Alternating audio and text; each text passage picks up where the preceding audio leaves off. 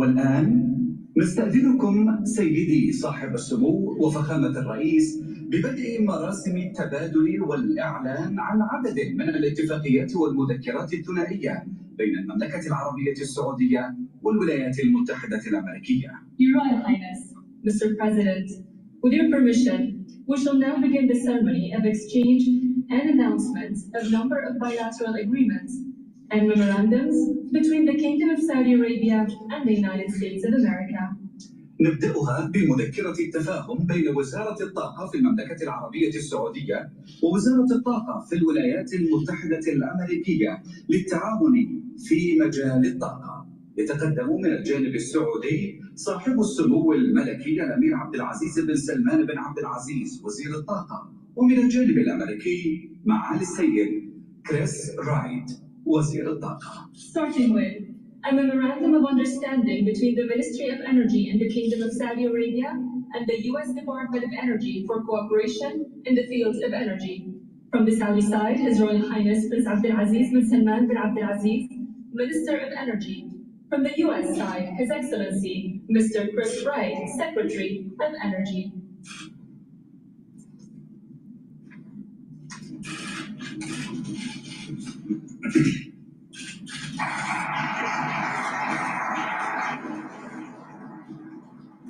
يلي ذلك مذكرة نوايا بين وزارة الدفاع في المملكة العربية السعودية ووزارة الدفاع في الولايات المتحدة الأمريكية في شأن تحديث وتطوير قدرات القوات المسلحة السعودية من خلال القدرات الدفاعية المستقبلية. يتقدم من الجانب السعودي صاحب السمو الملكي الأمير خالد بن سلمان بن عبد العزيز وزير الدفاع، ومن الجانب الأمريكي معالي السيد بيت وزير الدفاع. Next, a letter of intent between the Ministry of Defense of Saudi Arabia and the U.S. Department of Defense regarding the modernization and development of the capabilities of the Saudi Armed Forces through future defense capabilities. From the Saudi side, His Royal Highness Prince Khalid bin Salman bin Abdul Aziz, Minister of Defense. From the U.S. side, His Excellency Mr. Pete Hegseth, Secretary of Defense.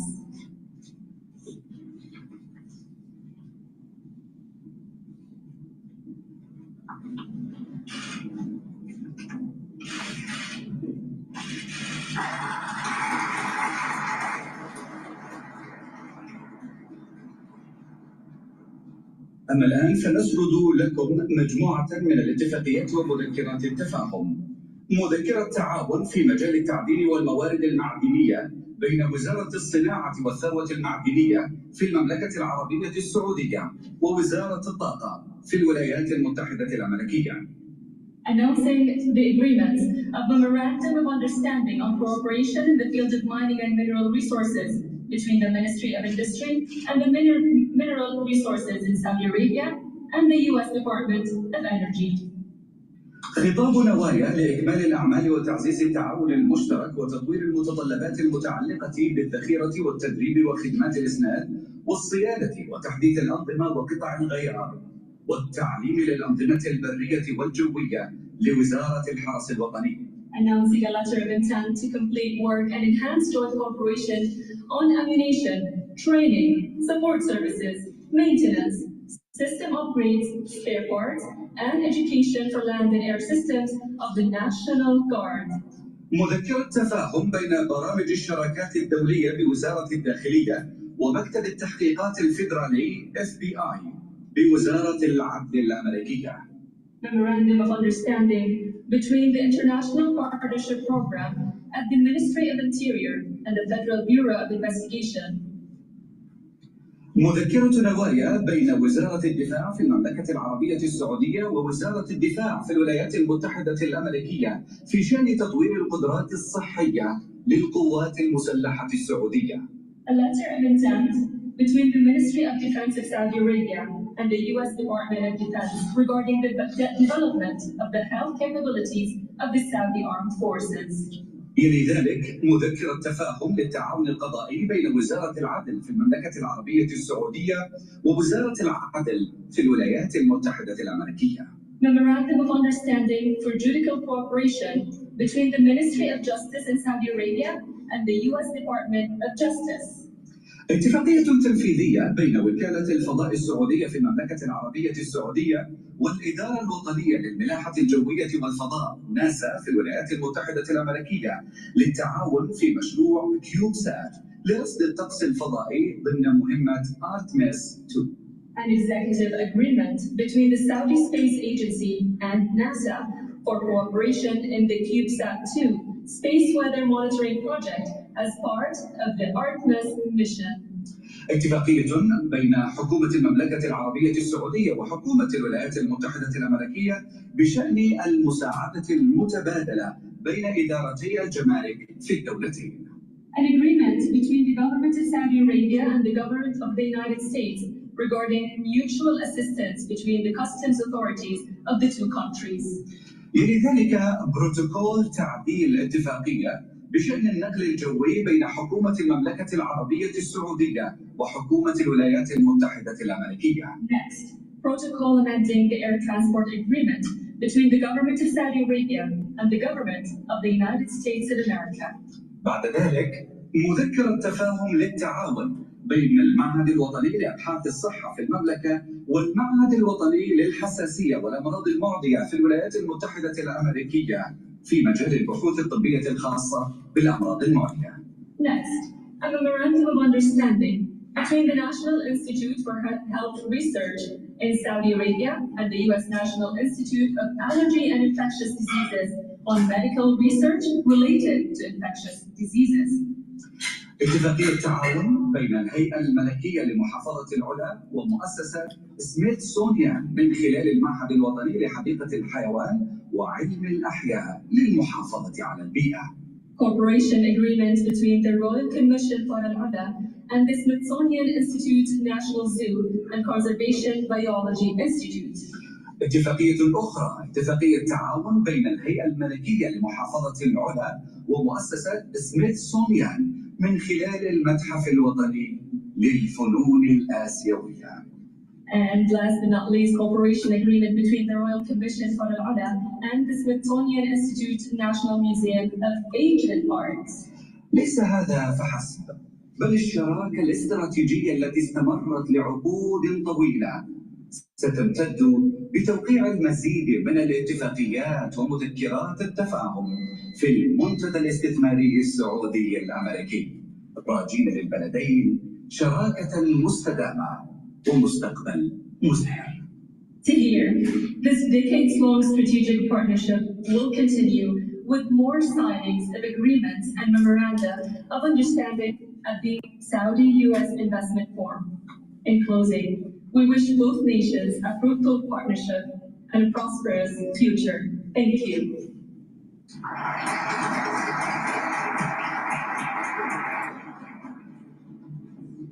All right, some major action that's going on in the Middle East. All right.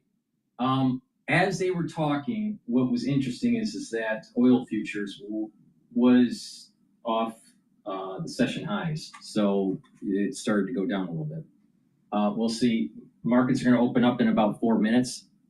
Hello, my name is DrPaulCottrell. We are live streaming on Rumble, on YouTube. On YouTube, I have the dashboard, all real-time data of the price action of the market, and live streaming on my website, the-studio-reykjavik.com. Link is in the description if you want to see either version, the large screen or the telemetry screen. It's up to you. And help support my work by making sure that you subscribe to all the channels. I have 4 channels on YouTube. I have Brighteon, Bitchute, and Rumble. Please subscribe to all those channels. It's really important so I can reach different audiences, so I can explain what's going on in the international news, in the domestic news, what's going on with the financial markets, and how to help with your health and wellness. All right. And then scientific endeavors. I talk about scientific discoveries too. So we're also simulcasting on X Spaces. You can type in a question. It's an interactive show, or you can ask for the mic and you can talk on the show live and give me your opinion on what's going on with the news that we're covering. It's an interactive experience. Please support the work by making sure you subscribe, by participating, by sharing the links, by asking your social media to follow me. I'm censored on YouTube, all right? And I'm not the only one that's censored on YouTube. I need your help, all right? Please subscribe and ask other people to subscribe. And that way I can reach a larger audience and help people. I'm literally telling you how to navigate through what Trump is doing with the financial markets, all right? And if you've been following me, you would have made money, all right? The last 4 weeks, you would have made money. And a decent amount, depending on where your entry points were and how you were dollar cost averaging, you could have made anywhere from 10 to 18% return. So, okay, so with that said, please go to my store, the-studio-reykjavik.com, get the products that I offer. You can also donate through Stripe, PayPal, or buy me a coffee on my website, or you can be a paid member to Patreon. I have thousands of videos for free. I don't put stuff behind a paywall. Help support my work by purchasing the products, sharing the links, donating, being a paid member to Patreon. That all allows me to do these videos for free to help people. All right, with that said, let's go to Al Jazeera. They're probably going to be the best with the coverage here to get an idea of what is going on in the Middle East right now. Like even these military cooperation, it's within that kind of broad framework of economic relationship and economic trajectory. I see. One of the things I said before was that I was questioning whether or not are we going to see some sort of defense pact or some sort of a deal that could consolidate the progress made from the previous administration regarding Biden. That was that defense treaty. Now, clearly, I think he is allergic to that. This is Donald Trump. Therefore, the Saudis are really investing in what are the tangibles that they could get from the United States, which is a lot of this tech, money, obviously, and anything that generates profit. And for Donald Trump, all these things that he could take back home to his base.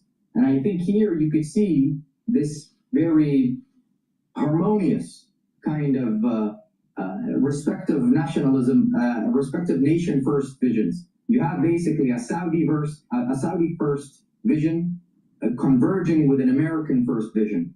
And therefore, this is the result. Saudi first, American first leads to business first. And that's what we're seeing.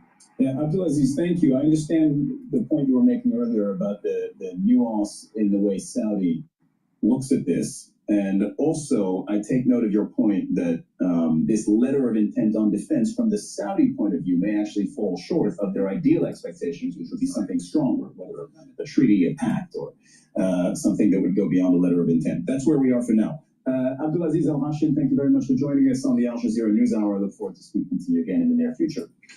And let's go back to Hashem Ahelbar, who is... Hashem, you're back with us. Hashem Ahelbar is covering this trip from Riyadh. So the two leaders just cleared the room. Their delegations followed suit. They listed a really long list of areas of cooperation: energy, defense, mining, the National Guard, the FBI, health of the Saudi Defense Forces. And I missed half of it because I was talking to Abdulaziz, but I think we got the big ticket items. This is step one. What do you make of Nissan Motors says it plans to cut 20,000 jobs globally? Partnership signed by both Crown Prince Mohammed bin Salman and President Donald Trump. And if you see elements of that agreement, you have an agreement with about upgrading the defense capabilities of the Saudi defense and military, and also a major agreement also in energy. And that has been also extremely important for Donald Trump, because Donald Trump has been looking forward to see Saudi Arabia, which is a leading oil exporter, to ensure stable oil prices that could go below 50 to 45 dollars per barrel, which is something very good for the American economy. And he's looking forward to further expand the energy partnership with Saudi Arabia on the defense agreement. We're talking about a major agreement, and the figures are definitely going to be shared with the media in the upcoming hours. which is going to be further followed by the forum of investors. This is why we're going to see more Saudi and American investors talking about the potential for more and more agreements. And one of the key elements of the agreement is going to be about artificial intelligence. And this is why the Saudis are definitely going to commit dozens of billions of dollars, because they want to reposition themselves as one of the key investors in artificial intelligence in the upcoming years. There is a massive, massive competition in this part of the world with the United Arab Emirates saying at the same time it would commit $1 trillion in the upcoming decade on artificial intelligence. So if you look at it, this explains the long list of American CEOs that you saw earlier today here in Saudi Arabia, because they wanted to get a chance of the lucrative contracts to be announced in the upcoming hours. Hashem, thank you very much. As soon as you find out more on the content of those cooperation agreements, you'll let us know. We'll go to our White House correspondent, Kimberly Halkett. You're also in Riyadh, Kimberly. So I want to talk to you about defense. I think this is an important one, very important for both sides. I was just speaking to our guest in Riyadh who was saying, from the Saudi perspective, they would have liked something close to an ironclad American commitment to defend them. I'm paraphrasing here, right? But what we saw is not that. It's a letter of intent on defense to modernize, help modernize the Saudi defense forces. Going into this, how would you assess or characterize Donald Trump's commitment or position on Saudi security and what the U.S. would do for Saudi in that area? Well, we have to look at how the relationship has changed in the time that Donald Trump came into office between 2017 when he visited Saudi Arabia and now, especially when you look at the relationship with respect to Iran. When Donald Trump came back in 2017, he looked to Saudi Arabia and some of the other Arab partners in a way of trying to isolate Iran, in a way of trying to use Saudi Arabia in terms of defense capabilities to really sort of see it as an extremist. That all has changed. Now the United States sees Saudi Arabia as a partner in diplomacy, even as this is a defense conversation. They are looking to Iran as a way of trying to talk about its nuclear program in the context of even discussing the potential for having a civil enrichment program. So this is the sort of part and parcel of the conversation that Donald Trump is having now with respect to Saudi Arabia and its defense capabilities. It really sees Saudi Arabia in a new light. And this also speaks to the way we've seen Saudi Arabia elevated on the global stage in terms of how it's played another role with those bilateral talks that we saw most recently hosting to try and end the Russian invasion of Ukraine. Again, it comes to there is a different kind of conversation that's taking place globally, where Donald Trump, we know, is much more interested in ending wars than he is in starting them. We also know when it comes to global conflicts and the U.S. military that he wants the very best equipment. So that is a conversation that he's having. He is trying to get the best equipment in the United States. He's trying to build the best equipment, but he doesn't necessarily want to use that equipment. So to your point about would he come to the aid of Saudi Arabia? Of course he would. Yes, he says that he has a warm relationship with the Crown Prince. Yes, that is a partnership that would include security. But again, this is a relationship that is used in terms of security somewhat reluctantly and only as a last resort. Kimberly Halkett, Al Jazeera's White House correspondent, thank you very much for all of that. And same thing that I said to Hashem on your end. As soon as the Americans start talking to the press, I know you'll be getting that information early about what was in those agreements, you'll let us know. Kimberly, thank you. Let's bring in James Bays, Al Jazeera's diplomatic editor. You're joining us on set. Also joining us, Omar Rahman, fellow at the Middle East Council on Global Affairs. Pleasure to have both of you. Omar, we've spoken before, but I don't think it was in person. James, can I get your big picture take on this? Again, this we're only at the beginning of this state visit, and there's several chapters to it. This was clearly the bilateral ties chapter. Bilateral ties chapter, very important for Saudi Arabia, very important for the US. Donald Trump can come home and say, look at all the deals we did, and look at what we signed, and look at how this, and we will paint it as something that will help the American people. But this is the pre-cooked part of the meeting. This has all been agreed in advance. Right. No surprises. We knew this was going to happen. Which is why it's so carefully choreographed, down to the announcement, exactly who's there to sign what. I am more interested, although this is very, very important, in some of those big conflict issues that Emily was referring to, and whether we're going to get something new, some sort of breakthrough. And we do already, it seems, just because he's coming to Riyadh tomorrow, Ahmed al-Shara, the fact he's going to be attending that the Syrian president, attending that GCC meeting, that to me is the most important thing we've learned today. Yes, it hasn't happened yet. Maybe there'll be a stumble at the last minute. But the idea that the Syrian president, who's been in power for nearly 6 months, took over, who is on the US terror list, has sanctions against him, took over his country, in surprising the whole world how quickly his forces took over the country almost 6 months ago, after 54 years of the repression and torture of the Assad regime. The fact that he looks like he's going to be in the same room as Donald Trump, may meet Donald Trump, there'll be this high-level, if it happens, dialogue between the two men. That seems to me, so far, the most important bit of news that's come out of this summit. Hasn't happened yet. No, it hasn't happened. The big question mark on that is what Syria's orientation going forward? Yes, absolutely. Syrian, there is criticism of him and his background, and clearly the US are wary about him and his background. But other leaders have embraced him. Only a few days ago, he was in Paris with President Macron, and we know that this transition in Syria is pretty fragile. We've already seen violence in recent months, which he has said he wants to crack down on.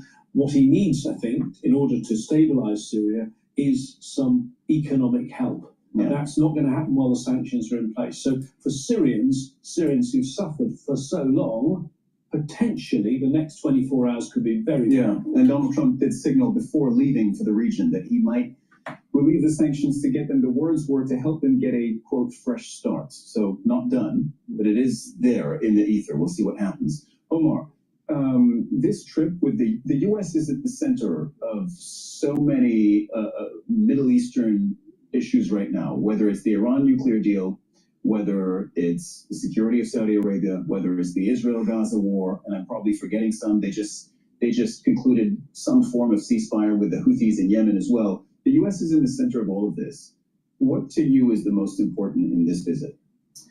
All of them, I think, are of huge priority to Saudi Arabia and to the rest of the Gulf. Whether you're talking about Iran, whether you're talking about Syria, you can't forget Lebanon as well. Yes. And the situation there. But obviously, Gaza is a major one.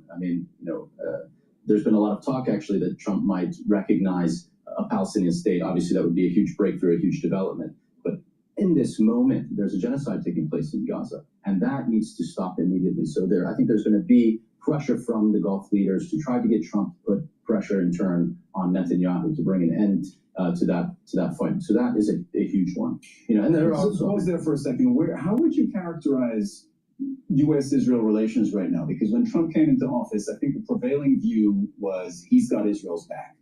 And he and his team said things to that effect. Now, they have sidelined or partly sidelined Israel on a number of important things. And the prevailing view, I'm not sure there is a consensus on where the U.S. is vis-a-vis Israel right now. Yeah, I think there was a lot of signaling in the run-up to this trip that they might be at odds, Netanyahu and Trump. Part of that could have been maybe creating some space, some distancing ahead of this trip in order to kind of mitigate any pressure that may be coming from the Gulf side towards Trump on this issue. But I think there are real reasons to believe that there are issues here. We've seen Trump take a number of decisions in recent weeks and months that the Israelis would have a problem with, whether it was negotiating directly with Hamas over a prisoner exchange, whether it was negotiating directly with the Houthis, whether it is starting or preferencing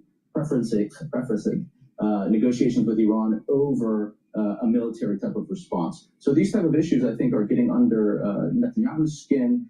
They're not what the Israelis want to see. And that's because Trump himself is very unpredictable. Although there is that close relationship, Trump is, I wouldn't want to say beholden, but his backers inside the United States are huge supporters of Israel. And so he's looking out for Israel's interests. The Republican Party itself is very close to the Israeli position, and his cabinet is very close to the not only Israeli position, but the right-wing, even greater Israel position. But Trump himself is very unpredictable. Quick pause. Look at what we're seeing now. So that's why you see my eyes darting everywhere, my head's on a swivel, because we're also looking at this live footage, right? So Donald Trump, the U.S. president, and just behind him now is the Saudi Crown Prince, of course, Mohammed bin Salman. Can we hear anything? Questions were shouted, which is typical. Questions were shouted at the U.S. president. He said one word. I'm not sure what it was. We couldn't pick that up. Okay, what we just saw there, gentlemen, is Donald Trump. Today is going to be a packful day of news. All right, the S&P 500 is trading at 5,859. VIX is trading at 1776. Euro USD is trading at 1.11. Dollar is strengthening since last Friday. Oil is trading at 62.69. BITO is trading at 21.86. And the USD Japanese yen is trading at 147.74. Japanese yen is strengthening a little bit, but it went from 142, even close to 140. All right, and then bounced back up to 148. And like I said, being in this 148 range is good. All right, it's meaning that stress is coming out of the system, and VIX did go down, so equities are going to go up. That's awesome. All right. Please go to my store, the-studio-reykjavik.com, and get the collagen. This collagen is a dual-purpose product. It's a powder. You take it every day. You can take a big scooper. This is a month's supply. You mix it with soft foods, with filtered water. Some people mix it with milk or a smoothie, but take it every day. Do some resistance training. It's going to help with your musculature. It's going to help with your joint health and your cartilage and your bone health. But it also helps with your skin, your hair, and your nails. So it's a dual purpose product. So please go to my store, the-studio-reykjavik.com. Take this collagen every day. The amino acid profile is shown on the screen here. You can also take a look at the label on my website, the-studio-reykjavik.com. Use discount 5 and get $5 off. Another important product that you should be getting and helping support my work and your overall health and wellness is the structural nano silver soaps that I have. I have 4 types. I have it in lemongrass, in charcoal tea tree, and also in lavender and peppermint. Peppermint and the lavender. So please get a few bars for your household. Help support my work. All this stuff that I'm doing is for free. So it's the ones that purchase the products and donate that help to support the channel. So please go to my store, the-studio-reykjavik.com. Get the structural nano silver soaps, stuff that I use. Get the collagen. Take it every day. All right. I'm telling you what I use for my health protocol to slow down the aging process and to boost up my immune system. So please go to my store, the-studio-reykjavik.com. Link is in the description of this video and all my videos. I was saying, I think Gaza's, in addition to Syria, is the other one to watch on this. There's some talk that the US has new plans for Gaza. We certainly know that the Gulf states, Saudi Arabia, Qatar, have their own plans for Gaza. Will we see any movement on that? And will it, as Omar was also mentioning, will it again be something that worries Netanyahu and the Israelis? Because I think it is interesting here who Trump is listening to, because in his cabinet, he's got people who traditionally have been very, very strong supporters of Israel, and notably his Secretary of State, who also is his national security advisor, advisor, Marco Rubio, has been one of the strongest supporters of Israel when he was a senator. But I think on this issue right now, he's listening to his instincts and to Steve Witkoff, his real estate developer friend, who is leading the negotiations. And remember that in recent hours, Steve Witkoff was responsible for getting that 21-year-old U.S.-Israeli citizen out of Gaza. All right, I'm going to pivot over to Fox News, and General Keane is talking about the Saudi visit by Trump.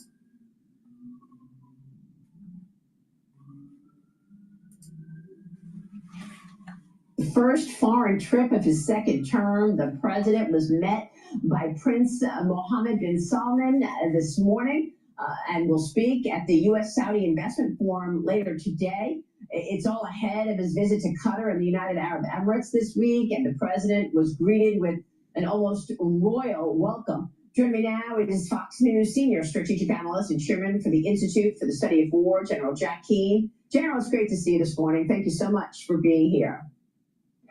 Yeah, great to see you, Maria. Thank you. Especially since you and I were together in Riyadh back in 2017 when we met with MBS. I interviewed the Crown Prince on stage in Riyadh at that time, and there was lots of optimism about what Saudi Arabia was doing. Brett showed us a little of it last night on Special Report and how they've really changed things and in fact modernized a bit. What do you think is possible now that President Trump has chosen Saudi Arabia for his first foreign trip? What is possible between the U.S. and the Saudis? Yeah, well, it's pretty significant. I mean, his first foreign trip in the first administration in the summer of 2017, as you mentioned, was Saudi Arabia. And that surprised a lot of people.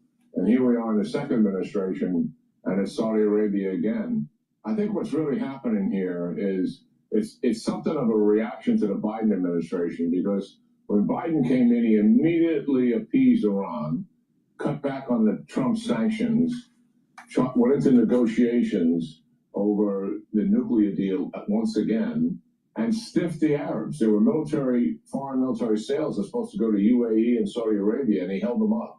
And the Arabs said, what is going on here? We have a major change in policy from the Trump administration and moved closer to them and helped to normalize relationships with Israel, to the Biden administration that was stiffing them.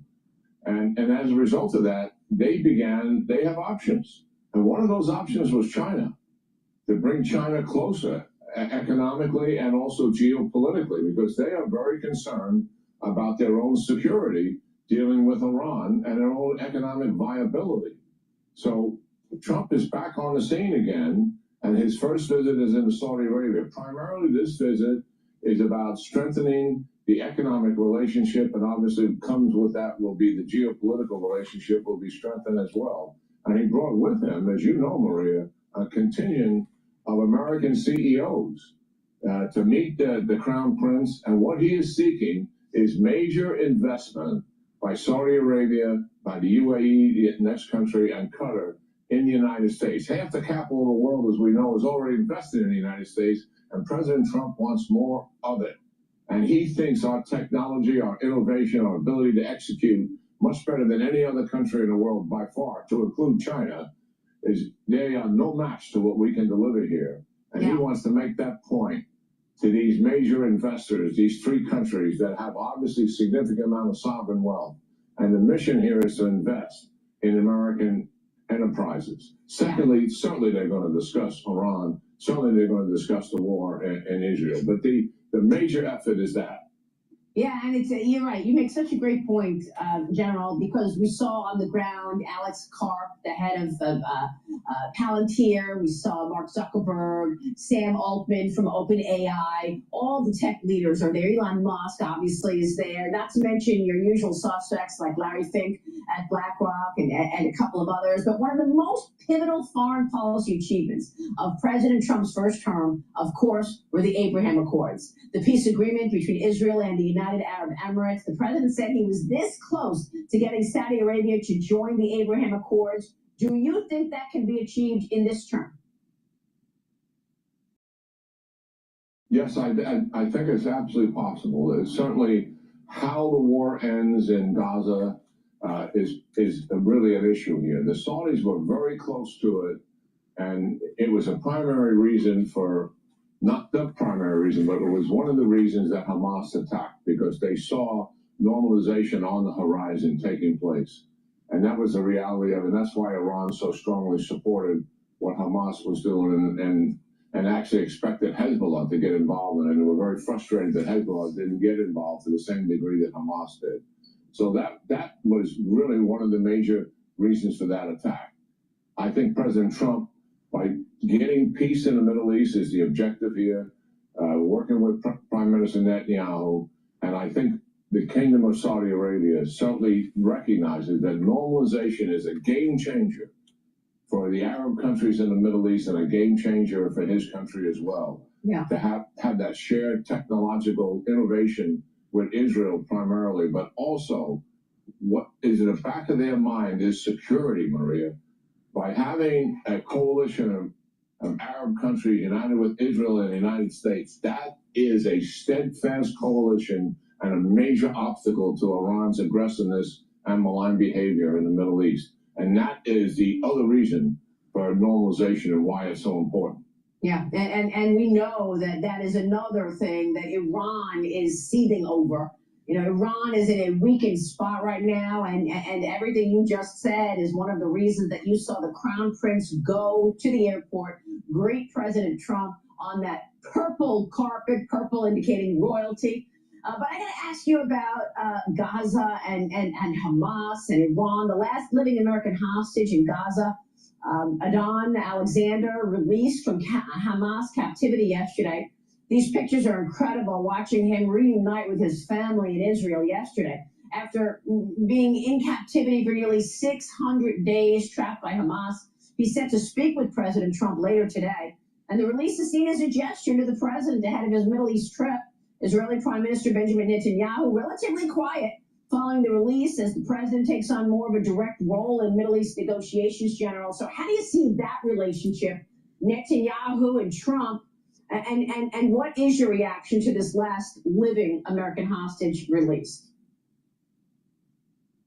Well, I know some Israelis are disappointed that the president didn't make a trip to Israel as part of his visit to the Middle East. After all, Israel is our primary ally in the Middle East. That's indisputable.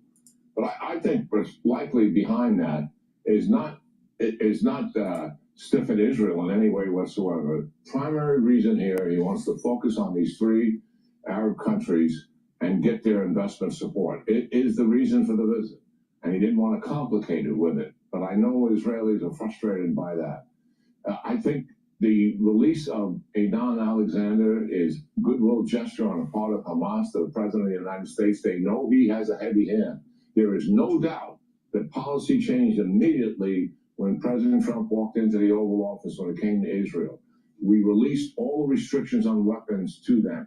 We stopped micromanaging their operations, and through their full support behind them, we engaged in negotiations to help the Israelis to get hostages out of Gaza, and that worked, at least on a temporary basis, for some of the hostages. There's no doubt that the support the Trump administration has given Israel is considerably stronger than what they experienced in the Biden administration. Oh, yeah. So some Israelis are making far too much of the visit not taking place there.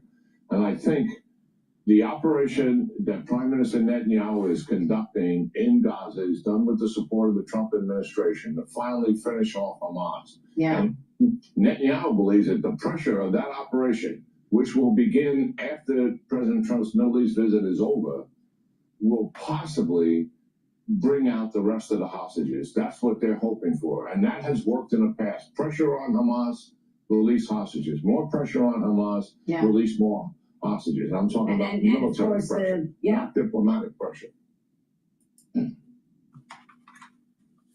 And the max. Please go to my store, the-studio-reykjavik.com, and get the structural nano silver toothpaste that I have. No, it has no fluoride. This is the best toothpaste that you can buy. There is nothing better than this toothpaste. This will improve your oral hygiene. It'll neutralize the pathogens that create plaque. And not only that, it's going to whiten your teeth, freshen your breath, reduce inflammation, help with the gum line health, and with good oral hygiene, you're reducing the chances of valvular disease and vascular disease. So please go to my store, the-studio-reykjavik.com, and get this structural nano silver toothpaste. Get a few tubes of this toothpaste for your household. It's very high quality. You can't get anything better than this. Is it a little bit more expensive? Yes, but there is nothing out there that you can buy that's better than this toothpaste. It's that simple. Please go to my store, the-studio-reykjavik.com, get the structural nano silver toothpaste. Now, also,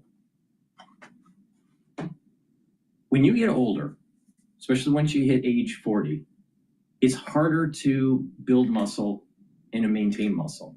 So take Myotrol. Myotrol will help with the gene expression to build muscle and to maintain that muscle and help with the health of your mitochondria. You need lots of ATP to maintain muscle and to build it. Now, part of the aging process is your mitochondrial health starts to go down and your energy levels start to go down and your genes methylate. So to slow that down, to slow that aging process down, you need to boost up the health of your mitochondria, increase ATP, and slow down the methylation process. If you follow my protocol, that's what it does. So please go to my store, the-studio-reykjavik.com, take the Myotrol. This has flavonoids, polyphenols, and lignans to help with the gene expression to build muscle. Do some resistance training, and voila, you start to build muscle. This stacks really well with gladiator barley because gladiator barley is a high-density protein, but it has a lot of other stuff in it that will help with your health. All right, so by stacking the gladiator barley and the Myotrol together, you're getting max benefits. If you're an athlete, younger or older, you will benefit from Myotrol. It'll help you to recover from your workout and help to build muscle. So please go to my store, the-studio-reykjavik.com, get the Myotrol, build the muscle, do the resistance training, and like I said, it stacks really well with gladiator barley. Please go to my store, the-studio-reykjavik.com, use discount 5, and you get $5 off any order.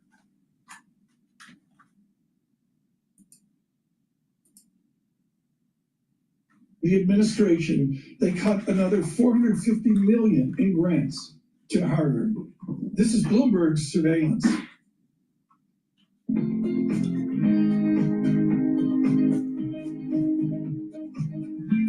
right. So they're in a commercial break. And Assistant Secretary of the Army for Civil Works. This is Ducey. I think Ducey is in Saudi Arabia. All right, straight to a Fox News alert. President Trump making a grand entrance as he kicks off the first major overseas trip of his second term in Saudi Arabia. And he's working to secure big wins on behalf of the American people. Senior White House correspondent Peter Ducey is live in Riyadh, Saudi Arabia right now with more on the president's historic trip. Good morning to you. Good morning. And just before we came to air, I was getting a coffee at a kiosk at this conference center, and I asked an American guy who's right next to me, what brought you here to Riyadh? And he said, money. There is so much money at this conference center that is going in both directions. You've got Saudi companies that are investing in the U.S., American companies that are investing in Saudi Arabia.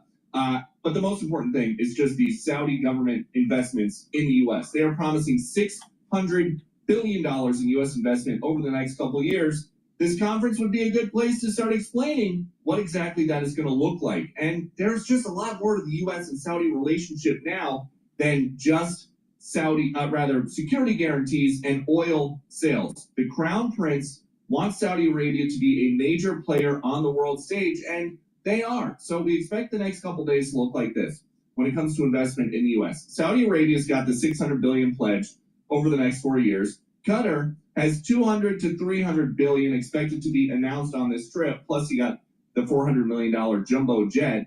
And then when we get to the United Arab Emirates, they say $1.4 trillion pledged to the U.S. over the next 10 years. I have traveled the world with President Biden and been to many international conferences with him. They were all political conferences. This is not a political conference. This is a business conference, and it is key to the third pillar of the Trump platform. He's already got Doge looking at savings. He's got the tariffs looking to level the playing field. And now here, he's got international businessmen and the leaders of Gulf states promising huge checks to the United States and companies there. Back to you. Hey, Peter, can you give me an idea of like how this is facilitated? For example, a lot of rich people, that's a rich country. Where does the business pitch come? Does Elon Musk stand up and say, invest in Tesla, invest in my boring company? Or, I mean, does Sam Altman get up and said, OpenAI, how does it go? I mean, who goes after who here? We don't know specifically what is going to be announced, but the way that it's going to work, and we expect to hear from Elon Musk later on, he will come here to a mixed crowd of American rich guys and Saudi rich guys who are all seated because the program is supposed to start any minute, and they will talk about opportunities here in Saudi Arabia. Wow. And the focus is heavy on artificial intelligence and energy, but then they will also be pitching Saudi investments in the U.S. So it is going both ways, but everywhere that you go, they've got this these exhibits set up where it shows the Saudi vision for 2030. And they've got like a vertical city where an entire civilization, basically, that they've already started building would be occupying only less than 40 square kilometers. And because the whole town is just stacked up on top of each other. They are trying a lot of very futuristic things here in Saudi Arabia. They have the money here to do that. And a lot of companies want to invest money in Saudi Arabia with the promise that they could be part of this vision of the future that they have. Will it work out by 2030? Who knows? But the people in this room that President Trump is going to come to in a couple hours and address, they have the kind of unlimited funds to make it happen. Peter, what does the schedule look like for the week? Because I know this is a 3-nation tour. He's also going to Qatar and to UAE. What's the schedule? Today's Tuesday. They come home Friday. Yeah, so today and tomorrow he'll be here in Saudi Arabia. Then it is on to Doha, where we expect a bunch of announcements. And then on the last stop is going to be in Abu Dhabi, Thursday, part of Friday. And we thought that there might be some big political or geopolitical diplomatic announcements with regard to the Ukraine war, with regard to maybe a ceasefire in Israel, in Gaza rather, with Israel and Hamas. A lot of that stuff is getting buried by just these huge business deals that we expect to be announced today. So the way that the itinerary has been laid out over the next couple days, the White House wants the focus to be on big business deals as opposed to diplomatic deals that they know could fall apart at any moment, because we've seen how fragile the peace can be in Gaza and in Ukraine. And so I know President Trump said that he might dip into Turkey to sit in with Putin and Zelensky if that meeting happens on Thursday there. We haven't seen a change to the schedule. That is going to happen. Is there room in the schedule? Say they, because they have these other folks, other advisors that are there before Putin and Zelensky get there, and there may be a deal that happens. If that deal happens, then the likelihood of the president showing up is very high. Is there room in the schedule, the magic of Air Force One, to attend a meeting like that in the schedule? I would say there's always room in the schedule when you have a president who sleeps as little as Donald Trump does. And so we've seen like a for planning only schedule. They build in a couple hours for him to be at a hotel. If something like a Trump, Putin, Zelensky meeting was going to happen in Turkey, which is a short flight relative to coming from the U.S. from here, it would probably be something where, for security reasons, it would happen under the cover of darkness. We might not even know about it until after it happens. They might just do it like they do these trips that the presidents over the last couple of years. Trump did it to Afghanistan a couple of years ago. It's so dangerous, they just dip in and dip out, and then they tell us that it happened. So I don't know that, Yeah. But if it happened, yeah, there's always room. Peter, the other thing is, let's be honest, nothing happens unless you sign off on it. Right. So unless you sign off on it, it's not going to happen. So I appreciate your humility, but we all know you. Yes, once the president gets here, I'm going to tell him I will be telling him which deals I think are okay. Yeah. If you don't 400 million, so And then okay. you tell him. 250, maybe we skip that one. Right. Yeah, Thank you. we'll hold out. Yeah. All right, Peter. Thanks so Thank you, much. Peter. So Peter got a sense of what's happening on the ground. So did Brett last night. I thought this was a really cool tour he gave. So this is Brett just walking around a city that I thought looked like Las Vegas. Watch. Welcome to Boulevard City. This is an entertainment hub in Riyadh. It has basically everything. It has restaurants, cafes, it has sports experiences, go-karts, snooker academy, a WWE spot, there's a McDonald's, there's a Randy's Donuts, even a Shake Shack. A lot of theatrical events, cultural events here, gardens, dancing fountains, there's even a mini New York Times Square. Believe it or not, this massive place took 118 days to build. At its most, they had 40,000 construction workers working the same time on this place. There's 280 different restaurants and experiences here. It's something to see downtown Riyadh. I mean, that's incredible. Yeah. Wow. Took no time to build. 40,000 construction workers. Did they build that in advance of this trip because they wanted to impress No, Americans? I don't think that they did before the election started. I mean, they were just, this has been a part of the planning. This is a sprawling country that had no interest in doing this in 2000. Because you think desert. You don't think that. That looks Right. more like Times Well, Square. they're in Vegas. evolving. Even I was looking at some of the Tim women. Diaz. He is. I was looking at some of the women too that did not have to have the head garments as well. Yeah. That confronted the president Right. and shook his hand and also shook the hand of the prince as well. It was a beautiful sight. Well, and also they landed about 2:30 when we were all waking up, and there were 6 fighter jets, Saudi fighter jets, F-15s, that were cruising in close proximity know to that? Air Force One. Sean Hannity was on the plane and was sending me pictures of it. Did and you share it with our control room? I did. I think we got some pictures. Also, the Deputy Chief of Staff, Dan Scavino, was on the plane, and he was tweeting out footage, and he wrote on X, "Thank you for the escort and having President Trump's back. We all appreciate it. See you on the ground shortly. Thank you." How cool is that? You look down, you see the desert. Yeah, and it was Sean did send one picture to me where you can see the pilots. Look at that. They were looking into the Air Force One. But it did make me feel a little better knowing that they were protected and that Air Force One is outfitted. And also they had to take alternate routes because they don't want the enemy to ever know where our president is in the sky. Right. I mean, the Houthi rebels said they're going to stop shooting at our ships. They didn't. I hope we specified planes too. Yeah. There were 3 of these F-15s on each side of the plane. It lasted for about 30 minutes as soon as they got into the Saudi airspace. All right. That's so cool, Ainsley. You have great sources. Good job.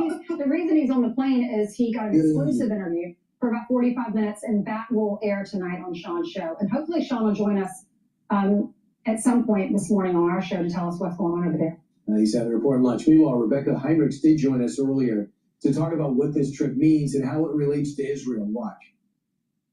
They don't want to take any of the individuals in Gaza, though, that are suffering under, really, it's Hamas's fault that they're suffering, but the Israelis are trying to take out Hamas the best that they can. And I would just suggest, look, there's plenty of Muslim states, more than 24 Muslim states, and any of these Gulf partners can take more of the individuals who are currently residing in Gaza. I mean, and I would say there's only one Jewish state. And so I think that after October 7th, the world has changed. And so that might be something that's important to them. But again, I think President Trump has enormous power and leverage, and he can strike other deals with them that would be important and bring true and lasting peace. And I think, again, it's going to be staying really close with our partners, our allies, the Israelis. One of the critical meetings that's going to take place is what's going to happen with Gaza and the Palestinian Authority. And MBS and a lot of the Muslim world does not want them to be eradicated or move somewhere else. But at the same time, Brian, none of them, and this includes the King of Jordan, they don't want to take them in. Right. So they moved the balls to the south, and the Israelis say, give us the rest of the hostages back by the end of the week. We're going in to take Gaza back. I mean, that's essentially it. And then just put on X a short time ago, Benjamin Netanyahu said, just had a conversation with Steve Witkoff and Ambassador Huckabee, And there's talk about a hostage deal. So to get the other 23 out. And you have to know, Hamas has to know this. They mean what they say. Think about what your life has been through over the last 3 years. It's going to get a lot worse. And just call 1-800-HEZBOLLAH. Try to get somebody on the phone. They're all dead. All right? That's what happens. So that's what's coming your direction. I'm Steve Ducey. I'm Brian Kilmeade. And I'm Ainsley Earhart. And subscribe to the Fox News. All right. Please go to my store, the-studio-reykjavik.com, and get the C60. C60 is a very potent antioxidant. It's going to soak up free radicals. It's going to reduce stress in the cell and in the tissue level. And it's going to help with the health of the mitochondria. Very important. When you have healthy mitochondria, you're going to have more ATP. You're going to have more energy. The cell is going to perform better. Less stress, more energy. That means your tissues and your organ systems are going to perform better, including your immune system, your endocrine system, and your neurons. You can get it in avocado oil, extra virgin olive oil, or MCT coconut oil. It has to be, C60 has to be in an oil for you to be able to absorb it. Take a teaspoon a day on an empty stomach for best absorption. If you're going to work out, take the C60 before your workout, so it's going to soak up the free radicals that you're generating during your workout, and you're going to recover quicker from your workout. C60 is a 60 carbon molecule that has unique properties in terms of the electrons cloud around the molecule, all right, and it'll help you to soak up these free radicals. It is hundreds, if not 1,000 times more potent than vitamin C. So please go to my store, take a teaspoon a day, every day, to soak up those free radicals, reduce the stress in the cell, improve your mitochondrial health, and then your overall tissues are going to perform better, and your organ systems are going to perform better. It helps with your neurons also, because what happens is that it's going to soak up those free radicals in the neuron. It's going to boost up the ATP levels in your neuron. The health of your mitochondria will be much healthier. You need healthy mitochondria to be able to produce the neurotransmitters and to have those neurons firing. So to improve your neuroplasticity, to improve your thinking, to reduce brain fog, to improve your memory, you need healthy neurons. And guess what? C60 helps with that.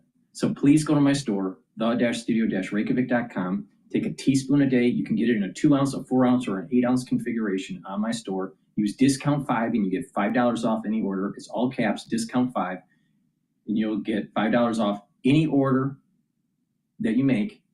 I've been having that discount for 5 years. So please go to my store, the-studio-reykjavik.com, and get the C60. It's the second pillar of the core protocol. And that core protocol is max 35, max 14, or cleanse to boost up your immune system. The second pillar is the C60 to soak up free radicals. The third pillar is ashwagandha, the turmeric, and lignans to bring down inflammation, boost up your immune system, and help with your cardiovascular health. And the fourth pillar is Boomer Boost. That's going to boost up your energy levels and rev up your metabolism. And you're going to lose weight and target other systems like brain function. So please go to my store, the-studio-reykjavik.com, take C60. I've been taking C60 every day since 2016. So please go to my store, the-studio-reykjavik.com.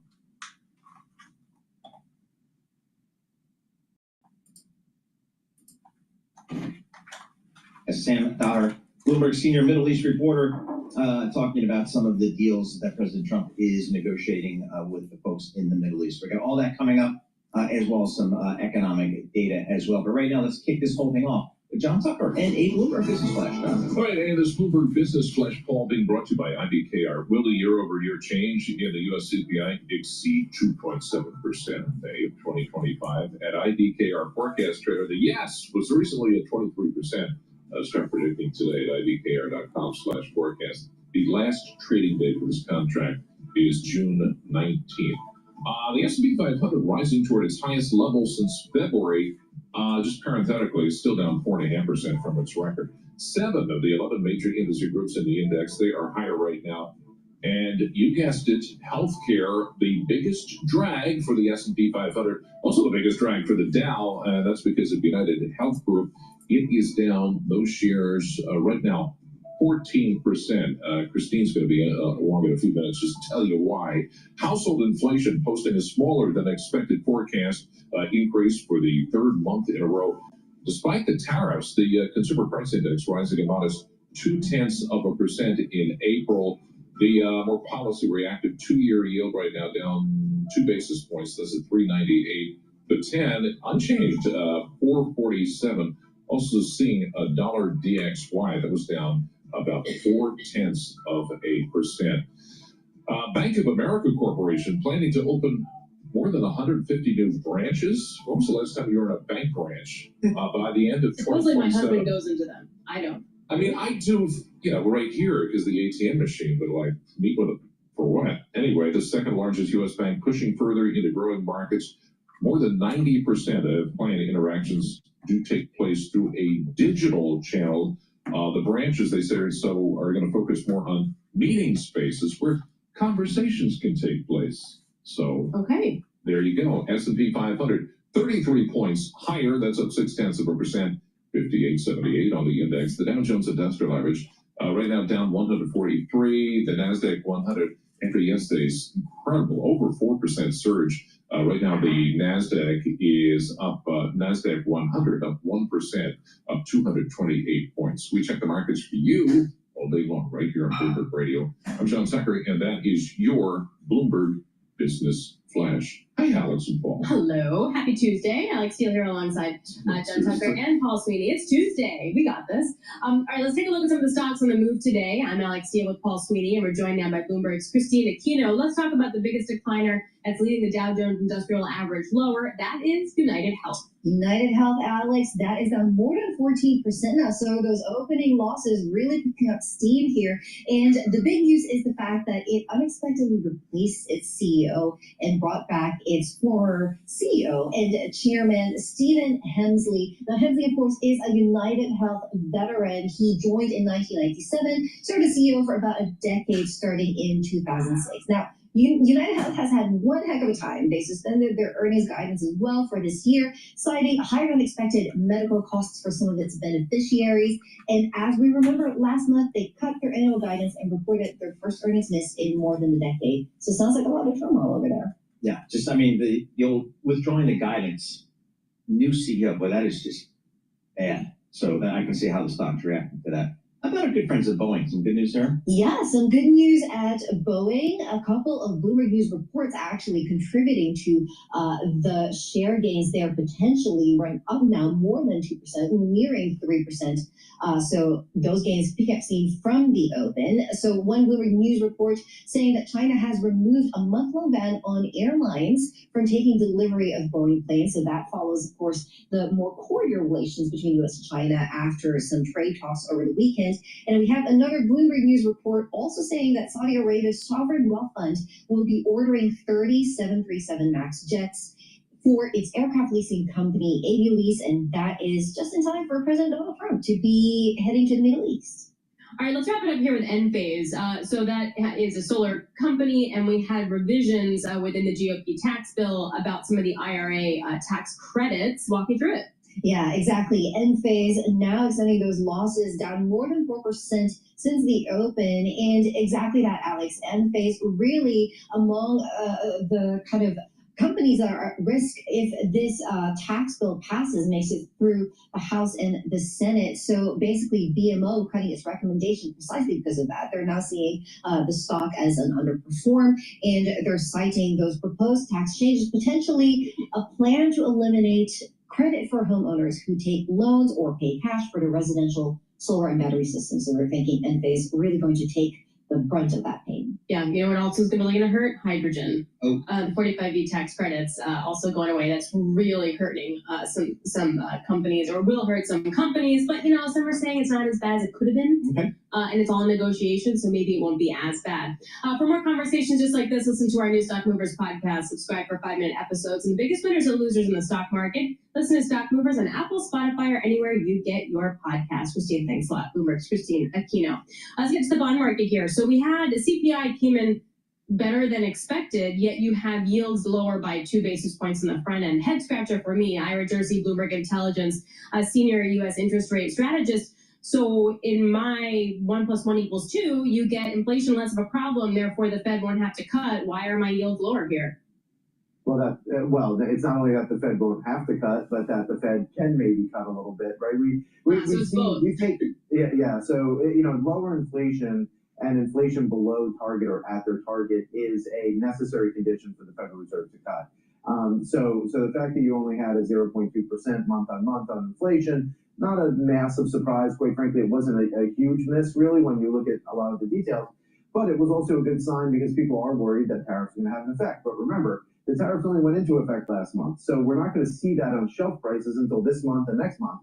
So I think the market in general, like this relatively muted reaction from the market, is something that we're going to have to look through, at least on the inflation front, for the next until we get the prints for the next couple of months. What's the Fed looking at, Ira, these days? Is it focusing more on inflation or more on growth? Because I think a lot of folks are probably concerned that whatever inflation levels we get, it's going to kind of hurt growth more so. What do you think the Fed's looking at?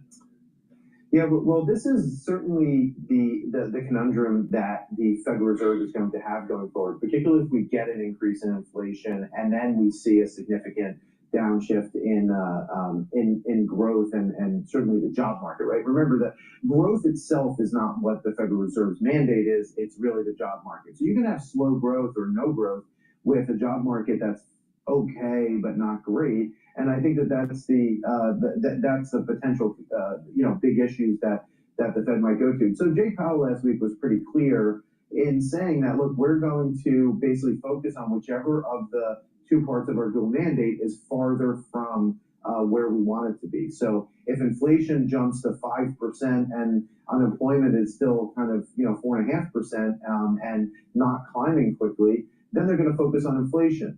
But if inflation kind of hovers 2.5%, 3%, but it looks like we're going to have negative job prints and we're going to have 5+% unemployment rate, then the Fed will key on that and cut interest rates and maybe give up a little bit on its inflation fighting mode for at least some temporary period of time. But we're still far away from that. I mean, our view had been going into this year, and I think I mentioned it to you guys last week, is that we always thought that the market was pricing for the Fed to cut too early.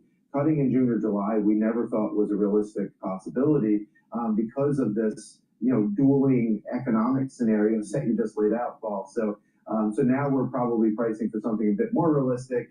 Fourth quarter, only 2 cuts this year. That's kind of where we think the market's going to kind of find a steady state. So does that mean that around 4% is the top for the 2-year? Yeah, I think it is, unless we wind up getting some better economic data. So, we get an upside surprise on next month's employment, and we wind up having decent retail sales data, all of those things. I don't think that anything above 420 probably on the 2-year makes sense. Like, there's no reason right now for the 2-year to be trading above the federal funds rate, right? So why would you sell off 50 basis points in the 2-year unless you really thought the Fed was going to hike, which I think is not realistic. It's much more likely that they stay steady for the next 2 years than it is that they increase rates at any time over the next 2 years. That being said, just the financial fair value right now on the 2-year note, we have at 3.8%. So maybe the market's gone just a little bit too far, being very close to 4% right now. Ira, are international investors still buying U.S. Treasuries? Or are they still mad at us? No, they are. And in fact, if you look at the recent Treasury auctions, they have been purchasing just the same amount that they had been over the past couple of years, actually. Around 10% of the recent Treasury auctions went to foreign investors, and that's pretty much in line. Some of the investors that I've been speaking to say, well, look, it's an economic decision that we're making. If our choice is to buy our local government debt or buy treasuries and then hedge some of our currency risk or all of our currency risk, and we can still pick up yield compared to our home currency and our home bond market, then we're going to keep doing that trade. And so until that economics changes, or there's real fear that the U.S. is going to default on its debt or something like that, I think private foreign investors in particular are just going to keep buying. Hey, Ira, always good to catch up. Ira Jersey, Bloomberg Intelligence Senior U.S. Interest Rate Strategist, joining us. There are some headlines coming to us from Saudi Arabia that NVIDIA is going to build some AI factories in Saudi Arabia. Boeing 737A aircraft totaling about $4.8 billion are going to be sent to Saudi Arabia. And GE Vernova's energy solutions worth over $14 billion to Saudi Arabia as well. We're going to get more headlines and sort of what's at risk and what's at stake for Saudi Arabia and the U.S. As President Trump marks his first overseas visit aside from the Pope's funeral. We are going to break that down with Nick Wadhams. He joins us from Bloomberg Intelligence. He is the national security team leader. Plus, what do you do when you're like a couple points away from erasing all the declines for the S&P that caught many, many investors and hedge funds off guard? What do you do? Sarah Parmzik, financial advisor at UBS Private Wealth Management, will be joining us. Happy Tuesday. This is Bloomberg.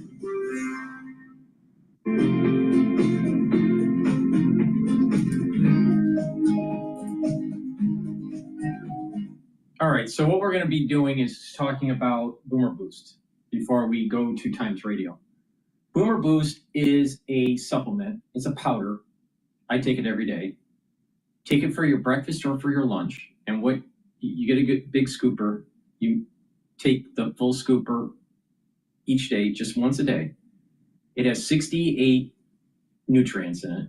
So you can see the label here. It's pretty comprehensive. Go to my website, the-studio-reykjavik.com, and you can read the label more carefully. But it has some really good stuff in here that targets a few systems of your body. It targets your heart, your vascular system, your brain. It'll rev up your metabolism. You're going to have lots more energy. You're going to lose weight, a healthy weight loss, and provide the nutrients that you need to work out. And it's very important to use this every day, but also apply a holistic approach to your health and wellness. And that holistic approach is proper supplementation, proper sleep, proper exercise, all four modalities of exercise: cardio, resistance training, balancing exercises, and stretching. All three are very important. All four are very important in terms of the modalities of exercise. If you only do one of them, you're doing it wrong. So very important to do all four modalities. Also, learn new things. Stimulate the brain so you are producing that positive neuroplasticity. In addition, make sure you filter your water and stay away from processed foods. When you do this holistically, and also spirituality or mindfulness to calm your central nervous system, when you do that holistically and you're taking the proper supplementation, you can get the max benefit, and what's going to happen is you're going to slow down the aging process. When people are heavily stressed or not sleeping well or eating poorly or not getting the proper supplementation, they age faster. So if you follow the protocol, you're going to slow down the aging process and you're going to have more energy and more vitality. So take Boomer Boost every day, either for your breakfast or for your lunch. Mix it with soft foods or just filtered water or milk. Some people put it in a smoothie. It's up to you. I put it in soft foods like hummus, but you can put it in yogurt or in applesauce, something like that. But take it every day. And what you're going to notice within 72 hours, you're going to start seeing that you're having more energy. You can concentrate better. You're going to have less brain fog. And that energy that you have is throughout the whole day. It's not spiking. It's throughout the whole day, and you're going to have more vitality. So please go to my store, the-studio-reykjavik.com, and take the Boomer Boost. It will also help with strength, maintaining and building strength. Now, you can take separately the barley, or you can mix it with the Boomer Boost. Okay, but let's just talk about what the barley does for you. I have two types. I have the heirloom barley and the gladiator barley. The heirloom barley will detoxify your body, bring down inflammation, and soak up free radicals with superoxide dismutase. So what that basically means is you're detoxifying your body, which is super important to do daily, and reducing inflammation is going to help with your immune system and your recovery if you work out. And soaking up free radicals through different vectors slows down the aging process and reduces stress at the cellular and tissue level. So take heirloom barley. Or you can take the gladiator barley. You get all the benefits of heirloom barley and gladiator barley, but you also get strength benefits. Now, both barleys are high density protein. But with the gladiator barley, it'll help you to build strength. You get a big scooper in either the heirloom barley or the gladiator barley. Take a half a scooper or a full scooper a day. And you mix it with soft foods, filtered water, milk, smoothie. It's up to you, all right? And again, this will help to detoxify your body, bring down inflammation so you recover quicker, help with your immune system, and soak up free radicals with superoxide dismutase. I take gladiator barley and do your workout, all right? And you'll notice that you will recover quicker and you have strength gains. You'll gain strength faster. So it's a great way to get healthy. Now, you can mix it with the Boomer Boost to get the max benefit. The Boomer Boost with the gladiator barley or the Boomer Boost with the heirloom barley. And when you mix it, you're controlling your A1C levels even more. Now, the max way to control your A1C levels, your blood glucose levels, is take the Boomer Boost and the gladiator barley and do resistance training. That's the best way to do it. All right? You get the max benefit, but you will control your A1C levels. It's really important. And like I said, the two biggest chronic diseases in the United States is diabetes and cardiovascular disease. And you can mitigate that by taking the gladiator barley and the Boomer Boost. So take it every day. It's best that you stack it. Use discount 5 and you get $5 off. If you want to take them together, you can use my longevity boost box, and then I put that as a discount so you can stack them. All right. You can, in that longevity boost box, you can get the Boomer Boost and your choice of gladiator barley or heirloom barley. But the key here is holistic in taking the right supplementation and stacking this stuff. Like, let me give you an example. You can take the barley and you'll get benefits by just taking the barley, or you can get a lot of benefits by just taking the Boomer Boost. But stacking them, you'll get max benefits. You add in exercise and you're going to gain strength and control those A1C levels. If you add in the Myotrol, remember what Myotrol does. Myotrol helps with the gene expression to build muscle. So it's synergistic with gladiator barley. So a great stack would be Boomer Boost, gladiator barley, and Myotrol. But the point here is that you can mix this stuff on my store and customize your own anti-aging and longevity protocol. All right. So let's talk about the core, what I call the core, because I take a lot of different supplements to slow down the aging process, and it's working. All right. There's no doubt that it's working. So you just have, but not everybody can do what I do. All right. Not everybody can afford taking everything that I do. I understand that. So the key here is for me to tell you and how to mix these things together to get the max benefit for your certain price point.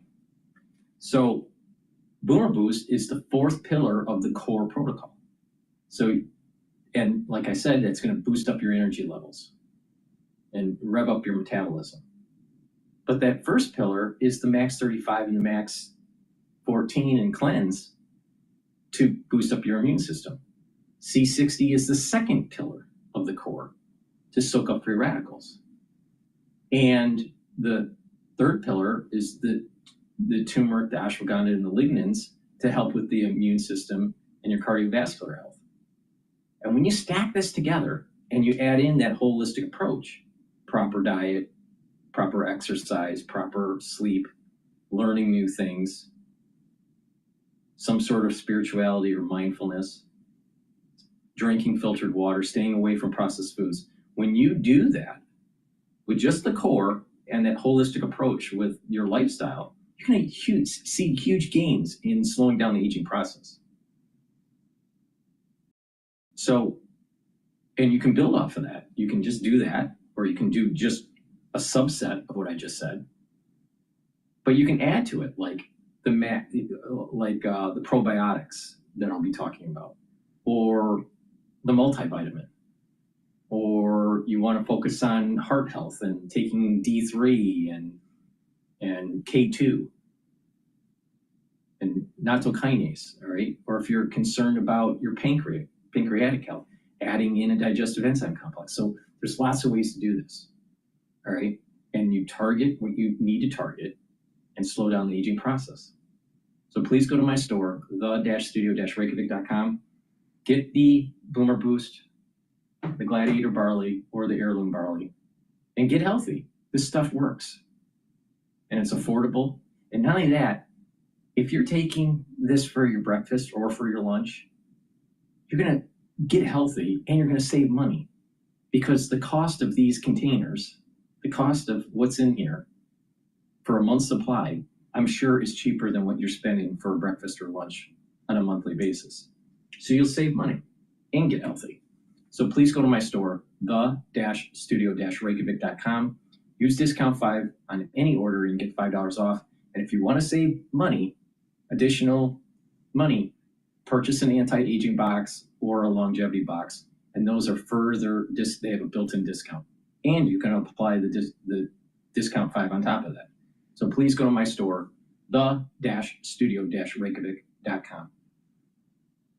All right, I want to pivot over to Times Radio, and they frame it as if the Saudi trip is a failure for Trump, of course, because Trump can never do anything right on Times Radio.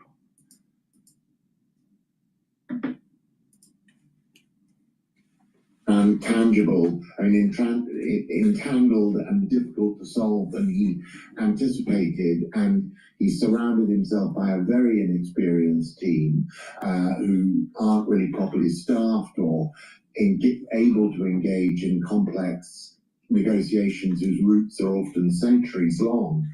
And, you know, it's catching up with it. We can speak now to Lord Mark Brown, the former Deputy Secretary General of the UN. Good morning to you. Good morning. A trip to the Middle East for Donald Trump, no visits to Netanyahu in Israel. Do we read anything into that? I think we do. You know, it's very strange. Biden spent 4 years emulating Trump's policy of the first term, of really cozying up to Netanyahu. And in some ways, it's taken Trump to break with Trump. Now, we shouldn't overdo it, because he still allowed the extraordinary potential clearances of Gaza, which, you know, a military operation which is anticipated to pick up once Trump leaves the region. So in terms of some key critical issues, he remains very aligned with Netanyahu. But the release of this hostage yesterday was done with very little engagement, it seems, with the Israelis. The reach out to Iran, which is an absolute red line for Netanyahu, was again done despite the Israelis.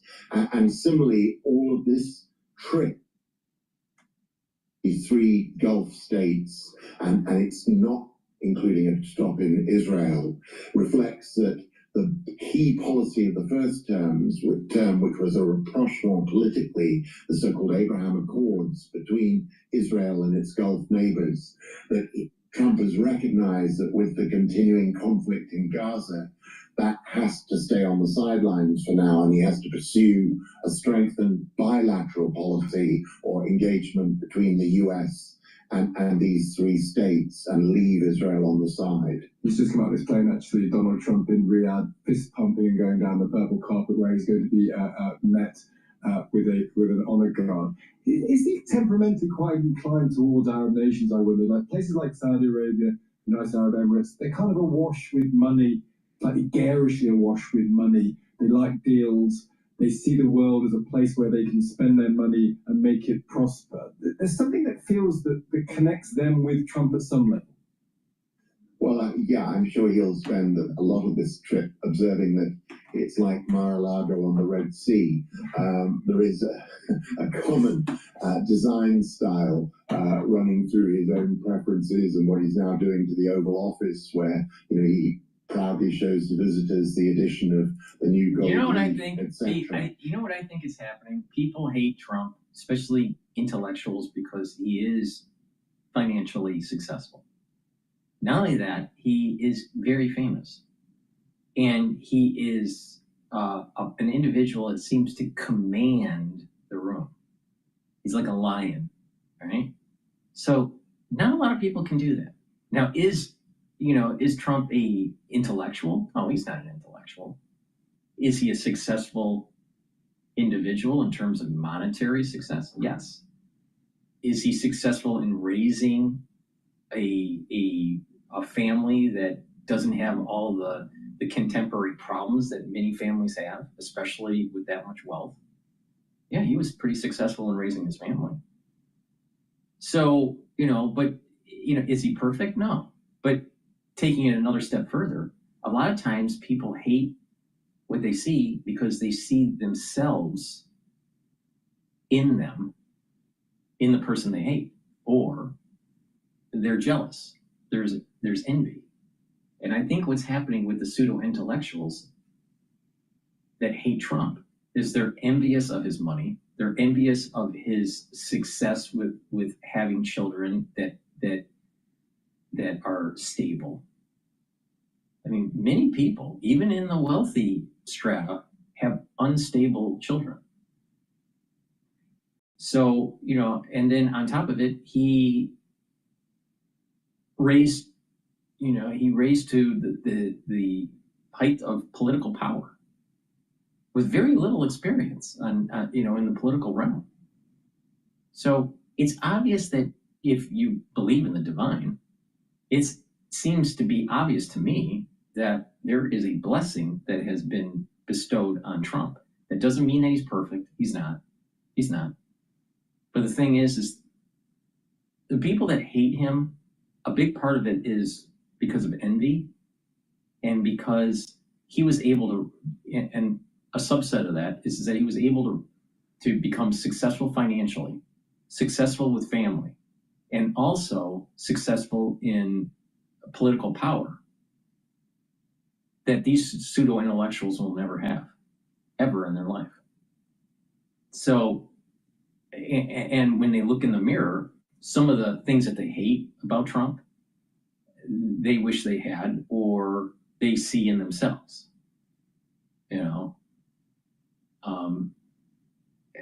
America is Trump. America is very 80s, in that sense, the go-go 80s, right? So that's my take on it. But let's continue Times Radio. These pseudo-intellectuals, they seem to know Trump so well. But if he's so bad, why was he bestowed such a blessing? But I think, there's something even more ironic and profounder at play, which is that, when Trump first went to Saudi Arabia at the beginning of his first term, and then subsequently, as you mentioned, Stig, the Khashoggi killing meant that, Saudi Arabia was really in the international doghouse. And now suddenly, MBS, the ruler of Saudi Arabia, Mohammed bin Salman, has really done an extraordinary job in rehabilitating himself and being seen almost as a statesman, a host to Ukraine peace talks, at the center of a lot of regional peace initiatives. And the sort of rogue state, strangely, is Trump 4 months into his new term, where, in a sense, the one who the international community is now suspicious of is America's president, not Saudi Arabia's crown prince. And the two are walking together down the purple carpet. As we speak, just before you go, Mark, Trump creates we're trying to work this out yesterday. It's probably going to be a question we'll be asking and trying to answer over the course of the next few weeks. Trump creates a lot of sound and fury on the global stage. The question of does it signify nothing or something? Has he ever actually achieved anything? Gaza, still a humanitarian disaster. Ukraine and Russia, not really close to peace. He's saying he might drop in on talks between Zelensky and Putin, but if Putin may not even show up to Istanbul to have a conversation with Zelensky, and if they did, they probably wouldn't agree about very much. Is he moving things to any good effect, do you think, Donald Trump?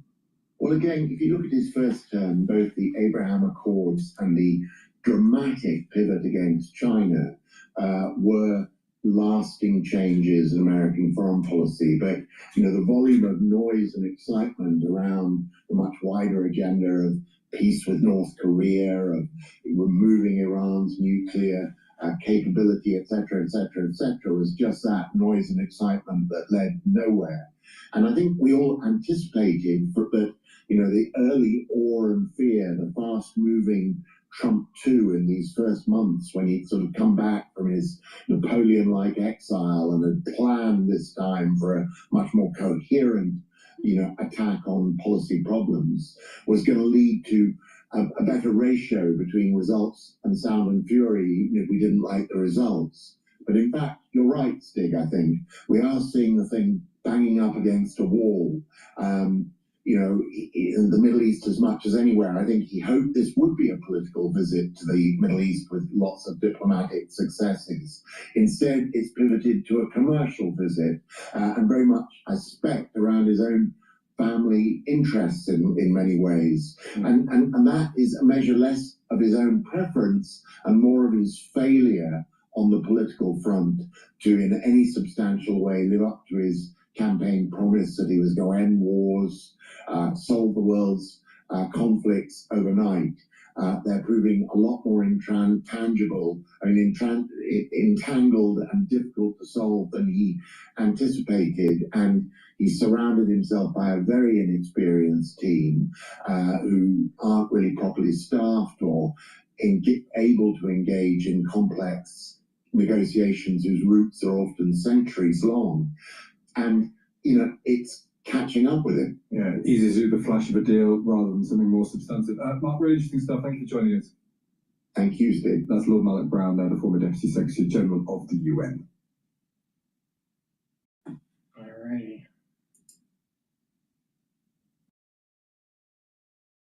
All right, let's do a market update here. The S&P 500 is trading at 5,883. VIX is trading at 17.83. Euro USD is trading at 1.11. Oil is trading at 62.86. BITO is trading at 21.74. And the USD Japanese yen is trading at 147.8.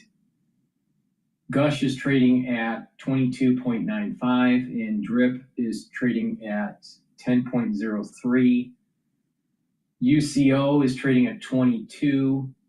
And natural gas is trading at 3.598. All right.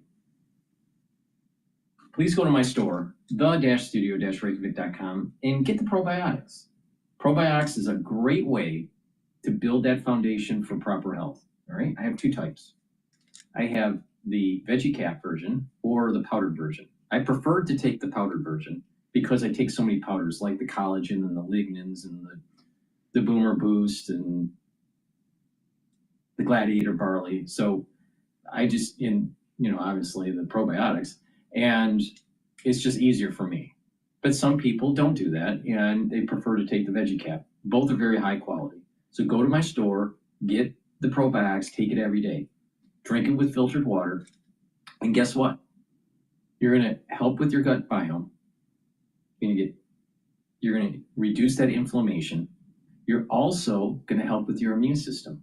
Your immune system in your gut will improve. That you'll be able to absorb your nutrients better. You're going to have a better communication between your gut and your liver and your gut and your brain. You're going to be able to sleep better. You're going to be able to concentrate better. And when you have a good gut biome, you're reducing the chances of early onset of dementia. All right? There's been research that has been shown in Europe that when people have poor gut health, that it is associated with early onset of dementia. So it's really important as we get closer to our geriatric years to do what we can do to protect our neurons and to protect our overall health. With a good gut biome, your skin will improve. And you're just going to function better, all right? It's very important to drink filtered water, and it's very important to stay away from these processed foods and the GMO because they create disruption in your gut biome. So it's really important, holistic approach, and to take a good probiotic. So get the VeggieCap version or the powdered version. Both are very high quality and improve your health and wellness. Now, view that as a foundation and build off of it. Good probiotics, good multivitamins, using the core protocol that I mentioned. When you do that on a regular basis, you're going to notice that your body is healing and you are slowing down the aging process and you have more vitality. You're going to have more longevity. Please go to my store, the-studio-reykjavik.com. Get the probiotics, use discount 5, you get $5 off any order. It's all caps, discount, the number 5, $5 off any order.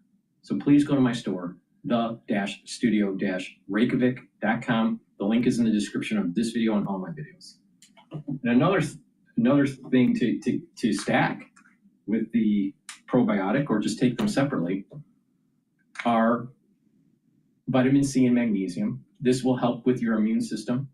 It'll help with your skin and help with your brain health. Magnesium is really important for brain health. And magnesium helps to improve the efficacy of vitamin D3. And getting the magnesium and zinc boosts up your immune system and helps with your brain health. You can stack them together to help with your immune system and brain health, your skin. And like I said, magnesium is important to improve the efficacy of D3. So please go to my store, the-studio-reykjavik.com, get the magnesium and zinc and the vitamin C and magnesium, boost up that immune system.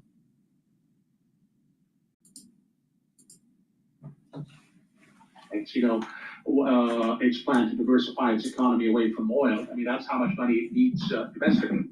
And with falling oil prices, that's not going to happen under current circumstances. What is the status of OPEC Plus these days, Sam? I mean, is Saudi still in the driver's seat there?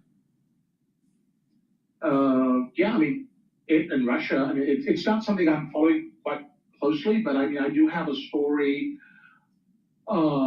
that came out yesterday about how Saudi Arabia orchestrated this last round of production cuts, right, in order to hit two birds with one stone, so to speak.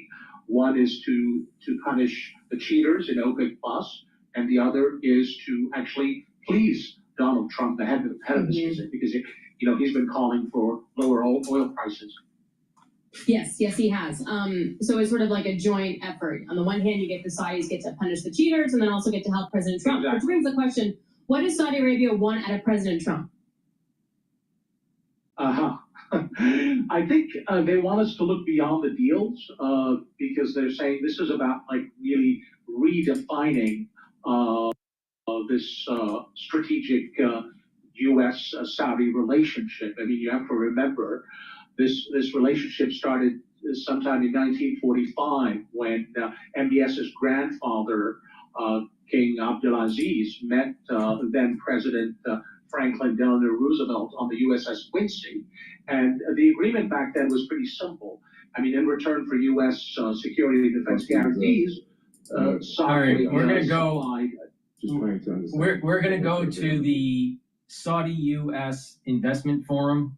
Musk is being interviewed on a panel on stage. Partnership about how we could join hands together, as we have joined hands in the past 92 years, on building a factor-based economy to help the world and power up 20% of the energy mix, which is very critical today to the AI intelligence age, the digital age, and how we have reformed, and with the intelligent age. And we could not be more appreciative of having a lifetime partner and a friend like you, Elon, to the kingdom, joining hands on XAI, Starlink, and robotics, and Tesla. Thank you so much on behalf of the whole Thank you. kingdom, and we look forward to continuing Thank the you. partnership. Thank you. All right. Thanks, everyone. Thank you. Thank you. All right.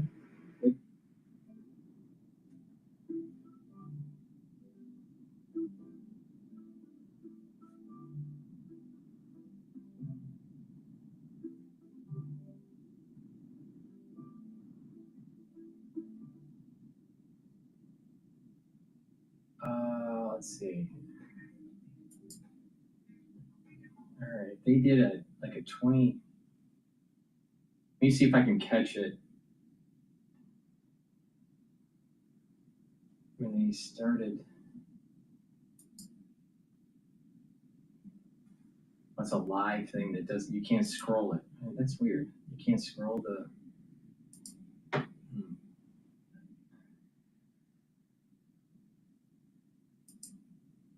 Unfortunately, it didn't have enough of a clip. Amenable? You heard the deal from Elon. He's bringing his robo-taxi to the kingdom. Yeah. He has another announcement. All right. Unfortunately, it wasn't that great of a clip. I was kind of hoping that we'd get a better feed.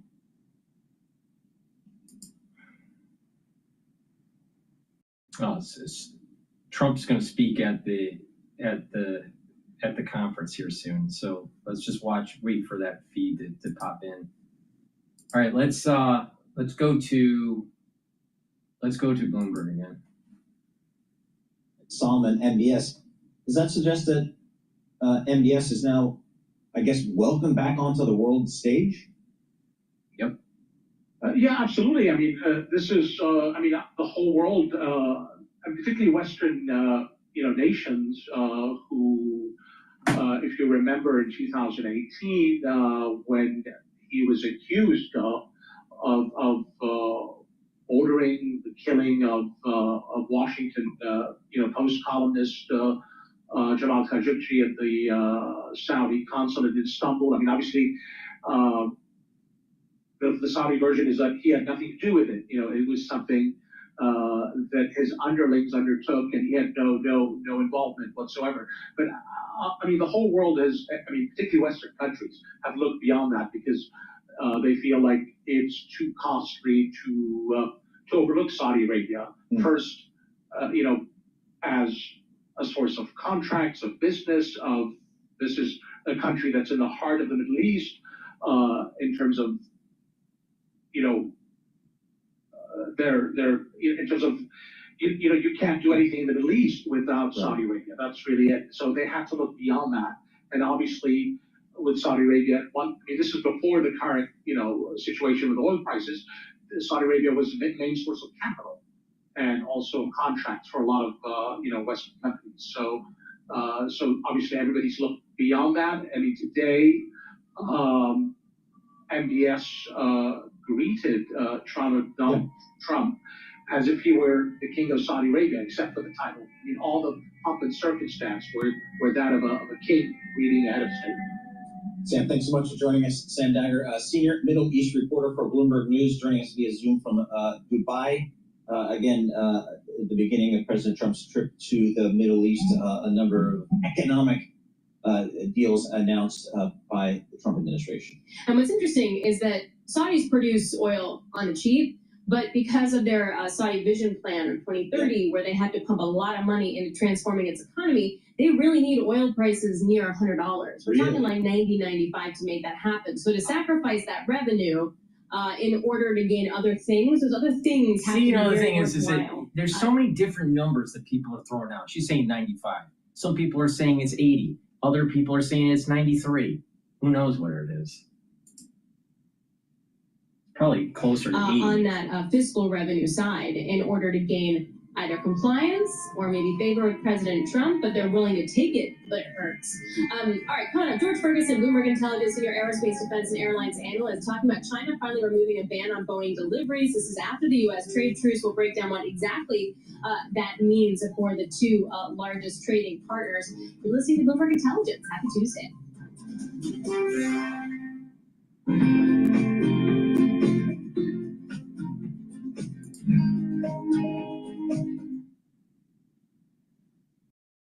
All right, let's just listen into the feed. They're taking pictures on the stage before Trump speaks.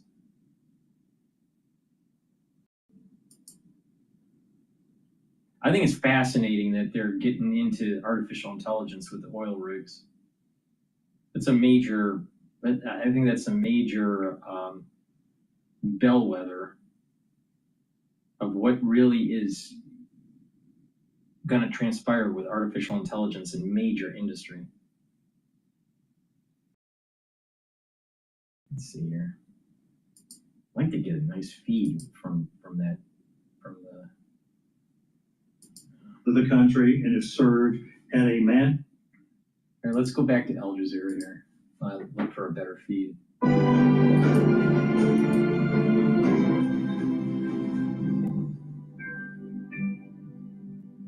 Hello, welcome to the program. U.S. President Donald Trump is in Saudi Arabia on the first stop of a three-country tour of the Gulf.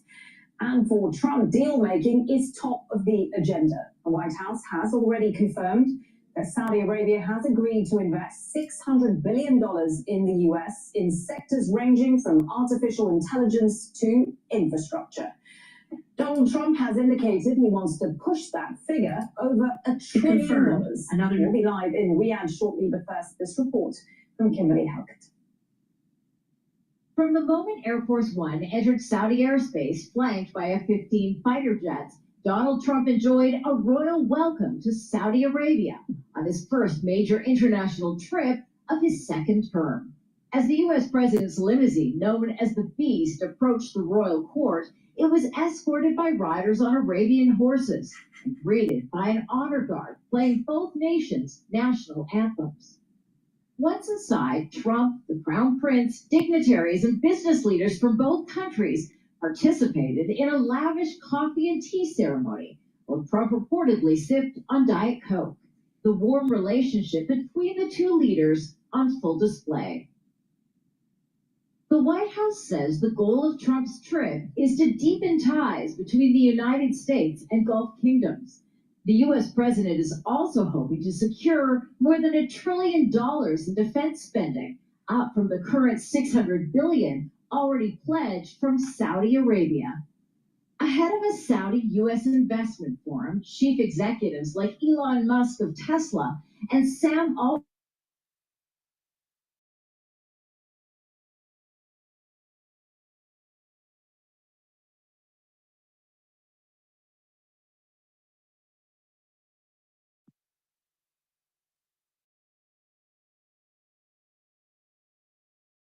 based economy. Well, we've got two correspondents following the president's visit for us in Saudi Arabia. Hashim Al-Barra is standing by in Riyadh. But first, let's go to our White House correspondent, Kimberly Halkett, who's been traveling in Saudi Arabia. So, Kimberly, both countries have a list of what they're hoping to get out of this visit. For Trump, it's all about the cash. Huge numbers being bandied about to the tune of trillions of dollars. Yeah, that's right. And already we're getting an idea about what some of that investment is starting to look like. The money is flowing in both directions. We know that there was a pledge by the Saudi Crown Prince to invest some $600 billion in the United States. Donald Trump hoping and reiterating as he met with the Saudi Crown Prince earlier, a few hours earlier, that he was hoping to push that number up closer to more than $1 trillion. And what this is spelling out into is defense contracts. But we're learning even more. We've just had an announcement from the CEO of Uber that he is expecting to invest in having autonomous vehicles driving around Saudi Arabia this year. That is an announcement that was made in just the last hour. Now, we know that as we await Donald Trump to begin speaking, that the CEO of Tesla, Elon Musk, who is also kind of a right-hand man to Donald Trump, is speaking right now. And he has just thanked the kingdom for approving his company, Starlink. So you can see already some of the partnerships that are taking place. We also know that as we saw some of these signed agreements taking place in the royal court, that as the Crown Prince and the U.S. President were sitting there, there were defense contracts that and memos of understanding that were being signed, also memos of understanding when it came to energy. We know that now that is starting to be spelled out the tune of $142 billion as we edge closer to that $600 billion that the Saudi Crown Prince has pledged. And why is the U.S. President here and interested in all of that? Well, it's going to create jobs in the United States, and it's going to get that coveted technology that the Crown Prince wants here in Saudi Arabia as he looks to grow his economy and expand the technology, which has for so long been dependent on oil wealth. Kimberly, as you said, we are expecting Donald Trump to speak at that US-Saudi investment forum. We've already heard from Elon Musk. As soon as Donald Trump comes to the stage, we will go live to that. But I'd be interested to get your opinion, because you're traditionally in Washington. How is this tour here in the Gulf state being talked about back home in the US? Well, it's being talked about in two different ways. There are always going to be Donald Trump's critics in the divided America who say that Donald Trump shouldn't be here. He's only here for his personal gain. He's a real estate mogul. And even though he's here on behalf of the American people, when he leaves office, he's going to benefit from it because his sons have business ventures in the same countries that he's visiting. But the bottom line is there's no question that the American people will benefit from these partnerships. But the other thing that is happening right now is that there's an incredible fascination in the United States with the pomp and circumstance that is taking place and the optics of this visit.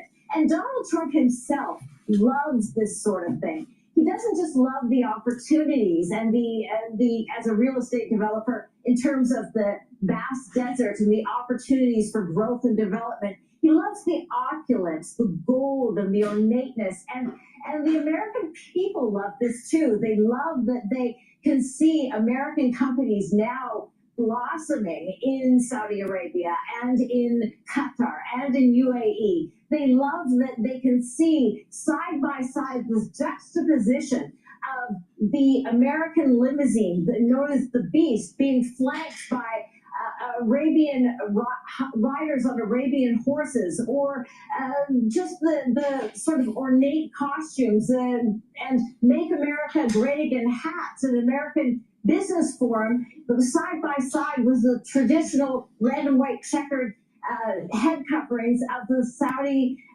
costumes. So these are sort of these juxtapositions that Americans find fascinating and will play well in the United States. Okay, lots more from you, Kimberly, throughout the course of the next few hours. Our White House correspondent, Kimberly, will get that for us in Riyadh. Let's continue the conversation with Hashim Mahabara, who is in Riyadh as well. And you've been busy all day since Donald Trump arrived in Riyadh earlier this morning on Air Force One. There was, of course, that ceremony at the royal court where Trump and his host, the Crown Prince, Mohammed bin Salman, carried out non-stop meet and greet of dignitaries and business leaders. And then, of course, in the last few hours, there's been signing of a number of economic deals, the details of which are just beginning to come out. So a non-stop day for Donald Trump and for you. Talk us through the main highlights so far.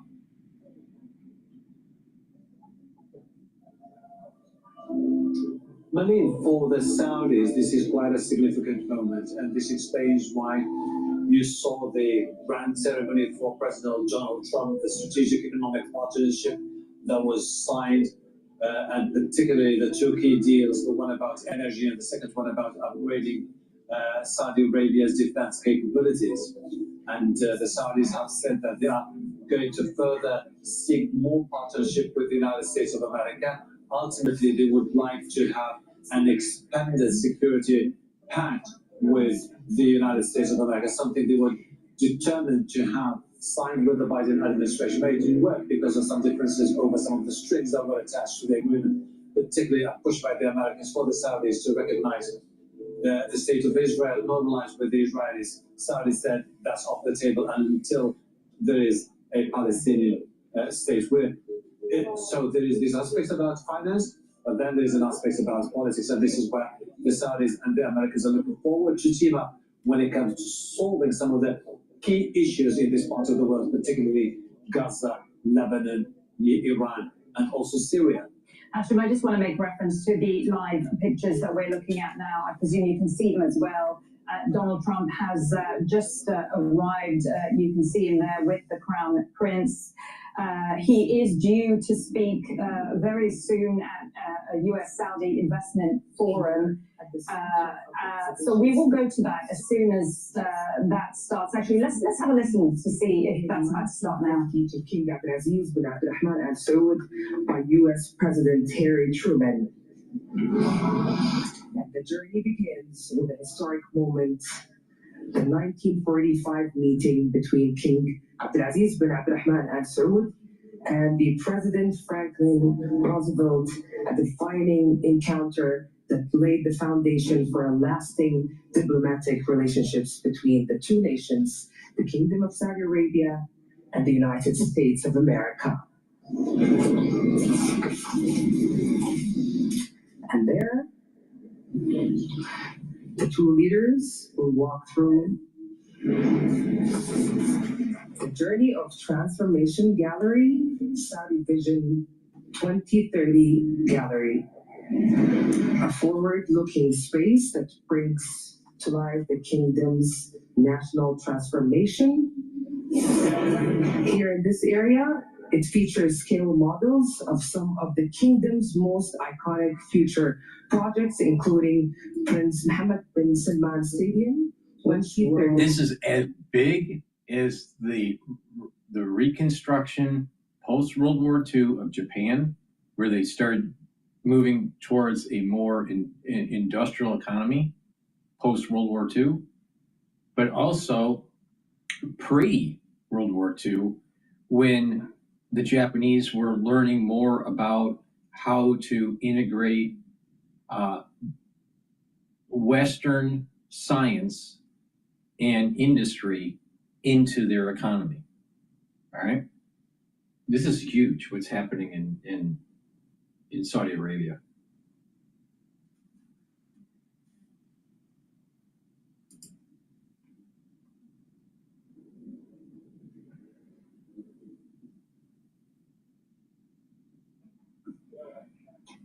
Okay, that is Donald Trump. There is, we saw a little earlier, his motorcade arrived. He is due to speak at the US-Saudi Investment Summit. You can see that he's with the Crown Prince Mohammed bin Salman. Let's return back to Hashim Al-Habara. We were talking, Hashim, about what an incredibly busy day it's been. I wonder if you could describe a little bit of the mood today, because at one point Trump was even caught on camera, I believe, calling the Saudi Crown Prince a friend. I believe we like each other a lot, he said. It gives us a sense of the mood at this in this visit and how hugely symbolic the relationship is. Well, for the Saudis, Malim, this is quite a turning point. They say that this could be the moment for them to further cement a strong alliance with the United States of America, a relationship that has gone through ups and downs over the past few years. But with Trump, to see the potential. What you are seeing playing out with Saudis and with Donald Trump in the United States and with Israel is the alignment with Ishmael, Isaac, and the positive soul root of Esau. You're seeing it. This is biblical. What's happening here?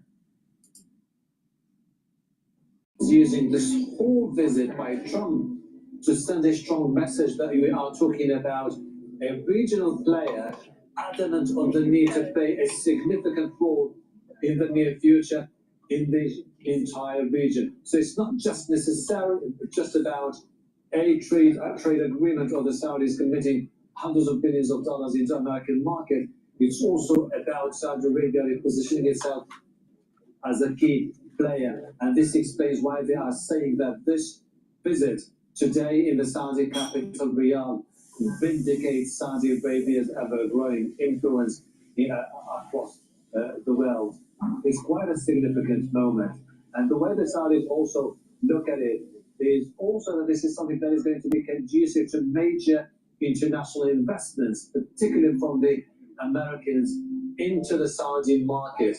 And this falls into the vision or the plan, the massive transformation plan that was launched by Crown Prince Mohammed bin Salman, Vision 2030, which is to start diversifying away from the reliance on oil and look for alternative revenues for the Kingdom of Saudi Arabia. We're expecting to hear more later today about some of the major trade agreements to be announced. We have just to remind our viewers that after Saudi Arabia, Trump, when he goes to Qatar and the United Arab Emirates, he is also going to announce some major agreements when it comes to artificial intelligence. The UAE said that it was going to invest $1 trillion over the next decade on artificial intelligence.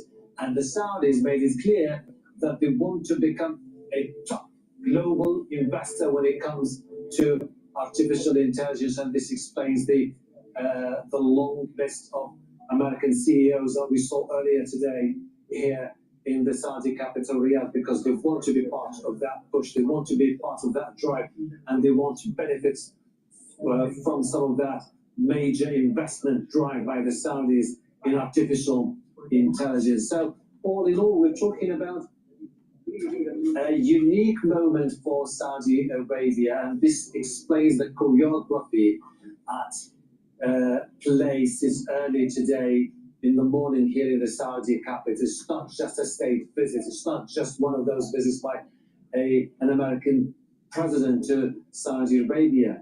For the Saudis, this is quite an historic moment. Quite an historic moment. And this explains why they're looking forward to see this transform into major partnership and a major alliance with the United States of America. Ultimately, they're looking forward to see this.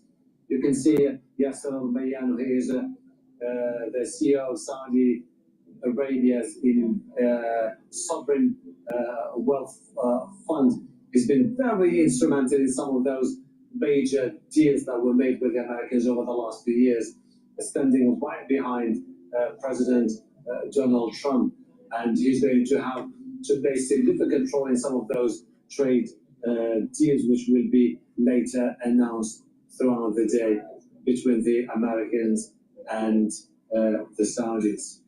Hashim, as we wait for Donald Trump to speak at that Business Investment Forum, you touched on the who's who of American CEOs who are at this event, who are here in Riyadh with Donald Trump, part of his entourage even.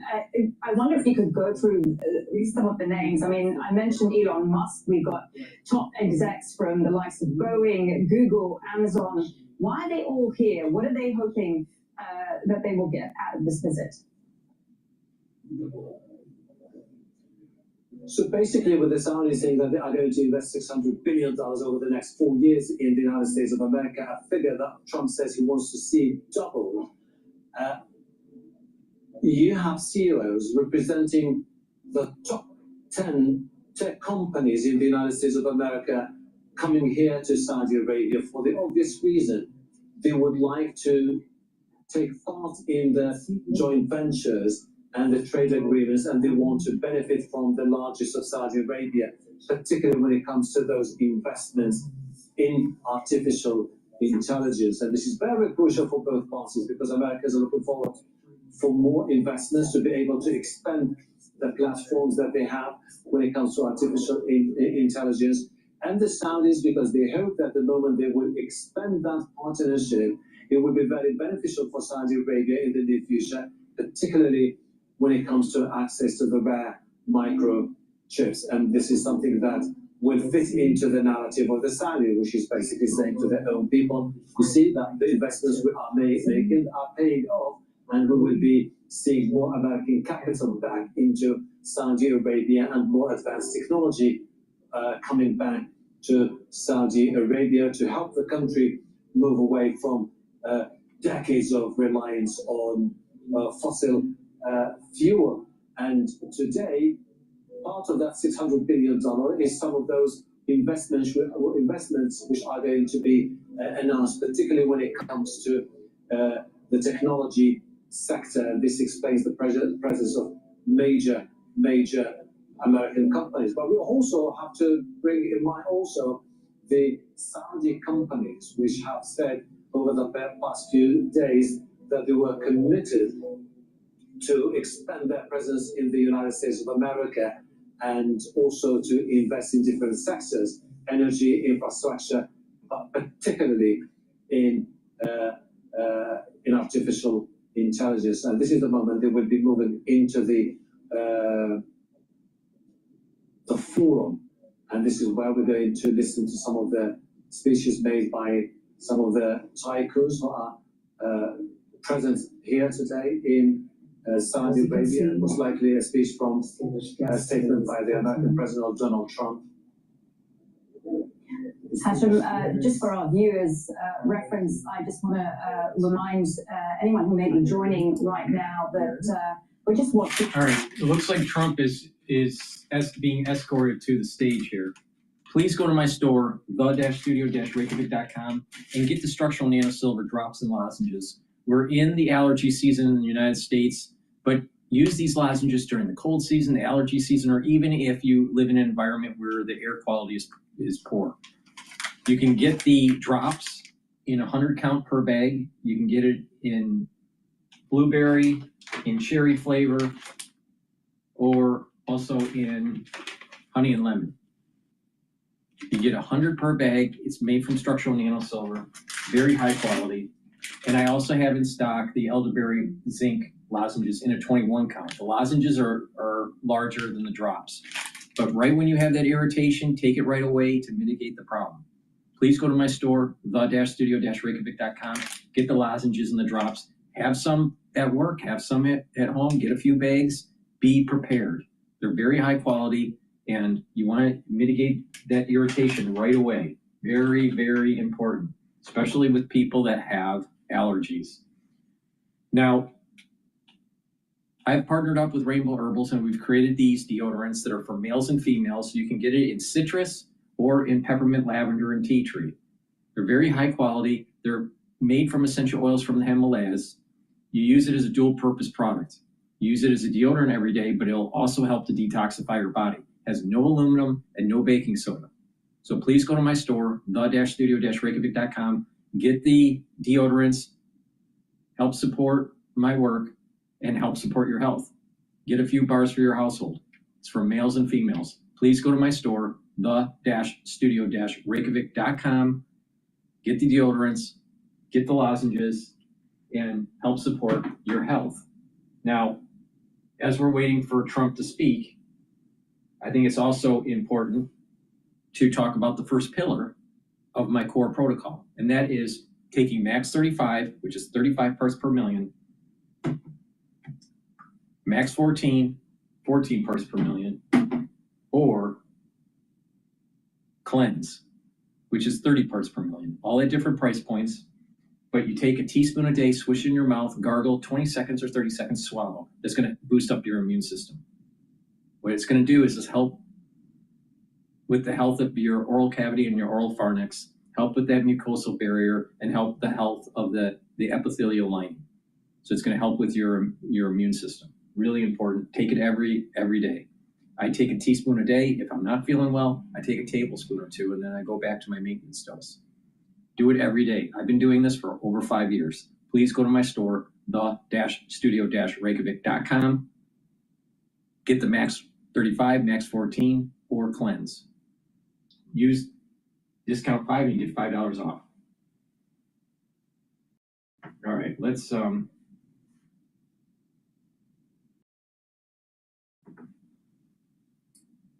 go to live now here. I think they're playing. We have with us the business leaders representing the Strategic Economic Partnership Agreements. To commemorate this moment, I'm deeply honored to welcome His Royal Highness Prince Mohammed bin Salman bin Abdulaziz Al Saud, Crown Prince and Prime Minister, and the 45th and 47th President of the United States of America. Mr. Donald J. Trump. Welcome. Please join the business leaders representing the Strategic Economic Partnership Agreements for a memorable photograph. Ladies and gentlemen, a big round of applause and a deep appreciation for this moment and for our distinguished leaders.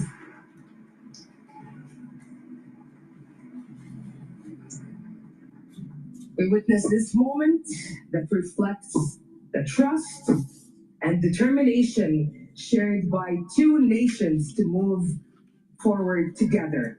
As you can see, the leaders at the center of this frame shaping the next phase of prosperity for both nations, the Kingdom of Saudi Arabia and the United States of America.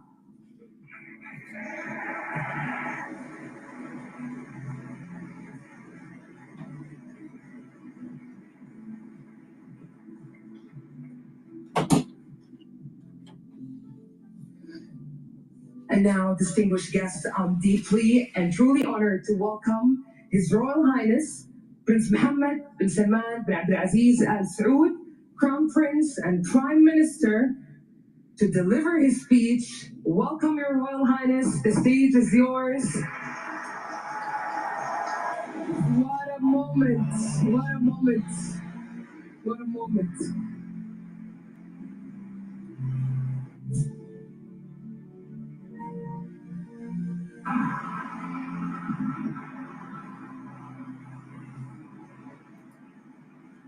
And a lot of people don't realize this is very important also to stop the Silk Road initiative by the Chinese, with them going into the Middle East and into Africa. So very important. This is a very important line. علاقة اقتصادية عميقة بدأت قبل 92 عام وتحديدا في عام 1933 بتوقيع اتفاقية امتياز التنقيب عن النفط في المملكة مع شركة ستاندرد أويل أوف كاليفورنيا.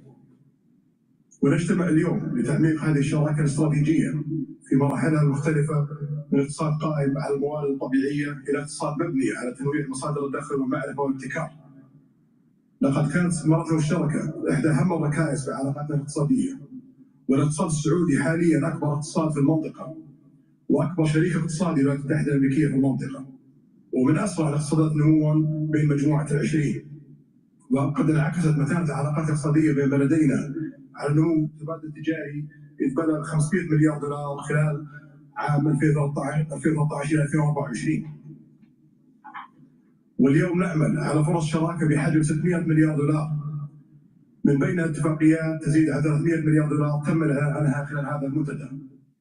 So we are listening into the Saudi Crown Prince Mohammed bin Salman. However, we do now have a translation into English, so we're going to pivot to that right now. The United States and the region, and one of the fastest growing economies in the G20. The strength of economic relations between the two countries was reflected on the growth of trade exchange, reaching $500 billion during 2013 to 24. Today, we're working on partnership opportunities with $600 billion, including agreements worth more than $300 billion that were announced in this forum. In the coming months, we will work on second phase to finalize the remaining agreements to raise them to $1 trillion. This growing partnership represents the extension of multiple cooperation in the military, security, economic, and technological fields in order to enhance mutual benefits, supporting job opportunities in the kingdom, contribute to localization of industries, grow local content, and develop our GDP. The United States of America is the major destination for the PIF, accounting more than 40% of global investments. Its global investment reflects the confidence of the U.S. economy capabilities to innovate, especially in promising sectors such as technology and AI, which contributes to transfer of knowledge and exchange of expertise. Number of U.S. companies operating in the kingdom is 1,300 companies, representing approximately a quarter of the volume of foreign investments. These include 200 companies that have their regional headquarters in the kingdom. The kingdom's Vision 2030 was able to achieve most of its targets. It is bringing about an unprecedented economic transformation that aims to diversify the economy and empower the private sector to be the main driver of growth in the largest economy in the region. Non-oil exports have increased $82 billion in 24. Additionally, over 2.4 million male and female citizens were employed. The unemployment rate fell to its lowest historical levels with the multiplication of women's contribution to the labor market. In conclusion, Mr. President, I am confident that today we will continue to build with you based on the foundations of these close partnership between our two countries. What we signed today is part of a greater ambition that invests the opportunities for cooperation and exchange of benefits. Mr. President, our joint action is not limited to economic cooperation, but extends towards bringing about security, stability, peace in the region and the world. Once again, I welcome you in the Kingdom of Saudi Arabia. I look forward to listening to your remark, Mr. President.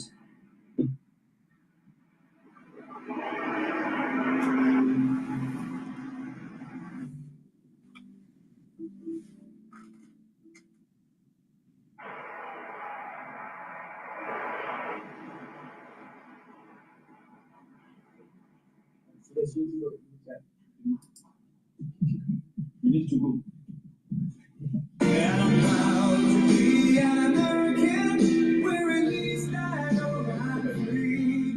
And I won't forget the men who died, who gave that right to me. And I gladly stand up next to you, and they can burn still today.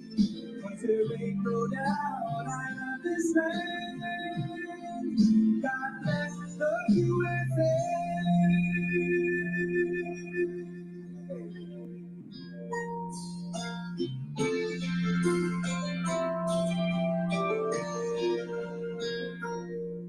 From the lakes of Minnesota to the hills of Tennessee. All right, so we are listening to I'm Proud to Be an American right there. That is really become President Trump's theme song ahead of his delivering remarks at the Saudi U.S. Investment Forum. And prior to that, we were hearing from Saudi Crown Prince Mohammed bin Salman talking about what he is describing as a truly historic dual investment between the two countries.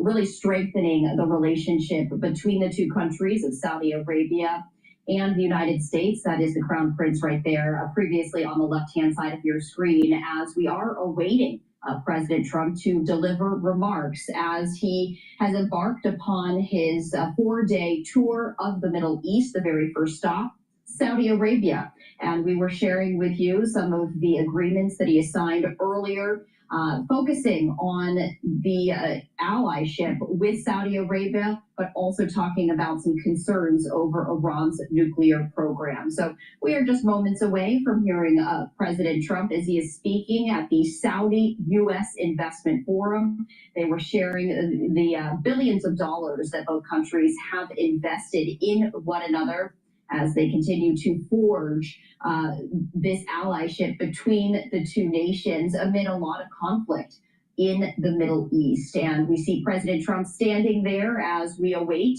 the end of this song, which we cannot play in its entirety due to copyright purposes. But we do see that it looks like it might be concluding as everyone is on their feet and standing. And so now let's listen in. Thank you very much. It's an honor to be here. What a great place. What a great place, but more importantly, what great people. I want to thank His Royal Highness, the Crown Prince, for that incredible introduction. He's an incredible man. Known him a long time now. There's nobody like him. Thank you very much. Appreciate it very much, my friend.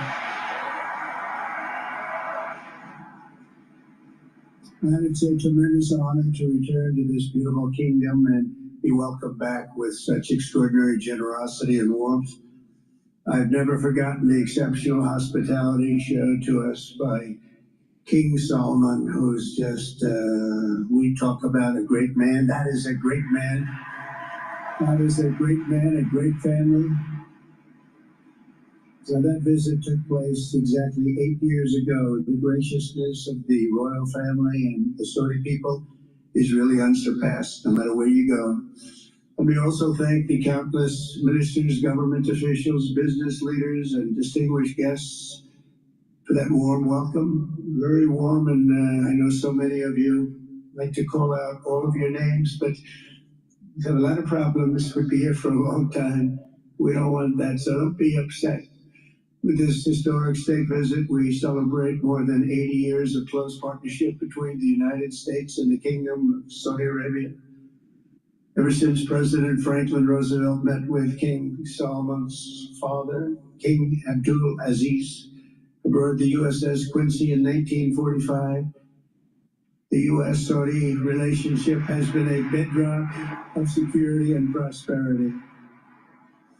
Today we reaffirm this important bond and we take the next steps to make our relationship closer, stronger, and more powerful than ever before. It is more powerful than ever before.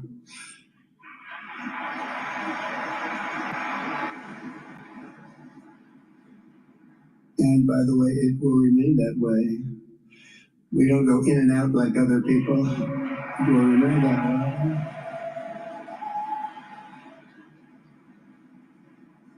I've come this afternoon to talk about the bright future of the Middle East, but first let me begin by sharing the abundance of good news from a place called America. In less than 4 months, our new administration has achieved more than most other administrations accomplish in 4 years or even 8 years. We've actually done, for the most part, more. The day I took office, we inherited, thank you. Thank you. The day I took office, we inherited a colossal invasion on our southern border, an invasion like you'd never want to see here. Nobody should ever want to see it. But within weeks, we slashed illegal border crossings to an all-time low, down 99.999%. That's good, even for this great gentleman standing right in front of me. That's a good number. We had hundreds of thousands of people. They came in at the same time last year, and last month we had, in this massive border, 3 people that got in. That's quite a difference, and we have no choice but to get a lot of the people that came in because they were not the best people. They were, in many cases, very bad people. We're getting them out. We're getting them out very fast. We're bringing them back to where they came from. We have no choice. After years of military recruiting shortfalls, enlistments in the U.S. Armed Forces are now the highest in 30 years because there is such an incredible spirit in the United States of America. We have tremendous spirit again. Just about a year ago, there was a big story, front page on every paper all over the world, that nobody wanted to enlist in our military, meaning we were way under enlisted. And just last week it came out that we had the strongest enlistment. They say 30 years, but probably it's maybe ever. They don't go back that far. It's the best, and that includes police officers, firemen, everything else. Is a great spirit in the United States right now. A brand new poll from Rasmussen just showed that the number of Americans who believe the nation is on the right track, they have a right track, wrong track, is now the highest in over 20 years. And it hasn't been anything like this because for many years it was the wrong track. And I can tell you for the last 4 years it was definitely the wrong track, but it's the highest it's been in many, many years. We renamed the Gulf of Mexico into the Gulf of America. That was very popular, other than perhaps with Mexico. And most importantly for the people of this room, the days of economic misery under the last administration are rapidly giving way to the greatest economy in the history of the world. We are rocking. The United States is the hottest country, with the exception of your country, I have to say, right? I'm not going to take that on. No, Mohammed, I'm not going to take that on. Wouldn't that be a terrible thing if I made that full statement? But I will not do it, Your Honor. At least as long as I'm up here, Your Honor. But groceries, gasoline, energy, and all other prices are down with no inflation. We have no inflation in a few short weeks. We've created 464,000 brand new jobs. Think of that. It's almost 500,000 jobs created just in a matter of weeks. We just reached a historic trade agreement with the United Kingdom, and over the weekend we reached a breakthrough agreement with China. Both outstanding deals. China's agreed. We have to get it down. We have to get the details down. Scott, you're going to work on that very hard, but China's agreed to open up to the United States for trade and everything else. But they have to do it, so we'll see what happens. But we had a very, very good meeting with both of those countries. We are cutting 10 old regulations for every new regulation. We're getting rid of all of the red tape that is so many friendly countries. As they get older, they develop a lot of red tape, and we're getting rid of it. We're getting rid of it at record levels. And I'm pleased to report that the United States Congress is on the verge of passing the largest tax cut and regulation cut in American history. We think we're in good shape to get that. And if we get that, that will be like a rocket ship for our country. In the first quarter of the year, the investment in America was up an astounding 22%. More than $10 trillion of new investments have been announced or are coming just since the election on November 5th. So think of that. In a very short period of time, we have over $10 trillion, and it could be much higher than that. Not everybody comes to the White House to have a news conference that they're going to be opening up in America, but they're all coming in numbers that we've never seen before.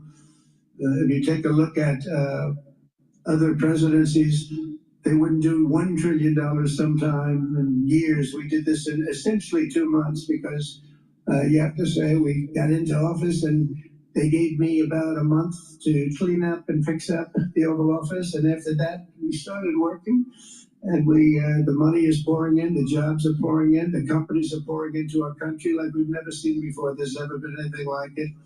And we let other people tariff us into losing a lot of money and a lot of jobs, and now we're tariffing them. And it's at a level that nobody's seen. It's a level that is making us a very much different country and a very different Republican Party. We won a tremendous victory in November. We won all 7 swing states, the popular vote by millions and millions of votes. The Electoral College, we won by 312 to 226. Remember, they said, well, we could get to 270. No, we got to 312. It's a big difference. And very importantly, we won counties throughout the United States, 2,660 to 451. That's why when you look at a map, they're all red. It's all, the whole country is red. Red stands for Republican. From the moment on and from the moment we started, we've seen wealth that just poured and is pouring back into America. Apple is investing $500 billion. NVIDIA is investing, and I see my friend is here. Jensen, that's very good, wherever you may be. Thank you very much, because he's putting in $500 billion. TSMC is investing. Where is Jensen, by the way? Where is he? He's standing here. Where is he? I just saw Beth. Thank you very much, Jensen. I mean, Tim Cook isn't here, but you are. What a job you've done. He said he's got 99% of the chip market. I don't know. That's a big, that's not easy to beat, but what a job you've done. Thank you. We are proud to have you in our country. You know that.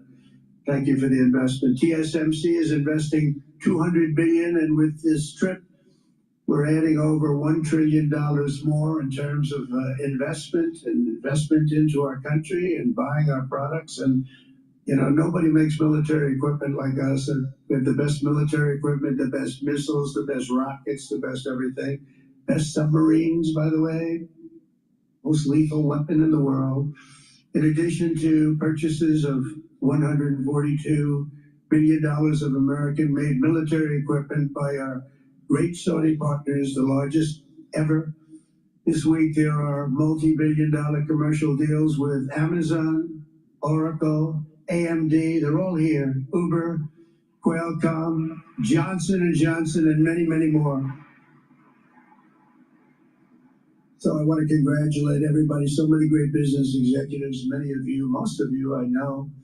And they're coming in, you know, about a month ago. They weren't that happy when they saw me. And now they're saying, "Sir, you're doing a great job. Thank you very much." Amazing what a rising market will do. Oh, it's going to get a lot higher. In fact, I told people 5 weeks ago, this is a great time to buy. I got criticized for that. Now they don't criticize me anymore. People should have listened.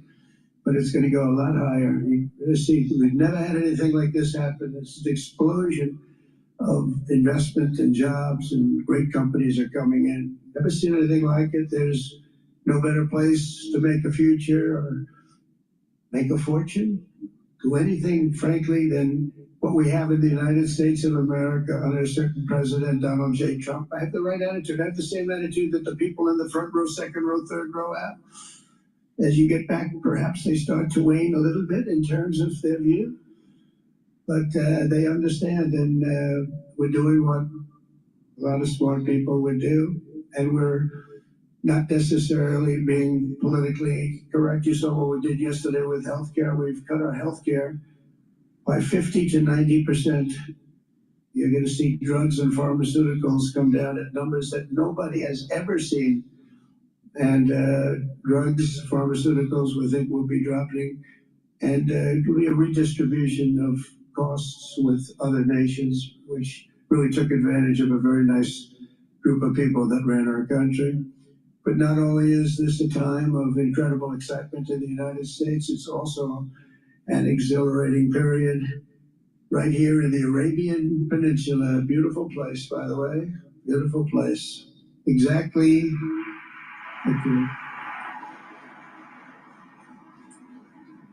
Exactly 8 years ago this month, I stood in this very room and looked forward to a future in which the nations of this region would drive the forces of terrorism and extremism, drive them right out of existence, and take your place among the proudest, most prosperous, most successful nations anywhere in the world as leaders of a modern and rising Middle East. So exciting.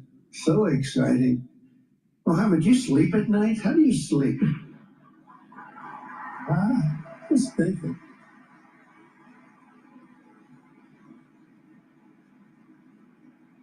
What a job. He tosses and turns like some of us. Tosses and turns all night. How do I make it even better all night? It's the ones that don't toss and turn. They're the ones that will never take you to the promised land, won't they? But you have done some job.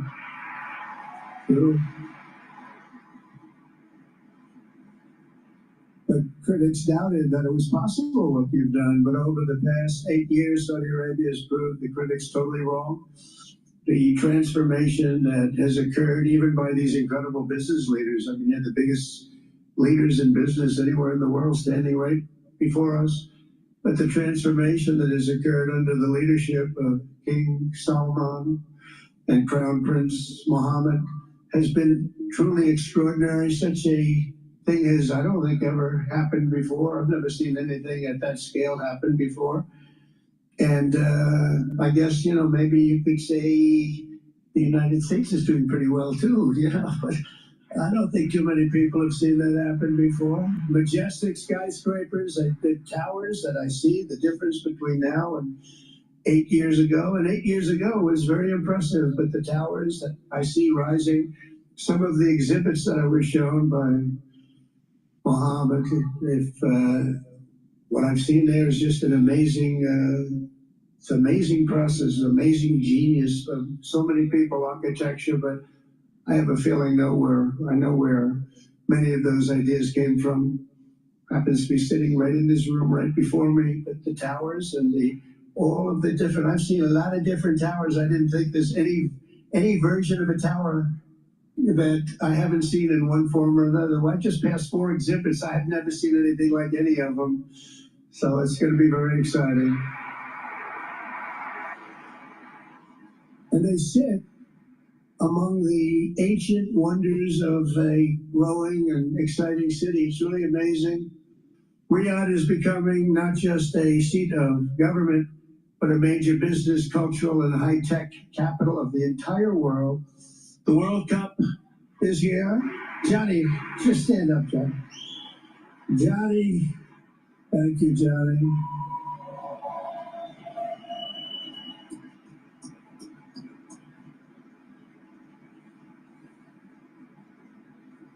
Great job, Johnny, great job. But the World Cup and the World Expo will soon be coming here, just like the World Cup is coming to the United States. It's going to be really exciting next year. The engines of Formula One racing now roar through the streets of Jeddah in a historic milestone. Other industries recently surpassed oil. Think of it. All of your other industries now have surpassed oil. I don't know if a lot of people will understand what that means. It's so big to make up a majority of the Saudi economy for the very first time ever. So think of that. Other industries are now bigger even than oil, which is always going to be a big monster. It's a big one, but that's a great tribute to you and economic development properly used. In other cities throughout the peninsula, places like Dubai and Abu Dhabi, Doha, Muscat, the transformations have been unbelievably remarkable. Before our eyes, a new generation of leaders is transcending the ancient conflicts of tired divisions of the past and forging a future where the Middle East is defined by commerce, not chaos, where it exports technology, not terrorism, and where people of different nations, religions, and creeds are building cities together, not bombing each other out of existence. We don't want that.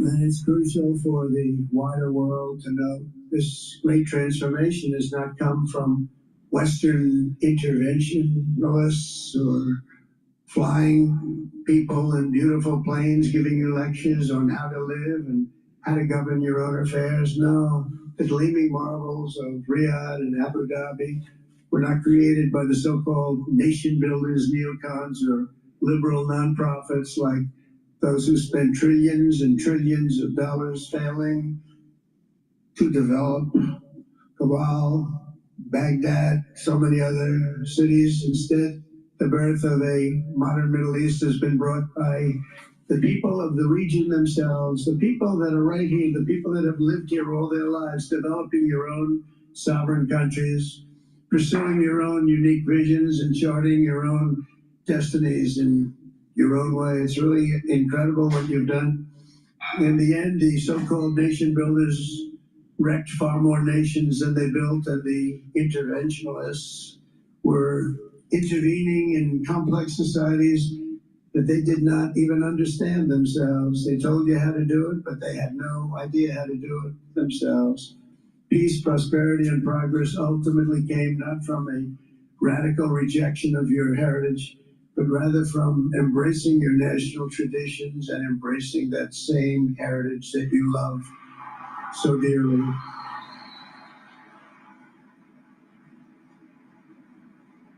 And it's something only you could do. You achieved a modern miracle, the Arabian way. That's a good way.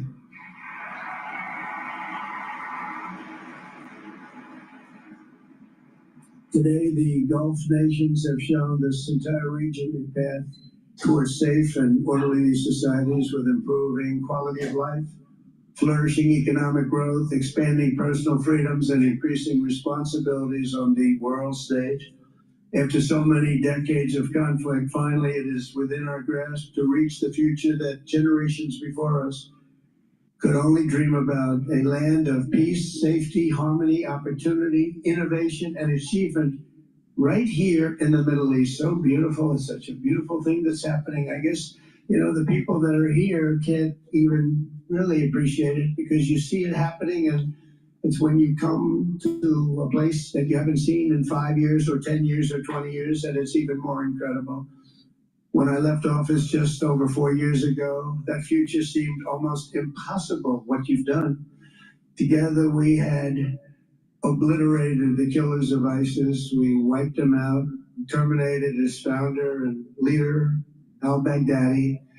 We had healed the divide in the Gulf Cooperation Council. It's a very big deal, and united the nations of the region to stand against the enemies of all civilization. We'd imposed unprecedented sanctions on Iran and starved the regime of resources to fund terror. They were unable to fund anything because they had no money left. They had no money. But the new administration came in and let them have a lot of money, and you saw what happened. It was not money well spent.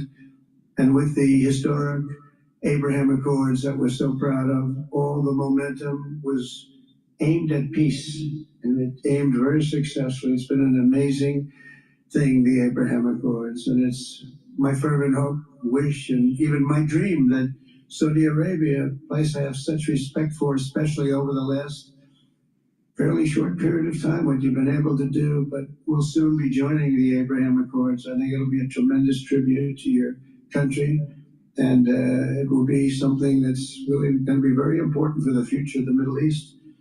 I took a risk in doing them, and they've been an absolute bonanza for the countries that have joined. The Biden administration did nothing for 4 years. We would have had it filled out. But it will be a special day in the Middle East with the whole world watching when Saudi Arabia joins us, and you'll be greatly honoring me, and you'll be greatly honoring all of those people that have fought so hard for the Middle East. And I really think it's going to be something special, but you'll do it in your own time, and that's what I want, and that's what you want, and that's the way it's going to be. When I left office, the only thing still standing between this region and its unbelievable potential was a small group of rogue actors and violent thugs seeking constantly to drag the Middle East backward and into havoc, mayhem, and indeed into war. Unfortunately, instead of confronting these destructive forces, the last U.S. administration chose to enrich them and empower them and give them billions and billions of dollars.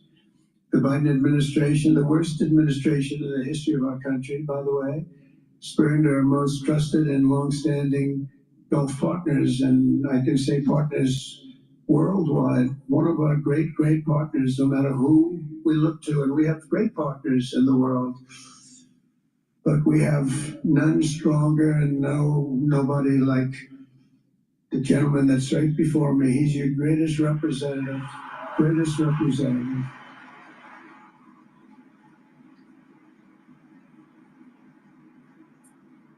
And if I didn't like him, I'd get out of here so fast. You know that, don't you? He knows me well. I do. I like him a lot.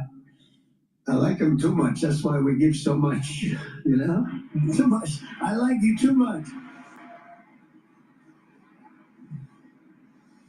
Great guy. They lifted sanctions on Iran in exchange for getting nothing, and sent the regime tens of billions of dollars to fund terror and death all over the world. And they laughed at him. They laughed at our leader.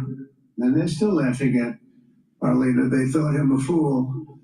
And they made nothing but trouble ever since, including the funding of October 7th, one of the worst days ever in the history of the Middle East. Horrible day.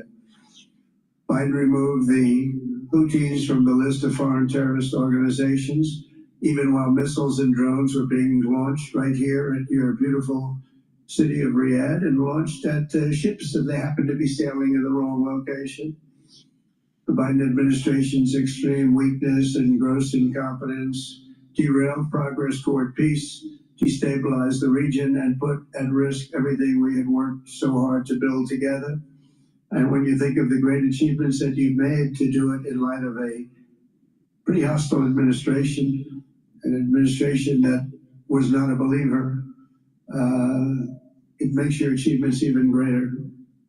Makes them even greater, you know that. But in a few short months since taking office, we have achieved the swift return of American strength at home and abroad. Now working with the vast majority of people in this region who seek stability and calm, our task is to unify against the few agents of chaos and terror that are left and that are holding hostage the dreams of millions and millions of great people The biggest and most destructive of these forces is the regime in Iran, which has caused unthinkable suffering in Syria, Lebanon, Gaza, Iraq, Yemen, and beyond. There could be no sharper contrast with the path you have pursued on the Arabian Peninsula than the disaster unfolding right across in the Gulf of Iran. Think of that. They wanted to name it that. I said, they're not going to let them do that. Do you mind if I stop that? I stopped it. We're not going to let that happen.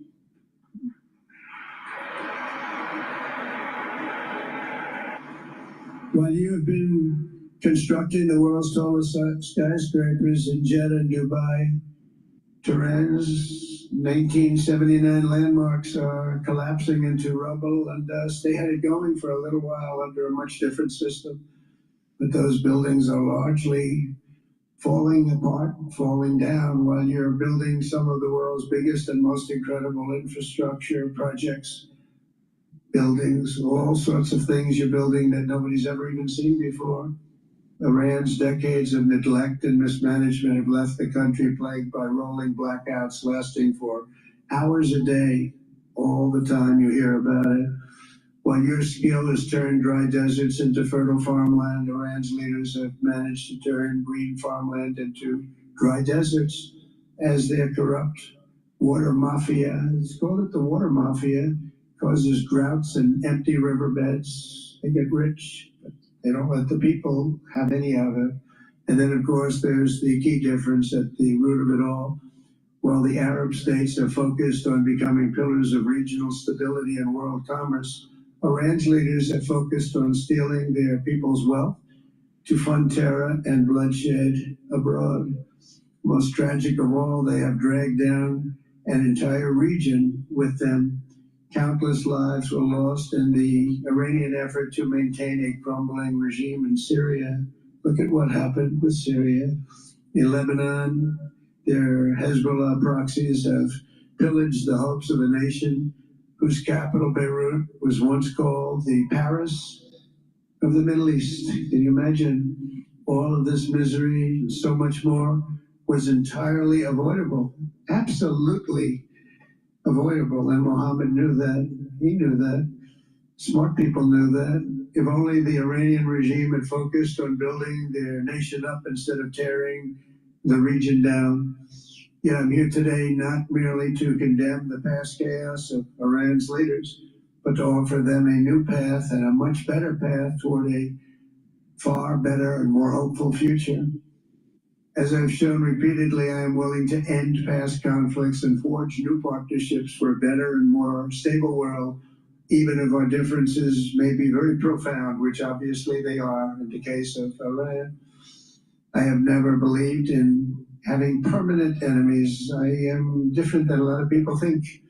I don't like permanent enemies, but sometimes you need enemies to do the job, and you have to do it right.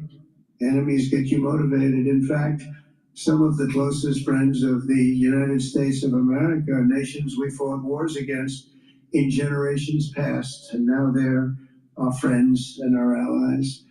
I want to make a deal with Iran. If I can make a deal with Iran, I'll be very happy if we're going to make your region and the world a safer place. But if Iran's leadership rejects this olive branch and continues to attack their neighbors, then we will have no choice but to inflict massive maximum pressure, drive Iranian oil exports to zero like I did before.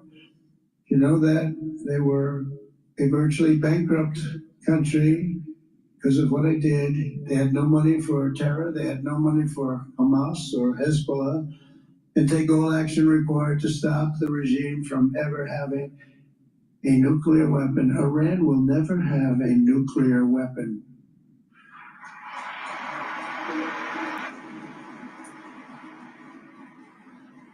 But with that said, Iran can have a much brighter future, but will never allow America and its allies to be threatened with terrorism or nuclear attack.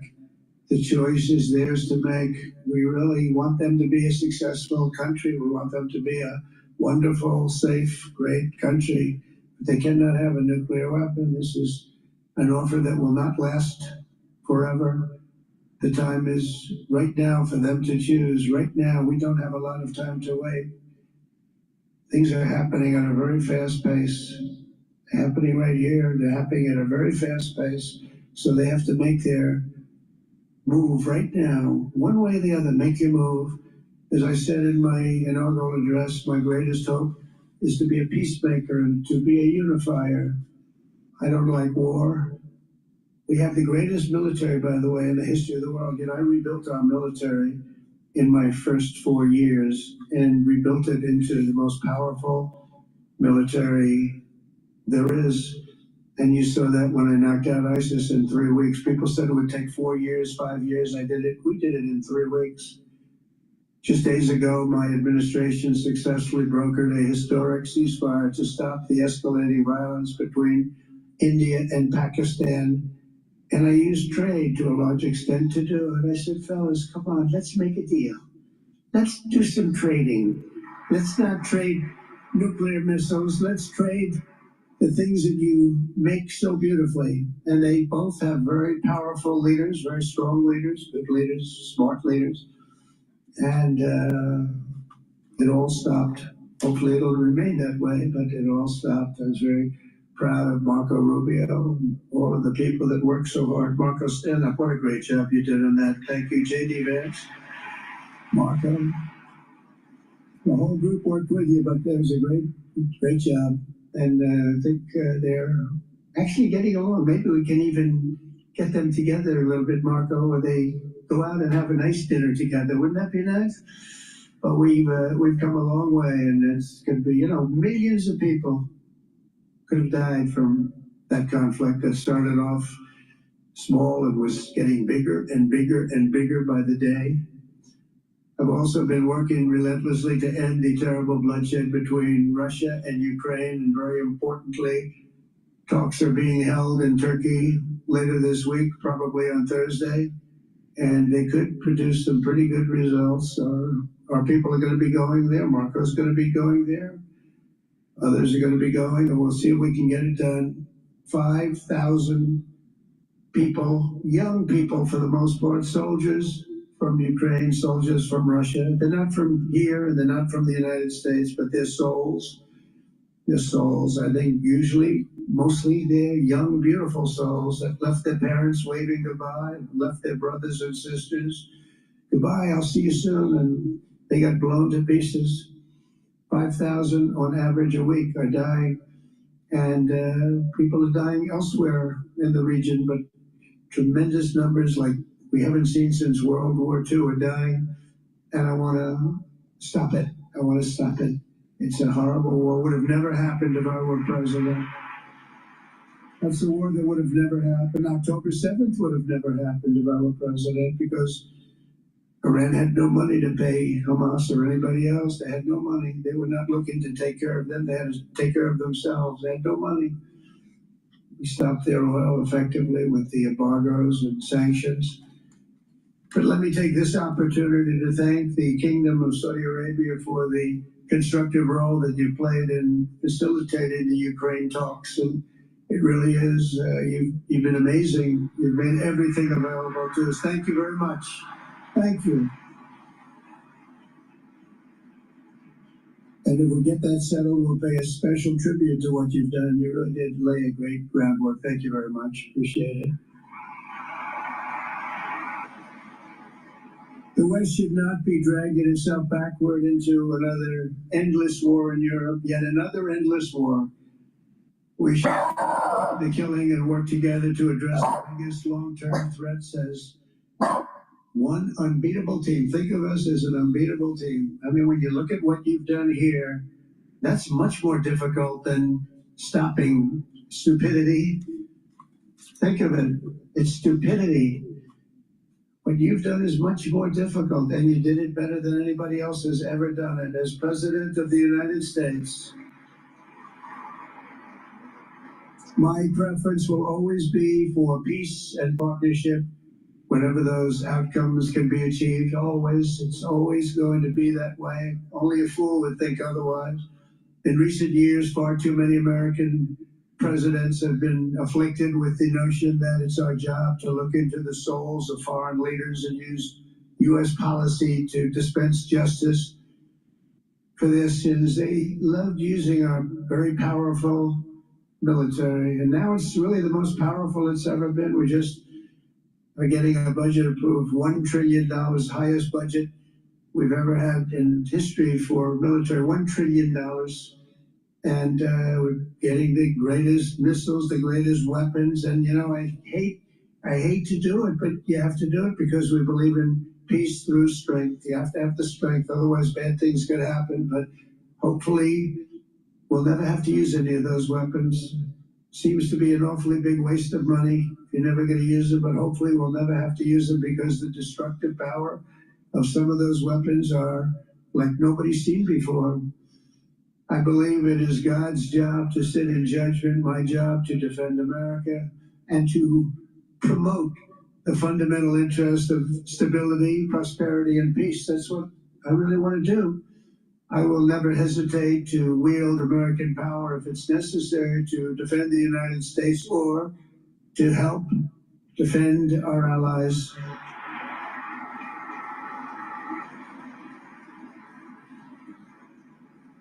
And there will be no mercy for any foe who tries to do us or them harm. We will have no mercy. They understand that. That's why I've been pretty lucky. A lot of people think, you know, he's looking to fight. He's looking to fight, and things get settled. It's an amazing thing when they really think you mean it.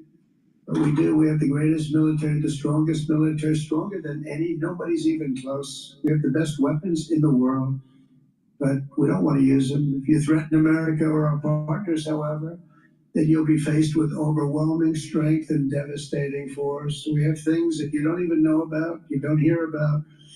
And if you did, you say, wow. In recent weeks, following repeated attacks on American ships and freedom of navigation in the Red Sea, the United States military launched more than 1,100 strikes on the Houthis in Yemen. As a result, the Houthis agreed to stop. They said, we don't want this anymore. It's the first time you've heard that from them, too. They're tough. They're fighters. Just days ago, we were asked to cease targeting commercial. They were not going to be targeting commercial ships in any way, shape, or form, anything American. And they were very happy that we stopped.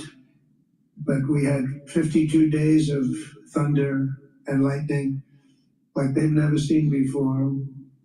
This was a swift, ferocious, decisive, and extremely successful use of military force. Not that we wanted to do it, but they were shooting down ships. They were shooting at you. They were shooting at Saudi Arabia. We don't want them shooting at Saudi Arabia if that's okay. So we hit them hard. We got what we came for, and then we got out.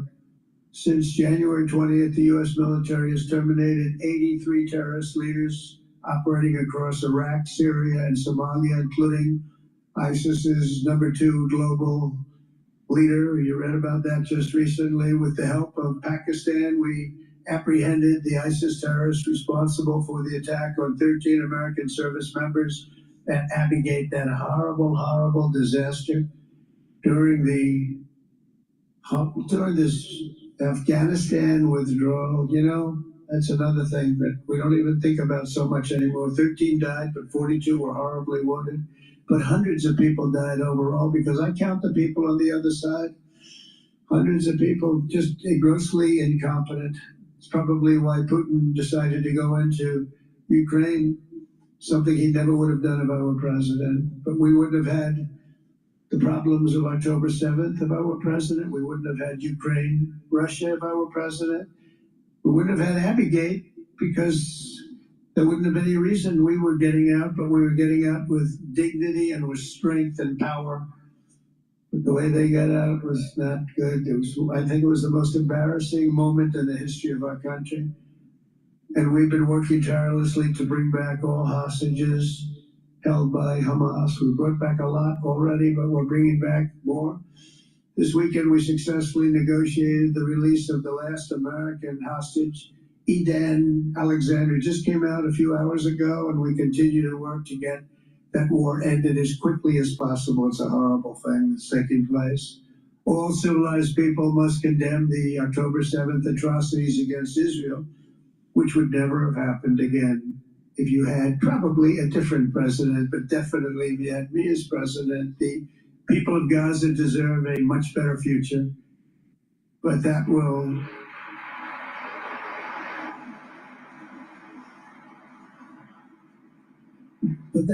or can not occur as long as their leaders choose to kidnap, torture, and target innocent men, women, and children for political ends. The way those people are treated in Gaza, there's not a place in the world where people are treated so badly. It's horrible. After years of suffering, two of the nations most ravaged by terror are finally beginning to end their long nightmares under the new generation of leaders. In Lebanon, where a friend of mine has just become the ambassador. He's going to be great. I said, you know, that could be a very dangerous job. He said, I was born there. I'm Lebanese. I love that country. I said, but it's very dangerous. You know, this is a friend of mine from New York. I said, but it's very dangerous. Are you sure you want to do it? I never thought of him as being a warrior, but he is a warrior. He loves his country. He said, if I'm injured or die, I'm dying for a country that I love. He grew up there. It's horrible what's happened in Lebanon, but you have a great ambassador, I can tell you that, in Lebanon, which has been endlessly victimized by Hezbollah and their sponsor, Iran. A new president and prime minister brought the first real chance in decades for a more productive partnership with the United States, and we're going to work with their new ambassador and everybody else, Marco, and we're going to see if we can really help them out and let them get over that very high grid that they're going to have to get over. My administration stands ready to help Lebanon create a future of economic development and peace with its neighbors. They have tremendous people in Lebanon, doctors, lawyers, great professional people. I hear it so many times. Likewise in Syria, which has seen so much misery and death, there is a new government that will hopefully succeed in stabilizing the country and keeping peace. That's what we want to see in Syria. They've had their share of travesty, war, killing, many years. That's why my administration has already taken the first steps toward restoring normal relations between the United States and Syria for the first time in more than a decade. And I'm very pleased to announce that Secretary Marco Rubio will be meeting with the new Syrian foreign minister in Turkey later this week. And very importantly, after discussing the situation in Syria with the Crown Prince, your Crown Prince,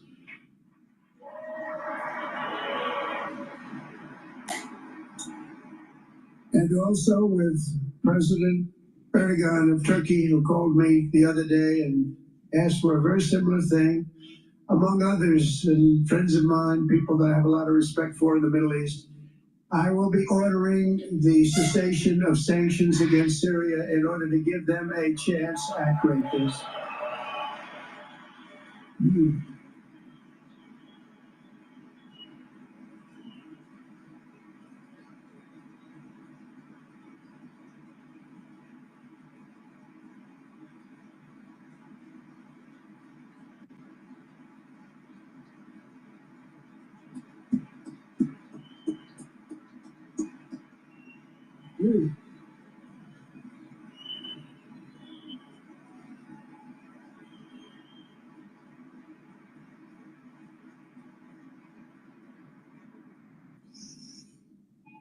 Oh, what I do for the Crown Prince.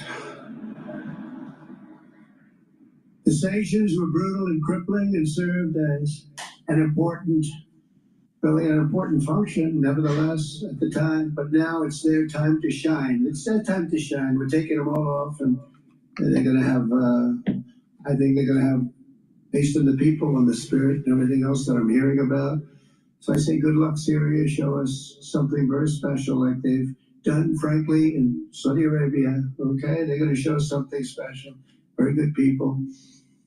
Everywhere we can, my administration is pursuing peaceful engagement, offering a strong and steady hand of friendship to all that will take it in good faith. Together we have made unprecedented strides and tremendous progress, and we're still just at the dawn of the bright new day that awaits for the people of the Middle East, the great, great people of the Middle East. If the responsible nations of this region seize this moment, put aside your differences and focus on the interests that unite you, then all of humanity will soon be amazed at what they will see right here in this geographic center of the world. It really is. It's like a center of the world and the spiritual heart of its greatest faiths. For the first time in 1,000 years, the world will look at this region not as a place of turmoil and strife and war and death, but as a land of opportunity and hope, just like you've done right here, a cultural and commercial crossroads of the planet. Security and stability will lift millions into lives of safety and success, and the nations of this region will be free to realize your highest destinies, honor your proud histories, harness amazing new opportunities, and bring incredible glory to Almighty God. People will come from all over the globe to be inspired by the cities you build, the businesses you create, the technologies you invent, and the beauty, talent, and potential you unleash right in the hearts of your citizens. Each of you will be able to take tremendous pride in the legacy you will leave to your children, because you will have given them the ultimate blessings of prosperity and peace. So important. In the United States, we've launched the golden age of America. It's the golden age. We see it. We see it with all that money, trillions and trillions of dollars pouring in, hundreds of thousands of jobs coming in with it. And with the help of the people of the Middle East, the people in this room, partners throughout the region, the golden age of the Middle East can proceed right alongside of us. We will work together. We will be together. We will succeed together. We will win together. And we will always be friends.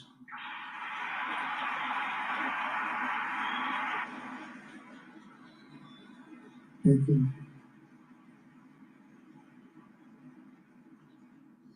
So, Mohammed, I want to thank you again very much for having me. And as a representative of what I think is the greatest nation in the world, we are with you all the way, and you have a tremendous future. Thank you very much. And please pay my respects to your father. Thank you very much. Thank you.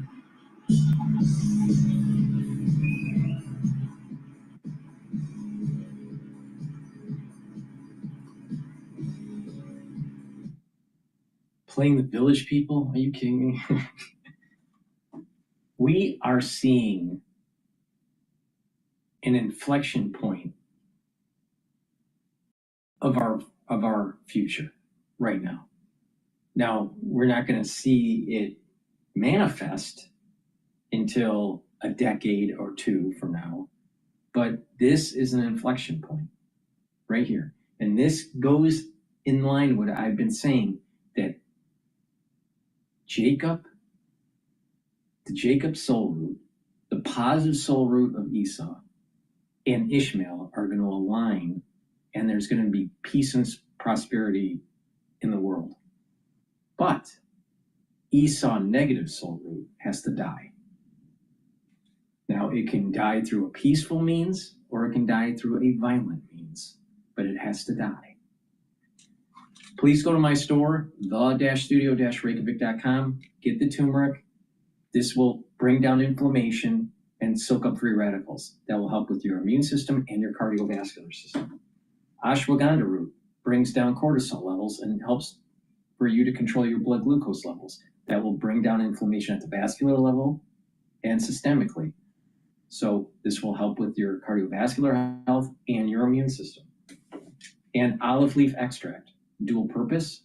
It's going to help with your immune system and your cardiovascular system. It brings down inflammation and helps to bring down LDL levels and increase your HDL levels. So you're improving your lipid profile.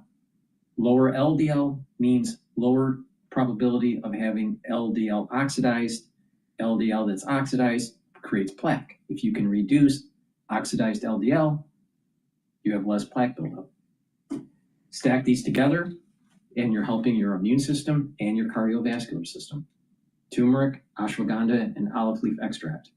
Use discount 5 and you get $5 off any order. Please go to my store, the-studio-reykjavik.com. Stack these the way I'm telling you to stack them, and you're going to get huge benefits. Now, before we get the mainstream media giving their take on what had just happened, please go to my store and get the NAD+. NAD+ is a supplement that's going to boost up your NAD+ levels. That's going to increase your energy. That's also going to help you to repair your DNA damage, cellular DNA and mitochondrial DNA. And NAD+ helps to protect neurons. NAD+ is very important to take once you turn age 40. So if you're age 40 or older, take NAD+ and take it right now. Ubiquinol. Ubiquinol is the most bioavailable form of CoQ10 that you can buy. If you're taking CoQ10, chances are you're taking the wrong type. Ubiquinol is the most bioavailable form. You can't buy a better CoQ10 than what I have in my hand. So please go to my store, the-studio-reykjavik.com. Go to my store, get this Ubiquinol. It's the most bioavailable form of CoQ10, and it's going to soak up free radicals. It's going to reduce stress on the cell and at the tissue level. It's going to help with your mitochondrial health, so you're going to have more energy, and Ubiquinol protects neurons. You stack these together, and it's a neural protector. Please go to my store, the-studio-reykjavik.com. Get the NAD+ and the Ubiquinol. This also stacks well with C60. Please go to my store, the-studio-reykjavik.com. Use discount 5. You get $5 off. The link is in the description of this video and all my videos. All right, let's go to Bloomberg.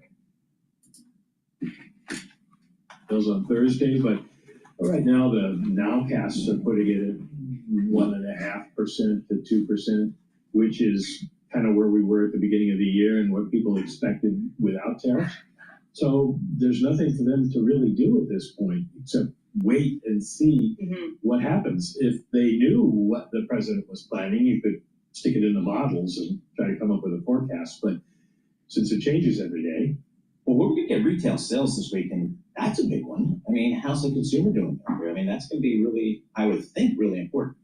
Well, we saw a lot of prices that did not go up as expected in the goods area, so that's probably good news for retail sales, because if people were buying goods, they might have been encouraged by the fact that prices were still restrained, and they might be front-loading, as Alex said. So the odds are we could see a decent number on Thursday. The question is what happens with services, which don't show up in this report. We're looking at an overall flat retail sales number, but that's because we're not sure what autos did. Autos sales are strong, but they don't translate directly into retail sales because retail sales are on a dollar basis and auto sales are done on a unit basis, and the GDP uses units. Did I say I bought a hybrid? Yeah. Okay. God, you leased it. I leased. That's right. Yes. There's a minor difference, right? He's saving. But I'm moving towards that green stuff. Yeah. Mm-hmm. Well, of course you're getting. I mean, don't let the president know.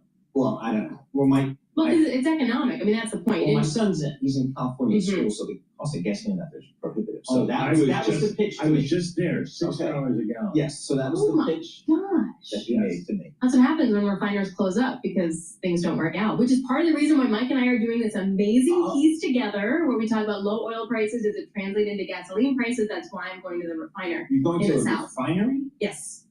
And Mike's going to go down. Like a real one. Oh, yeah. She's on the very exciting. She has an exciting life. I go to Disneyland and, how it's supposed to refinery. Yeah, although it's supposed to be really, really hot. That's another story. Okay, we are currently waiting for President Donald Trump of the United States and the Crown Prince Mohammed bin Salman of Saudi Arabia at the Saudi-U.S. Investment Forum. They will be speaking. We will take that to you as it comes. It looked like there was just a family photo of President Trump and MBS with all the executives and officials that are also there at the forum. We will continue to monitor that and dip in as they continue to speak.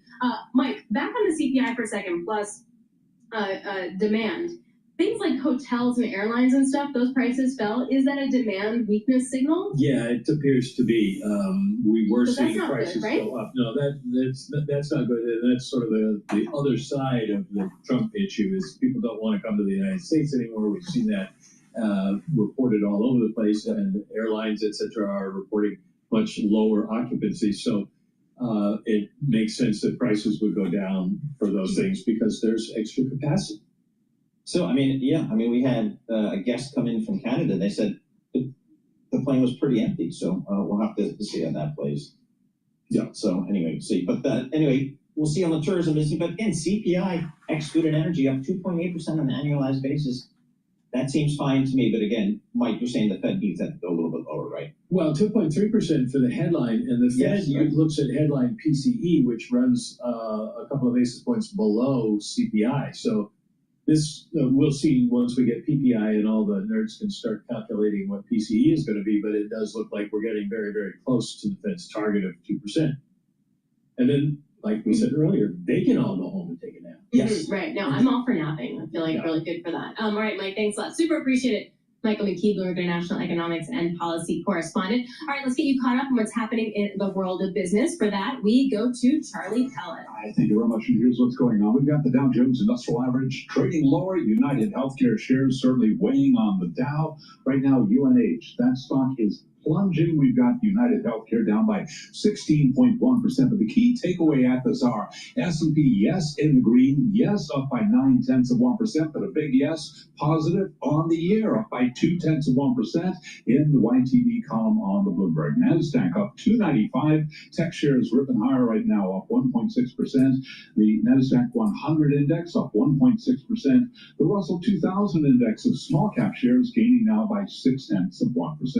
The Bloomberg Mag 7 index up by 1.8%. Again, keeping it all in context, the S&P up 0.8%, and once again positive on the year. The 10-year 4.47%, of the 2-year 4.00% on your 2-year. Spot gold up 0.4%, 32.48 the ounce, and West Texas Intermediate crude now rallying 2.2%, 63.33 a barrel.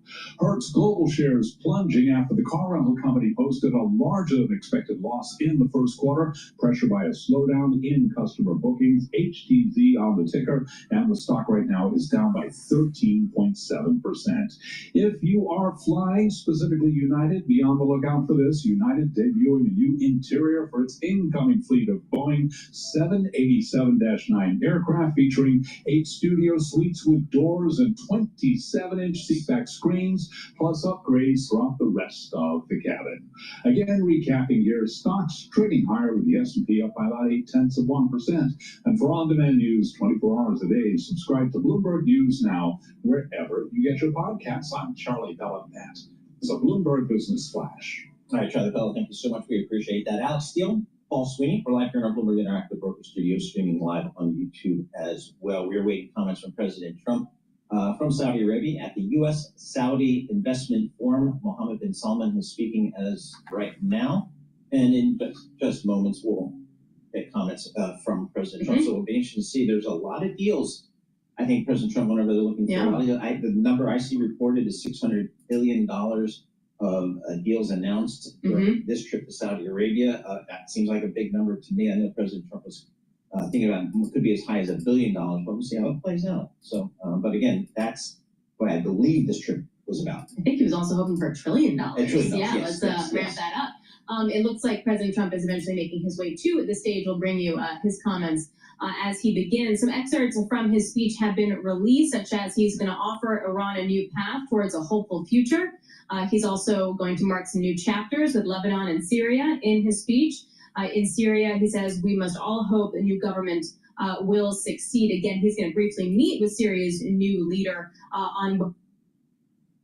Know that the engine of an economy is people. I had to recycle Bloomberg. They were a little bit behind the times because I was doing full screen. Apologize for that. Please go to my store, the-studio-reykjavik.com. Do this stack here, which is going to help with your brain, help with your enzymatic activity, and also with your digestion. Digestive enzyme complex will reduce the load on your pancreas so you can digest carbohydrates, proteins, and lipids. Digestive enzyme complex has enzymes that will help you to break up those foods. That means that you're putting less load on your pancreas and you're able to digest and absorb those nutrients easier. If you work out, take this for your pre or post workout fueling source so you can digest your fuel, all right, for your workout. And because of that, you're reducing the load on your pancreas. That's really important. So individuals that work out, that are athletes or semi-athletes, you'll benefit from digestive enzyme complex, but it's really designed for people that are 40 years of age or older to reduce the load on your pancreas and so you can digest properly. Please go to my store and get the digestive enzyme complex. This digestive enzyme complex has enzymes, proteolytic enzymes that break up glycoproteins. Super important in 2020. That's why I kept on saying take digestive enzyme complex. And also has bromelain in it, which is fibrinolytic. So please go to my store, the-studio-reykjavik.com, get the digestive enzyme complex. Now, Good Night Formula is going to help you to sleep. It has tryptophan, melatonin, GABA, and passion flower. It'll allow you to go into 3 cycles of REM sleep and deep sleep, so you'll be well rested when you wake up. It'll help to detoxify your body and consolidate memory. So please go to my store, take the Good Night Formula every night so you sleep properly. With good sleep, you're slowing down the aging process. And lastly, a good multivitamin is a very important foundation for your health protocol. This multivitamin is easy to digest, and it has the multivitamins as cofactors for enzymatic activity. So that means your cellular metabolism is going to be better, and your cells and your tissues are going to perform properly. Take this multivitamin every day and stack it with other supplements that I offer on my store, like the probiotic, like my core protocol, and this stack right here. This stack, like I said, the multivitamin that's going to help with the enzymatic activity. The digestive enzyme complex is going to reduce load on your pancreas and allow you to digest foods better. And the Good Night Formula is going to help with consolidating memory. You're going to be well rested, and it helps to detoxify your body. Please go to my store, the-studio-reykjavik.com, stack this, or you can do other stacks based on what you want to target. But this is a great stack right here. Use discount 5, you get $5 off any order. Click the link that's in the description to get to my website, the-studio-reykjavik.com.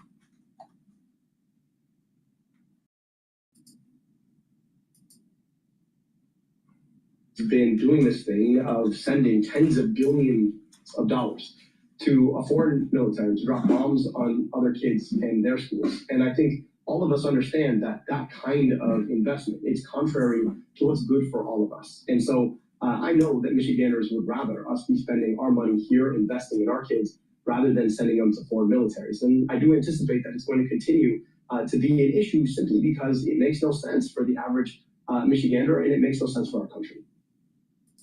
Well, and of course, on that issue and others, you are trying to draw a distinction between that and your primary opponents in this Democratic contest for this Senate seat. And I wonder how you're thinking about differentiating yourself compared to those who are running against you, and if this risks exposing through this primary some of the fissures within the Democratic Party right now that obviously has been wrestling with itself in the aftermath of the last election. I'll tell you this, I got nothing but respect for folks who are running right now to take on Trump and Trumpism, given all of the damage that he's done to our country and its standing abroad, and all of the damage he's doing to the lives of everyday folks in my state and elsewhere. That being said, the big difference with me is just that I don't take corporate contributions for a reason, because I think that Donald Trump is actually just a symptom of amazing balance of power with Bloomberg putting on a candidate for U.S. Senate, Democrat, Muslim, from Michigan. And Dearborn, Michigan is one of the largest Muslim populations, outside of the Middle East, especially in the United States. And they're trying to demonize Trump. Meanwhile, Trump was in Saudi Arabia saying he's looking for peace and creating an economic prosperity in the Middle East. These mainstream media outlets, their mission in life seems to be to demonize Trump at all costs.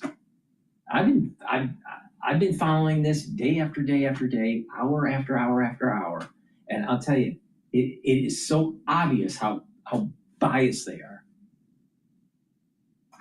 And I thought that Trump's speech, which we covered completely for the conference, or for the forum, Saudi U.S. Investment Forum is what it's called, I thought he did a good job. But they can't say that. No. They got to find someone to demonize Trump. And on Wall Street as well on the CPI day, of course, data coming in cooler than expected.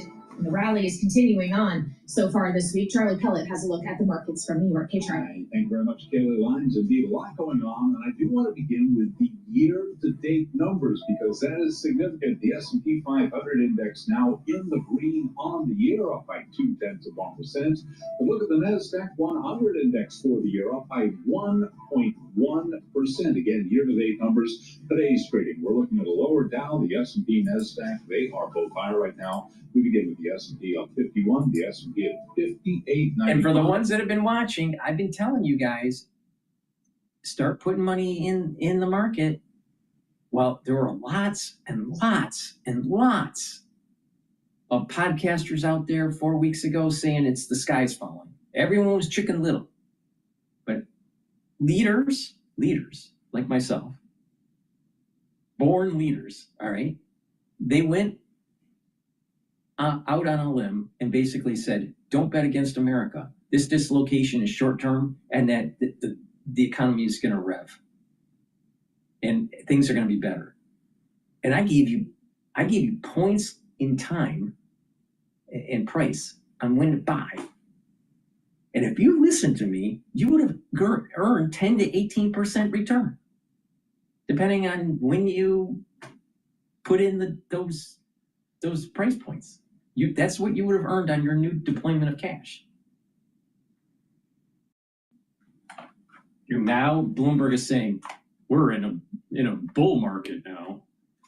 Please go to my store, the-studio-reykjavik.com. Help support my work. I'm giving you intel about how to make money in the market. Now, you can take it or leave it. I don't really care. But the thing is that I am very accurate. Please go to my store, the-studio-reykjavik.com, and get these products and supplements that will help with your health and wellness. Now, the structural nano silver I have in two types, in the tube form and in the quick dispenser. Structural nano silver gel is a dual purpose product. You can use it as a daily skincare. You can put it on a wound. It'll help to heal the wound, a cut, an abrasion, a minor burn. It'll help to heal it quicker. You can use it as an aftershave, or you can also use it if you're not feeling well or someone around you is not feeling well. Put it on your hands, around your mouth, around your eyes, around your ears. Lightly coat your nostrils. It stays active for 5.5 hours. Please go to my store, the-studio-reykjavik.com. It's a dual-purpose product. Have some at home and at work. You never know when you need it. Please go to my store and get the structural nano silver gel. And this stack right here is very beneficial for your overall health. Resveratrol is something that I've been taking for decades. Resveratrol is an antioxidant, so it's going to soak up free radicals. That's important for reducing stress on a cell in your tissues. Resveratrol will also help with youthful gene expression. That means that it's going to slow down the aging process. And resveratrol helps to get rid of senesced cells. Senesced cells collect garbage. You want to get rid of those. Resveratrol also soaks up free radicals And by soaking up those free radicals, you're improving your mitochondrial health. And by improving your mitochondrial health, you'll have more energy and your cells will perform better.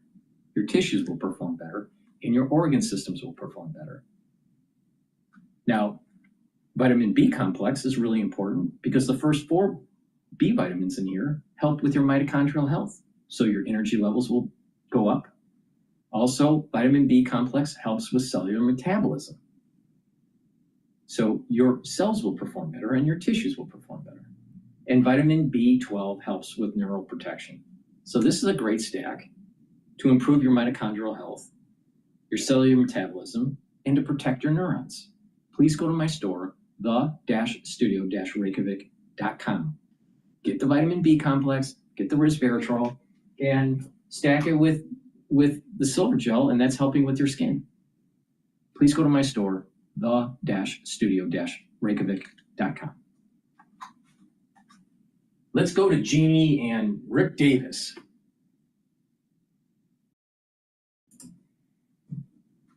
With that 30,000 a cap. And, the hell no, as you mentioned, Kaylee, is, sort of a big, this isn't going to move. Because, of course, the magic number here is 3. Mike Johnson cannot afford to lose 3 members. And if you just look at the SALT caucus and then couple that with some of the other dissenters or factions, if you will, whether that's the Freedom Caucus, whether it's the IRA folks, whether it's the Medicaid folks, it adds up to well more than 3. Now, we're still in the middling stages of this process. Today's a huge moment as the markups begin. Changes can still be made, but they're going to have to deal with these dissenters. So far, Mike Johnson has been able to move things forward and in an amazing way, I think, keep this moving down the road. But if he loses 3, he's going to be stopped in his tracks. So he's going to have to deal. And it was interesting to hear some of the chairs of these committees say, I don't have to deal with these folks and leave it up to Mike Johnson. So he's got a lot on his plate, but the rubber meets the road today, as they say. Well, and when we consider what each of these chairs were tasked with, Rick, they were, of course, given numbers, parameters that they had to work within. For the Ways and Means Committee, they had $4.5 trillion in lost revenue that they could afford, essentially. And according to the Joint Committee on Taxation, this package will only lose $3.7 trillion over 10 years. There is some wiggle room here. Why not just throw these SALT caucus members who could make or break the House majority in 2026, mind you, a bone?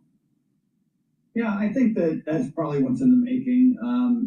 I noticed in the reporting that the speaker was meeting with the SALT team, SALT caucus, as you call them, to try and work a deal out. And you're right, Joint Tax did them a real favor by marking the cost of this down to below $4 trillion, which, as you say, gives you some wiggle room. And there doesn't seem to be that big an issue on spending other than for the SALT group. The bigger issue that you can't fix with more money is what's happening with the deficit hawks in the House. And by the way, shared with the deficit hawk in the Senate, Ron Johnson took off and said, hey, you're not doing enough to reduce your deficit. You mentioned Chip Roy making the same claims in the House side. You're not going to get there by just throwing cash at those guys. And so the real question is going to be, when you've settled the issues in Ways and Means, when you've gotten a deal on Medicaid in the Energy and Commerce Committee, how are you going to satisfy Republicans who believe we haven't done enough to reduce the deficit? Well, I would point out just on the SALT issue, the Speaker of the House, Mike Johnson, is talking to reporters on Capitol Hill. He says, on that issue in particular, we're working on it. It's coming along. Stay tuned.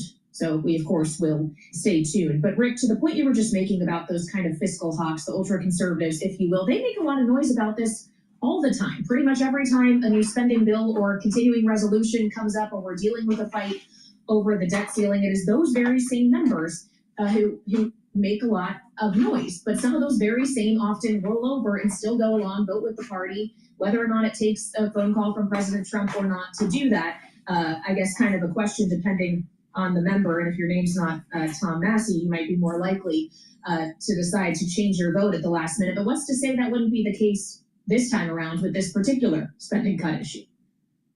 Yeah, I think that they tend to be more bark than bite. And when Donald Trump calls them up, they tend to fold their cards.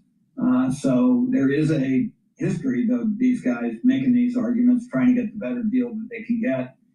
A lot of promises about adding spending cuts, but not actually achieving them, and yet they still walk the plank. And that may be the case here.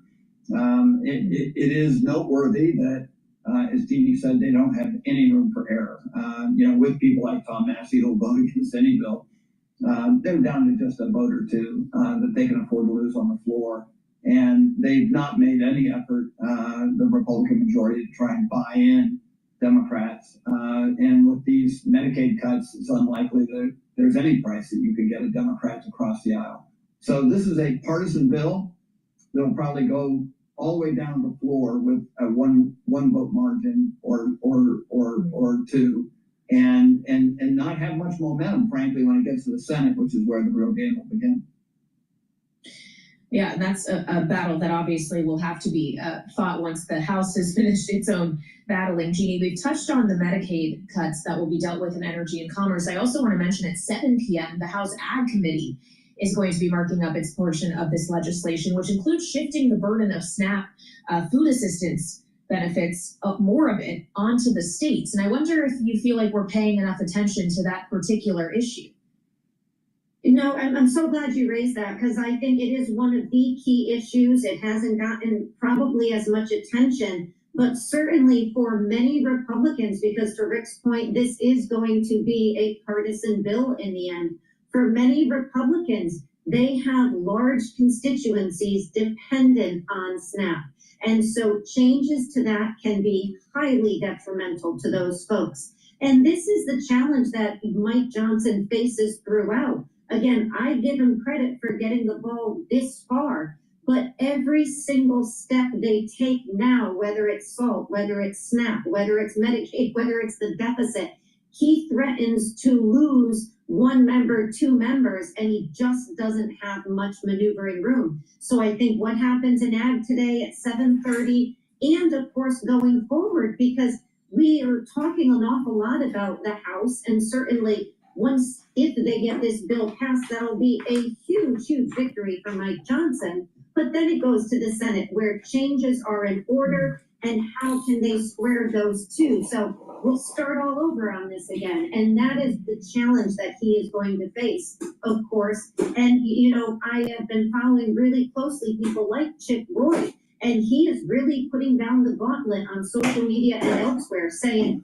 I will essentially not be threatened into supporting this bill unless it meets my criteria, and very carefully laying out criteria that are not at all palatable to the moderates in the caucus. Well, as you and Rick both mentioned the Senate, Jeannie, do you think that the Senate Majority Leader, John Thune, has as difficult of a job of Mike Johnson? Could it get as difficult as Mike Johnson's if Johnson's is able to wrestle this through the House and then Thune has to contend with navigating Senate changes? Absolutely. He's got a really tough job. I mean, I happen to think Mike Johnson's got the toughest job in D.C. right now and has for a couple of years. So I wouldn't say it's tougher, but it is a different job. And of course, one of the challenges is he's got to keep in mind what is possible for Mike Johnson in the House to swallow. And of course, he is going to be under pressure by the president to deliver. And of course, on the other side, he's got a lot of members who themselves have their own red lines. And we talked about one yesterday, the senator from Missouri, who said it is political suicide to cut Medicaid at all, of course aligning with the president, but not some of these more conservative members in the House. So he's got his own trapdoors to walk through over there. All right, Jeannie Shanzana and Rick Davis, our political panel, thank you so much. They'll, of course, be back for more in the second hour of Balance of Power, where we'll have more on what's happening in Congress in this reconciliation effort, but also what's happening in the Middle East as President Trump is touting new investment pledges from Saudi Arabia. Much more still ahead here on Balance of Power on Bloomberg.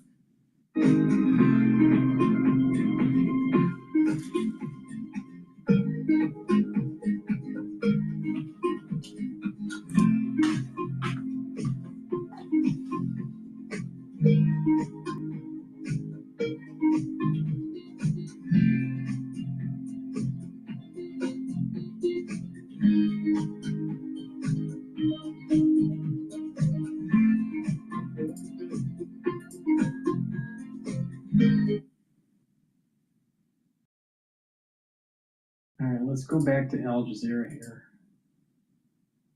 Every single week where the Israeli forces are releasing some prisoners they arrested during their ground invasion in the Gaza Strip. And Hind, we are hearing about a strike in southern Gaza at the European hospital. What more can you tell us about that?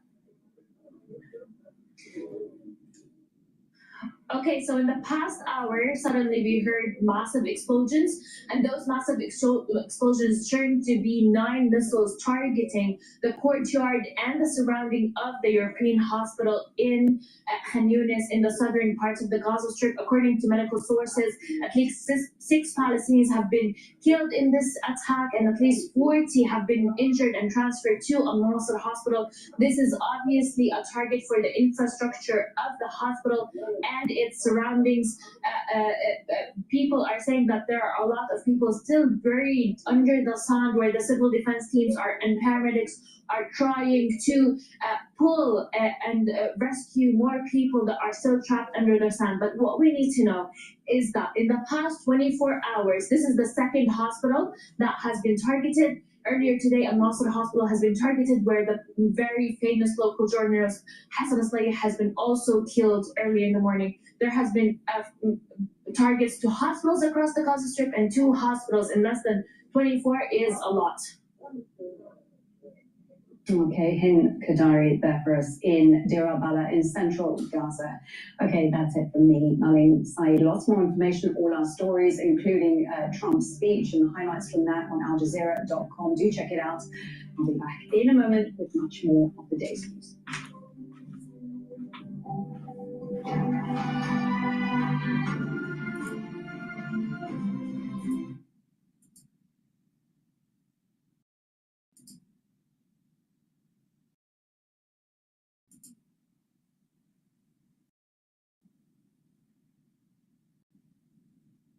All right, let's play DW. No, France 24.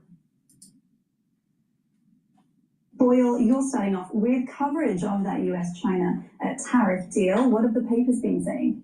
Yes, well, let's start with the Chinese papers. The English language government paper, the China Daily, has it on their front page. There they call it positive step for the global economy. It says that China hopes the US will fully rectify its erroneous practice of imposing unilateral tariffs. Meanwhile, the Hong Kong-based South China Morning Post also has it on their front page, and it's looking at the details of the deal, which involves both nations cancelling some tariffs completely and suspending others for 90 days starting tomorrow. The countries have also established a mechanism to facilitate trade talks in the future. It calls it a major de-escalation and a win for both sides, but in particular for Beijing. Now moving to the US, Politico has an article on this obviously as well. They're looking at why the two countries pulled back from the edge. It says that the deal acknowledges that a total economic divorce would be too painful for both sides. The deal came as the US faced a serious economic downturn. According to Politico, it reveals an important lesson, quote, even Teflon Don can't outrun economic reality. The Atlantic is offering an interesting way of understanding the latest trade talks. It compares Trump's deals to con artists playing a switch and bait card game where the dealer talks non-stop. It says that this constant chatter serves 2 purposes: distracting people and deceiving them about what is actually confusing them. Although the game looks fair, it says you're actually being swindled. The Guardian, though, seems to think that the card dealer has actually managed to swindle himself. This analysis piece says that although Trump has claimed it as a victory, it's actually capitulation. It argues that the deal falls short of repairing the damage caused by what was effectively a trade embargo. It highlights the shift in language in particular since Liberation Day as evidence of this capitulation. All right, and moving on, in the UK, Prime Minister Keir Starmer has come under criticism recently for his rhetoric on immigration. What does the British press look like? Well, Starmer's policies on immigration have been widely criticised in the press. Let's have a look at The Independent here. Their headline reads, dismay at PM over island of strangers, migrants rhetoric. The island of strangers, quote, has been likened to former far-right politician Enoch Powell's infamous 1968 Rivers of Blood speech, still saying on the left of the British press. The Guardian is also picking up on the same part of Starmer's speech. They also accuse Labour Prime Minister Keir Starmer of trying to combat the rise of the far-right party Reform, which made significant gains in recent local elections. The Times is highlighting the aims of the policies on their front page here. In particular, Starmer's promise that he will curb 100,000 arrivals a year. They have a photo here of migrants who've just arrived in the UK by crossing on the Channel on a small boat, which has been widely politicised. The far-right tabloid Daily Mail, meanwhile, is making light of the fact that Starmer is being ridiculed. The Daily Mail also calls him a hypocrite for announcing an immigration crackdown years after backing open border policies when he was in opposition. All right, Emily. Well, film fans are looking forward to the red carpet this Tuesday evening in Cannes, but also the films that are going to be shown. The festival opens today for its 78th edition. What do you have for us? Well, Variety brings us news that there are new rules when it comes to the dress code at this year's festival. Nudity and voluminous outfits are now banned. The organisers explain their sudden prudishness is for decency reasons and to be aligned with French law. As for the oversized outfits, they're banned basically because they're impractical and quite annoying for other guests. Other than the outfit bans, France 24 here is reporting on the impact of Trump's tariffs on the film industry, especially after he said he would be imposing tariffs on films that were made outside of the US. You can read this article on France 24's front page if you're interested. Finally, on Cannes Le Monde, as this article here, it shows that the festival will be as political as ever. Many key figures of the industry published a letter yesterday denouncing the silence of the film industry in the face of what they call a genocide in Gaza. Okay, Emily, finally from you, a bit of comforting news, pun intended. Scientists have found out that our furry friends are the best stress relievers. What is being said? Well, a study has found that cats and dogs are more comforting than our human partners. This is in the Times today. The survey of 30,000 people found that pets outranked both spouses, children and friends as the preferred form of emotional support. Many people also reported that talking to their pets was a useful way to express concerns. Now, I'm not sure about your pets, but my cats just mainly listen to me when I talk about food, so not the best therapists in my experience. Well, I don't have any pets, but it might be time to get one. Thank you very much, Emily Boyle, for that look at the papers. Thank you to you for watching. We'll be back after this short break. This is the pink salt recipe that took me from 179 to 126 in just weeks. You know what the best part is? It's natural, easy, has no side effects, and takes less than a minute to prepare. Using just 4 ingredients that I bet are already in your kitchen. This morning, I woke up and looked at the spot where I keep my Japanese pink salt recipe, the one I used when I was desperate to fit into my wedding dress, what some of my followers now call the homemade mounge. And I remembered how terrifying it was to have my... Now let's go back to this over here. Companies tried to front run the tariffs, so maybe some companies tried to raise prices anyway, even ahead of the tariffs. And certainly there are additional shipping costs if you're trying to bring in a lot of extra stuff. So we may see some prices rise in the PPI that will give us sort of a feel for how this might go. But again, it's not going to be something that occupies a terrible amount of space in Fed officials' minds because, again, they know that something's coming, but they don't know what, and so there isn't much they can say at this point to kill this. Than we're watching. Well, and they're watching inflation expectations as well. We know, Mike, and when we consider the idea that inflation expectations, at least in soft consumer sentiment data, have still been going up, even if you aren't necessarily seeing it in the hard inflation data itself. Does that have influence on the thinking of monetary policymakers? Because the risk is that consumers kind of perpetuate their own inflation with their thinking prices will keep going higher. That's it. That's a good explanation. We'll bring you to the next Fed news conference, and you can help Jay Powell in that regard. I'll leave that to you, Mike. One of the follow-ons to that is that because we just went through this big inflation bout, that people's views on inflation are much more likely to be influenced quickly because they saw inflation rise so fast. So maybe the inflation being locked down or inflation expectations being stable, it may not be all that stable. They might break loose a little bit, become de-anchored if we get a report that would be really bad or some reason to think that inflation's going to go jumping up, which is a good preview for our 10 a.m. coverage on Friday of the University of Michigan's new inflation expectations data.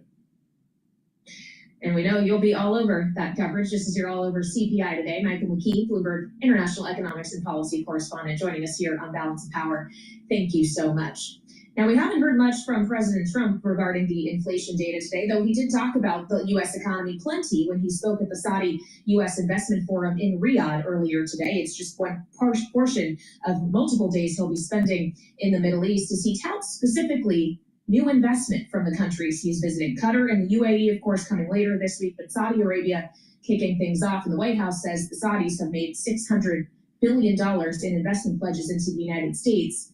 But we didn't know that was coming already. With the details, Bloomberg's Tyler Kendall is joining me in our Washington, D.C. studio. So we knew about the $600 billion, but the Saudis are saying they're going to try to take it up to $1 trillion, which really was President Trump's goal. That was his original pledge that he had wanted the Saudi Crown Prince to make. I was actually there back in February in Miami at the FII summit backed by the Saudi Wealth Fund, where President Trump made a very similar speech to what we heard today, asking for upwards of $1 trillion in investment. Now, we should be clear that the Saudi Crown Prince at the time of President Trump's inauguration did pledge $600 billion over 4 years, but we are starting to get some of the new details today, where those initiatives might end up going. And of course, Saudi Arabia has really been at the forefront of a few different policy priorities for this administration, but perhaps most pertinent to our conversation is this big push by this Trump White House when it comes to foreign direct investment and to shore up the capital to make good on some of these promises to boost domestic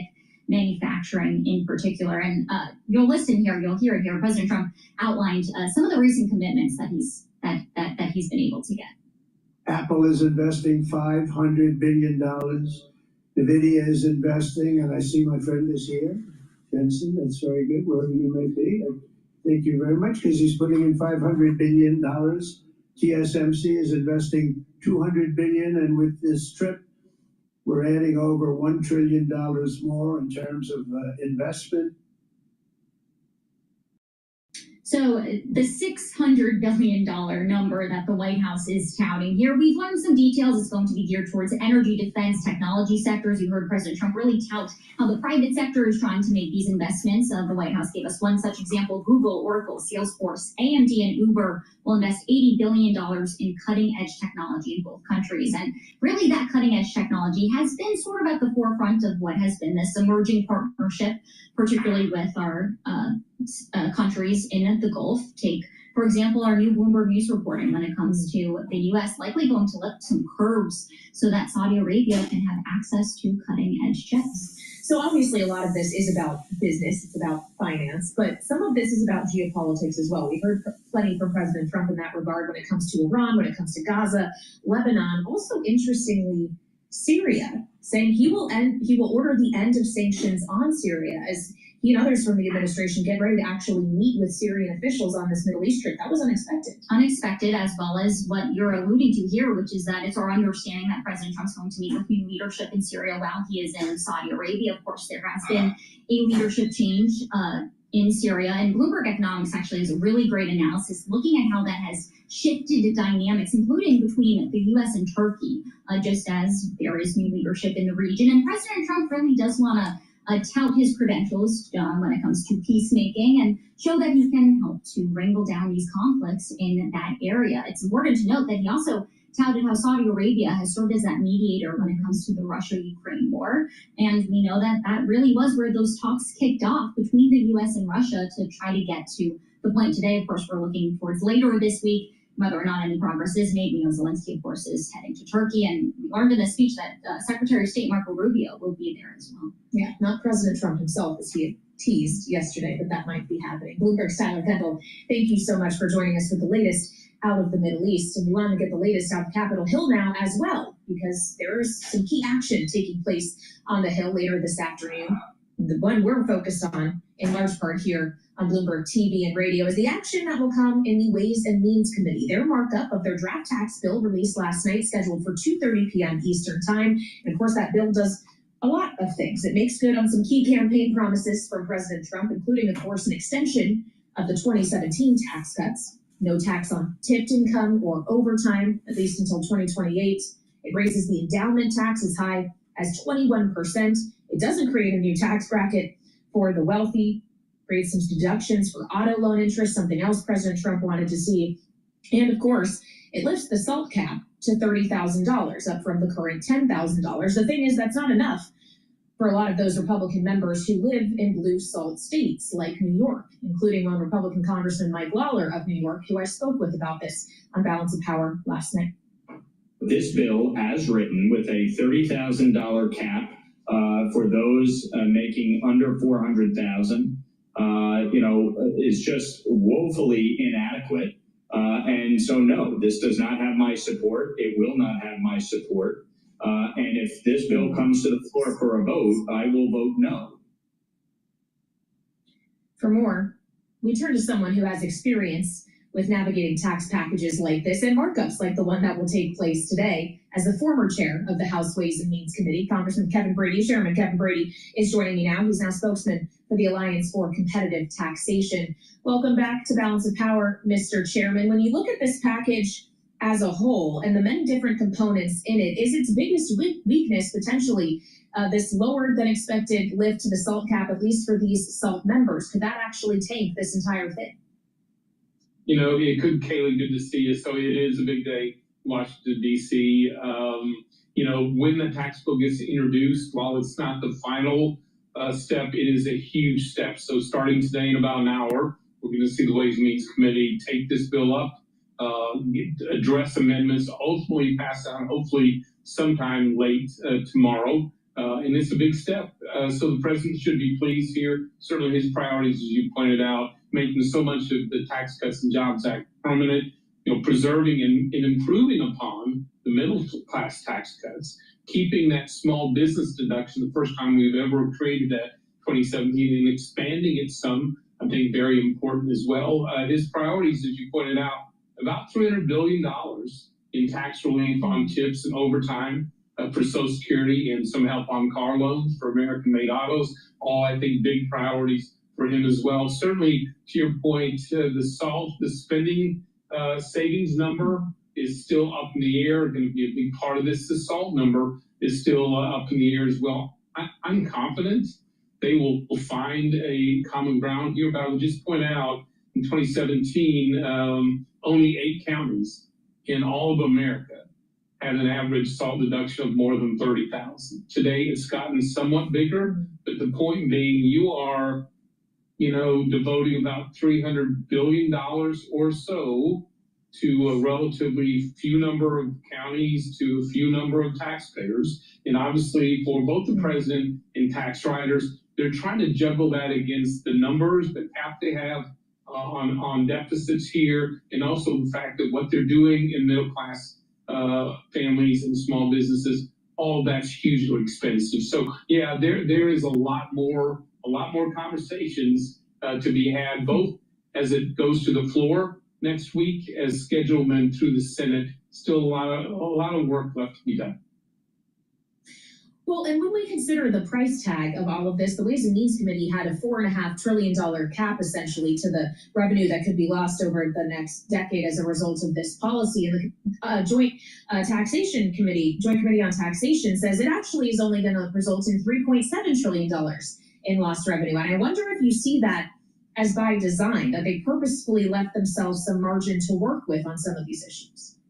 I think so, and for 3 reasons. They don't know yet what that spending number is going to be at the end of the day when it goes to the Senate. That's, Kaylee, so key, because it's not only the key to passing the bill, it's to unlocking the Senate baseline, which allows tax riders to make more of these tax cuts permanent. So savings number is really big here. Again, they haven't finished out the SALT issue.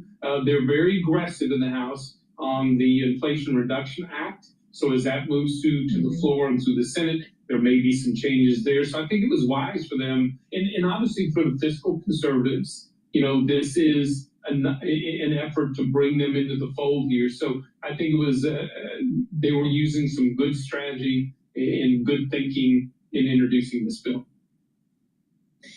I also wonder, as we consider our audience here on Bloomberg TV and radio, how do you think the business, the corporate community should be looking at this package as a whole, knowing there was a lot of conversation around sea salt in particular, not like sea salt, like SEA salt, but like corporate state and local tax deduction. I feel like for some reason I have to make that clear, Mr. Chairman, but the sea salt conversation, the question around whether or not they would try to close the carried interest loophole, which they did not. Is this actually the best kind of package corporate America could have hoped for, short of bringing down substantially the corporate tax rate itself?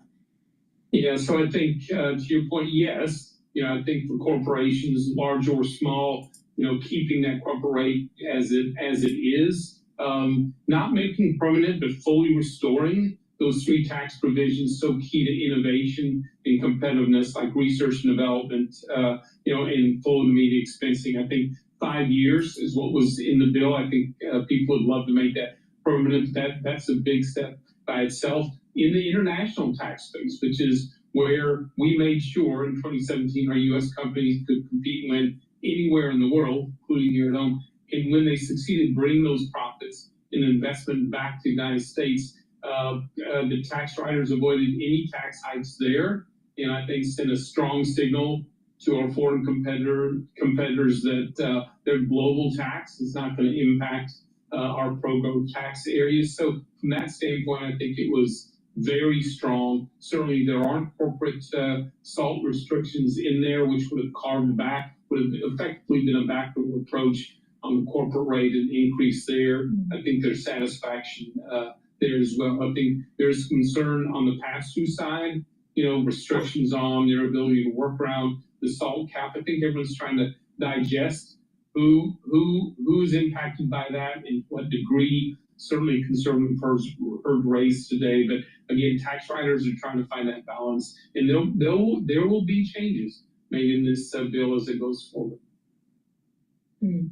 Well, and obviously we'll learn more, hopefully, about what changes will look like after this markup concludes, however long that takes. I've been told it could go well into the night tonight in Ways and Means, Mr. Chairman. But of course, it's not just Ways and Means that is marking things up today. The House Energy and Commerce Committee is as well. In fact, that starts sooner at 2 p.m. Eastern time. They've saved, according to the Congressional Budget Office, more than the $880 billion in cost savings that they were charged with. But as a result, according to the CBO, 13.7 million people could be kicked off Medicaid rolls over the next decade. We've heard from Republican Senator Josh Hawley, who says this is morally wrong, politically suicidal for Republicans. And I wonder how you yourself, from the outside now looking in, view this politically for Republicans as they consider their maps in 2026. So I will tell you from my experience with Congressional Budget Office in 2017 on healthcare, their estimates of who is kicked off or kept on our healthcare programs is usually woefully wrong and off by millions. And in this case, I am skeptical about your conclusion. So if you look at what the reforms for Medicaid are, so who might lose their coverage? Those who are ineligible to be covered by Medicaid, those who are here undocumented and should not be eligible for Medicaid, able-bodied Americans, mainly men, who are capable of working or going to school or volunteering 20 hours a week.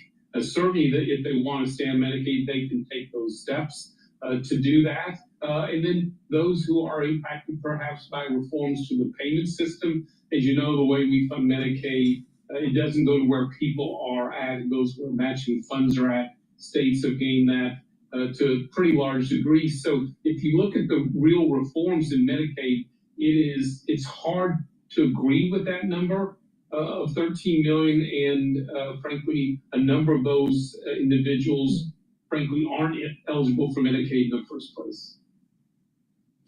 Okay, so perhaps you don't think this will be quite as politically suicidal as Senator Hawley is characterizing, if indeed the people affected are not as high in number. But I do wonder, it's not just Senator Hawley, there were a number of moderates who were concerned about this as well. Add those moderates to the people in the SALT caucus who are willing to die on the hill of the SALT cap with the fiscal conservatives in the House, the likes of Chip Roy, for example, who are saying spending cuts are not going far enough. As it stands right now, do you see the votes as being there on the House floor, knowing you expect this legislation to change, but just how hard with this narrow majority is it going to be to pass even changed legislation with all of these various factions who want different outcomes? Well, ultimately, yes, I do believe it'll pass the House and ultimately the Senate, and I think it'll be done by that August 1st timetable for the debt ceiling issue. But will it be difficult at every step? Absolutely. It was in 2017. It will be now, especially with such a near zero majority. But everyone knows this. Everyone's staying at the table. The speaker, the committee leaders, the leadership, constant meetings with lawmakers, just as we did in 2017. And so, yeah, there are difficult challenges left. But ultimately, at the end of the day, I'm confident they'll get where they need to be on time.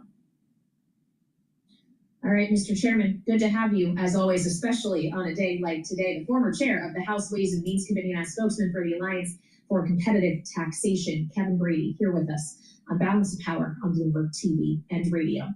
And we still have more coming up. We'll turn back to President Trump's visit to the Middle East in just a moment, but we also want to check in on these markets because the rally is continuing. We're actually positive for the year on the S&P 500. Charlie Pellet, every time you say it, I do a double take. And that's precisely why I say it, Kaylee Lyons. Let me throw in the NASDAQ 100 index as well, not just positive on the year, but showing a gain right now of 1%. Right now, we've got the S&P gaining by 0.9%, up 0.3% on the year. The Dow, though, in the red, down 0.3. Nasdaq up 1.7%, still negative on the year. Nasdaq, the composite index, down 1.5%. But the Nasdaq 100 index, to be sure, up by 1%. We've got the 10-year currently yielding 4.48%. The 2-year 4.01%. Right now, we have got spot gold trading higher by $9, up 0.3%, $32.45 the ounce. A rally for West Texas Intermediate crude ripping higher by 2.9%, $63.75 a barrel, and Bitcoin up 1.2%, 103,917 on Bitcoin. Coinbase Global, the largest U.S. cryptocurrency exchange, is going to be added to the S&P 500 index. We are looking at the stock trading higher. Coinbase surging now by 22%. Coming out of the S&P 500 index, Discover Financial, it's being removed as it's being acquired by Capital One Financial. Capital One up 1.2%, Discover up by 1.4%. A number of headlines, developing stories at this hour. We begin in the sports world with the NBA's Portland Trailblazers being put up for sale. The Trailblazers selected Allen & Company as investment bank for the sale. In New York City, a federal judge has ordered New York officials to hand control of the city's troubled jail complex at Rikers Island to an outside manager. And the New York Times is reporting that Robert Shapiro, the man who made NutraSweet a household name at Monsanto, has died at age 86. Again, the S&P positive on the year, up now by 0.3%. Balance of power continues right now. I want to shift over to Al Jazeera. We have a commentator on Al Jazeera talking about Trump's visit. That Gaza has suffered not just the past 18 months, but the past 18 years, the past 65 years, the past 75 years. Clearly, President Trump is not a student of Middle East politics. Clearly, he's been fed that kind of information analysis, and of course, that was to be expected. I think what is interesting is what has not been said, and that is quite the friction that is emerging more on the style and personal between him and Netanyahu on the question of how to move forward. If you remember, I was quite insistent since Netanyahu showed up in Washington, basically imposing himself on the new Trump administration, where Trump wanted to show Netanyahu who is the boss. to show him who's the boss, not because he disagreed with Netanyahu's policies, but just it was a personal issue. Netanyahu walked all over Biden, and Trump didn't want to be played. He didn't want to be walked all over by Netanyahu. And hence, he really does try to put America's interest first, not Netanyahu's personal interest first. And hence, there's a bit of friction about how to go forward. Netanyahu has been insistent that he wants to continue to bomb the Houthis. He wants to continue to bomb Gaza. He does not accept any serious permanent or not even a temporary ceasefire in Gaza. And that's not necessarily to the liking of Trump, who he likes to be heated when he insists on something. And clearly, Trump has a lot on his plate, such as if he goes off to Turkey on the Ukraine-Russia things. He has a lot in terms of Iran, and certainly he has all the wonderful things he is going to have in Riyadh, Abu Dhabi, and Doha, which has to do with business deals. And I really must say a couple of words on the business deals, by the way, before we forget. What's important is not so much the promises of the trillions and trillions and trillions of dollars that everyone keeps repeating. What's important is that this is good for America as well as it is good for those who are investing in America. Because a lot of people will be making money if they do, serious investment in the United States. So that could be a win-win. Okay, many thanks for that, Marwan Bashara, for us. Now, just to recap. All right, we're going to go back to Bloomberg, but before we do, please go to my store, the-studio-reykjavik.com, and get the Clarity Factor. Clarity Factor will get rid of that brain fog. It's going to help you with memory. It's going to support your memory. And it's going to allow you to concentrate on your tasks, either in school or at work, or even if you're retired. So you should be taking this every day, no matter what your age is. And this is going to help get rid of that brain fog. Make sure you drink it with filtered water. And it's a holistic approach. And that is proper diet, proper exercise. Good blood flow is going to help with your brain, but also the right supplementation. And making sure that you're staying away from processed foods and making sure, again, filtered water is really important. Drink filtered water. Take Clarity Factor every day and help with that support of your brain. Get rid of that brain fog. Improve your memory. And get that positive neuroplasticity going so you have better dendritic connections. You'll be able to think faster. Your memory will improve. You'll sleep better. And you'll perform better. You'll be able to concentrate better. And omega-3. Omega-3 will help with your cardiovascular health. It's going to bring down inflammation. It's going to prevent over stickiness of the red blood cells. And omega-3 will help with the lipid profile. It's going to lower LDL levels and help to raise your HDL levels. With less LDL in your bloodstream, less LDL that's oxidized, that means less plaque formation. So take omega-3 every day. Also, take the Clarity Factor. This is a good stack. It helps with your brain and your cardiovascular health. Now, let's talk about bone density and cardiovascular health. Nattokinase, really important to break up clots. It's fibrinolytic. It's synergistic with omega-3. And it's going to help bring down LDL levels and increase your HDL levels. That means less plaque formation. Nattokinase, take every day, really important. You can stack it with D3 and K2. That's going to help with your cardiovascular health.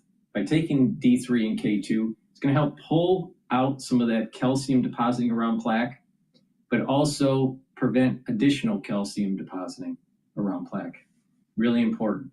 D3 has higher efficacy when you take magnesium. You can take the magnesium 3 different ways from my store. Vitamin C and magnesium, magnesium and zinc, and the Boomer Boost. So take D3 and K2.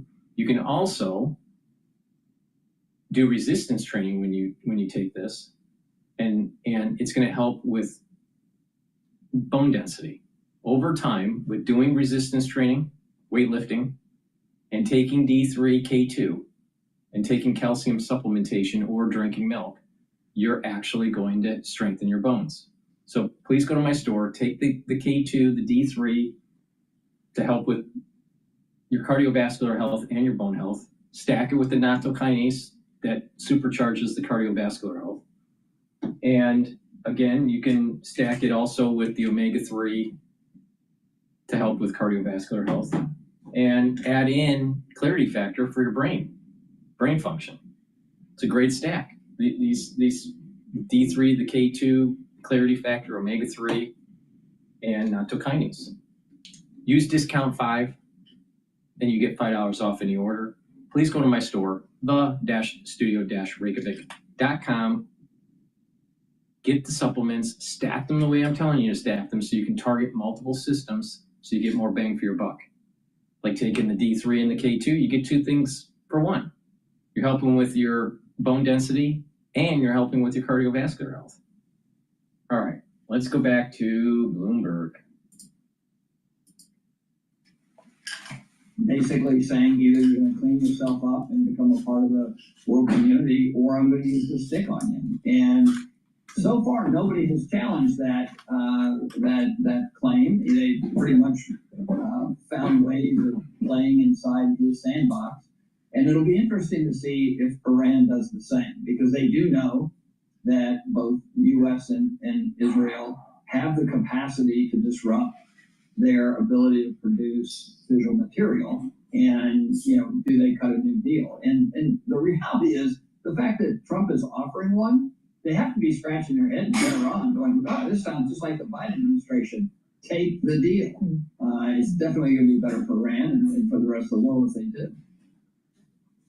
Well, I'm glad you raised Ukraine as well, Rick, because we also learned from President Trump in his speech that after teasing yesterday the suggestion he himself might go to Turkey on Thursday to join the Ukrainian President Volodymyr Zelensky in potential peace talks with Russia that we weren't sure whether or not Vladimir Putin would show up to, he said instead it's Marco Rubio that will be going. Do you see that, Jeannie, as the president in advance trying to save face in case Putin is a no-show and the whole thing turns out to be underwhelming?